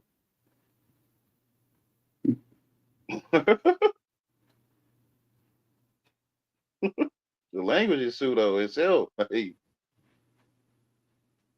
ain't no life in it. We give life to it. Like you write the word life on a piece of paper and chew it up and assume you're getting life out of it. I guess. It ain't no life in that LIFE word. It ain't no life in it. Well, we could be in a lot of those things, whether it's in life or in the mind, in thoughts, in the light. It's hence the word enlightenment. I use the word I instead of E. You literally could be enlightenment. So you're in the mind. So then what is the mind? Yeah, it's all mine. Hence when people talk about fallen, you're fallen. This is the story biblically of there's the creation story and the formation story. What was created on the sixth day and then there was something formed on the seventh day. So it's like talking to people that follow scripture and they call themselves Christians. So what was the garden east of Eden called? And why did the serpent say to Eve, did God say so? Now I'm using the English language version. I can only imagine to a certain point how other languages are spoken, let alone what it would actually, what image you would get from it. So in that case, that was a yes or no. No, Adam was never talking to God. He was talking to Lord God. He was talking to creation. This is why the story of on the seventh day, the gods rested. Why? Because they want to come and play now. If I created this video game, I want to come down and play. Hence the word ghost, G-host. Let us create man in our own image. There you go. In our image.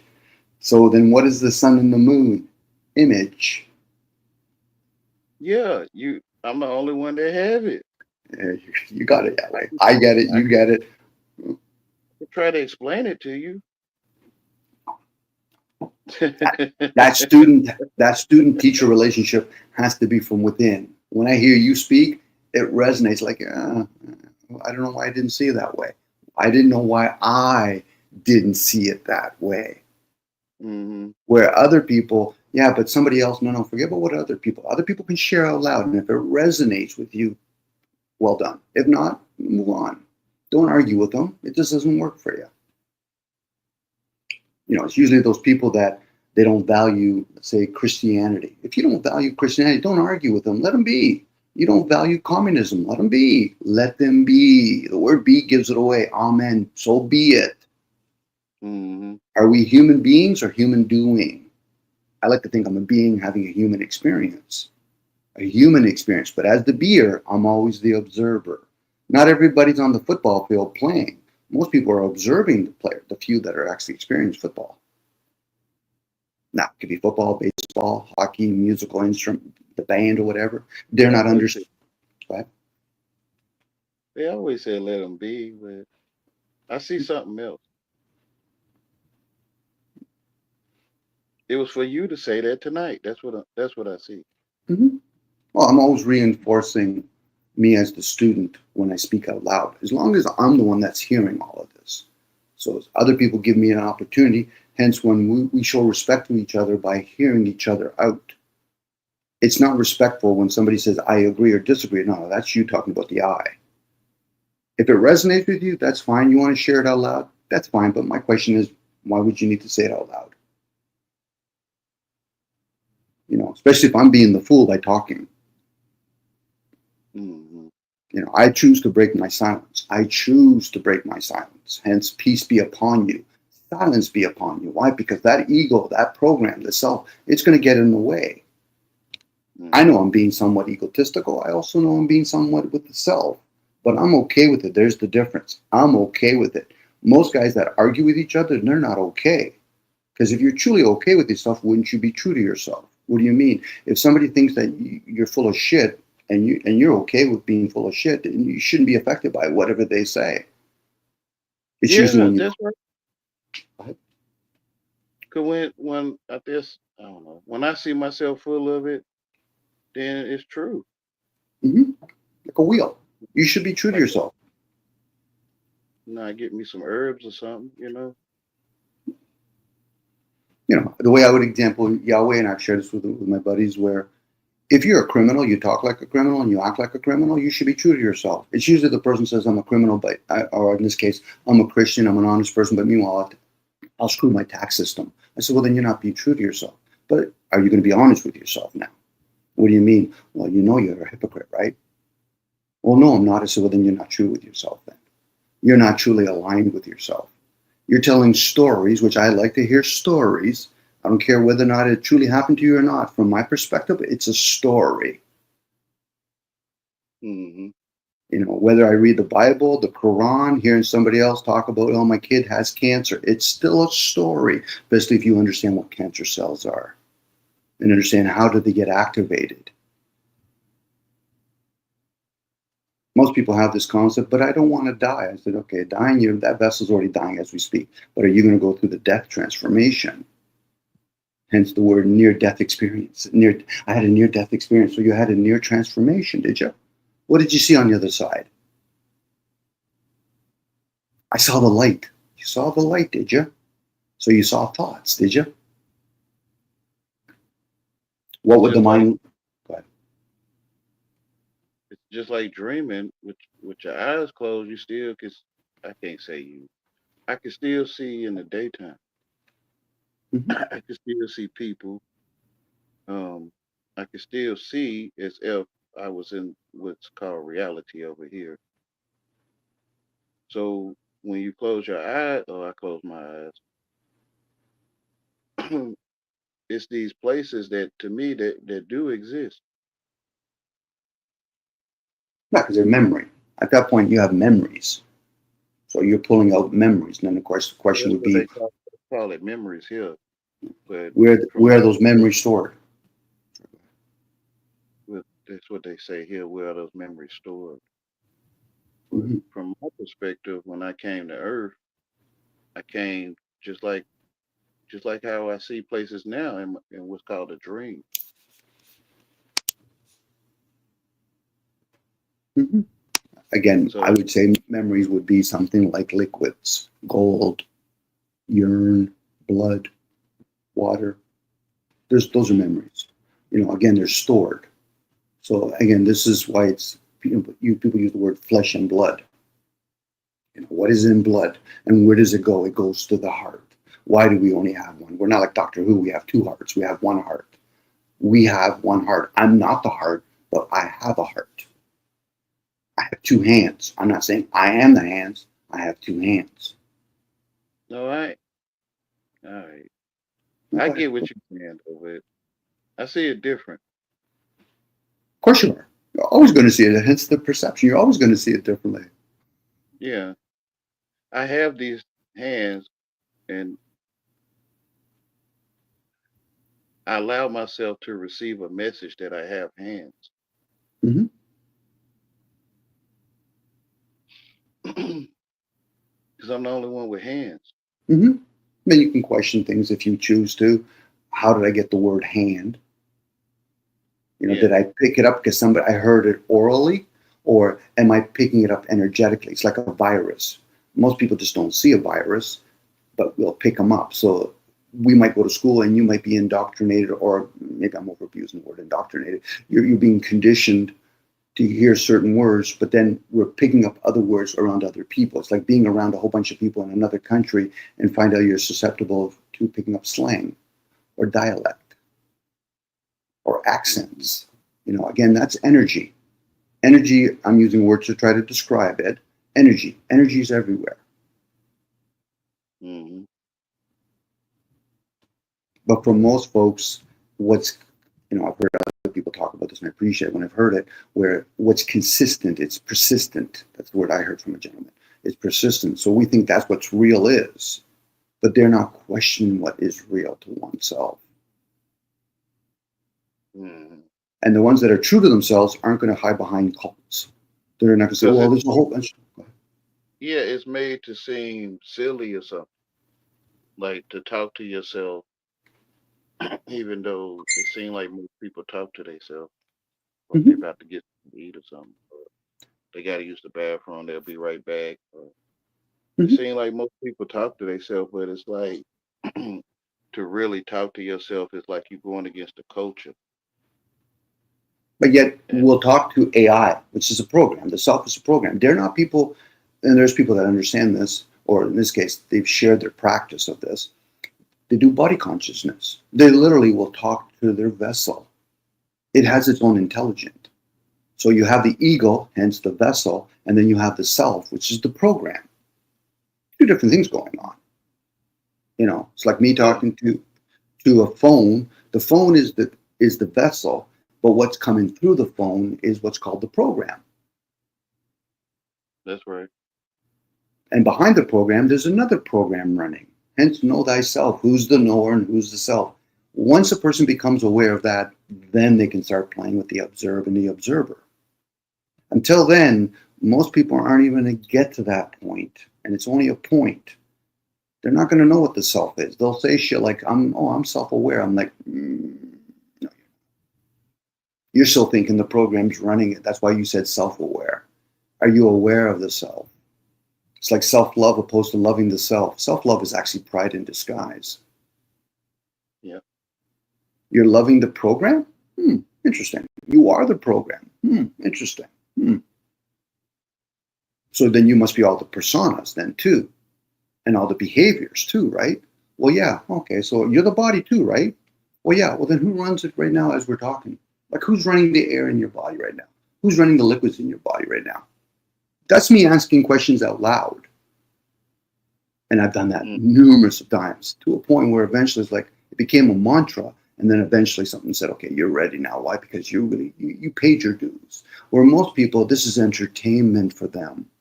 They want to be a muse. Okay, you want to be the muse to your own life. There you go. That's fun.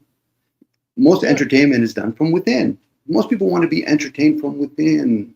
What they see outside is somebody that's getting paid to entertain you. You pay me enough. Go ahead, sorry, Yahweh. Go ahead. You're just begging to be controlled.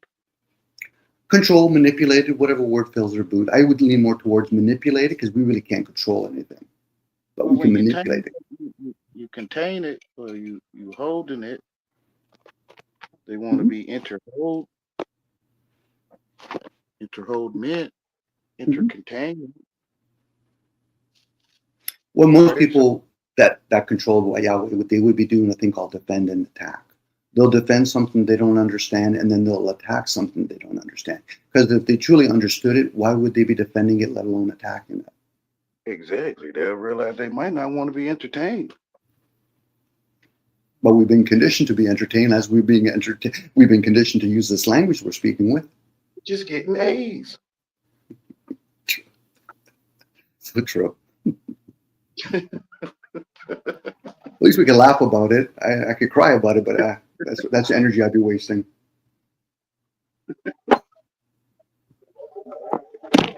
Well, go ahead, man. I'll fix some coffee right quick. Okay.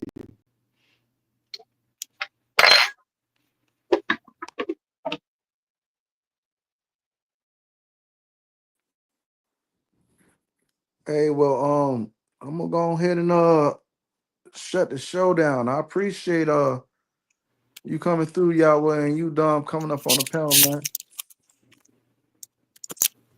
Thank you. And by the way, Nikki, thank you very much for practicing what I call silence. That's the best teacher. Thanks, guys. Thanks, Yahweh. Right into next. Yahweh, appreciate you coming through, brother. All right, no problem. Thank you for having me, brother. No problem. I hear voices in the rain calling out my name. They say get out, but I'm deep in the game. I got blood on my Nikes, tears in my chain. And I pray for peace, but I'm stuck in pain. Voices in my head, I can't tell who to trust. Had a homie turn fed, made the whole block hush. Mama said pray, I was loading the clip. Devil at the door, God ain't answering shit. Too many funerals, I lost count. Got used to losing, so I don't even pout. Tryna ball, but the rim got bent. They love me fake, but the hate feel legit. I hear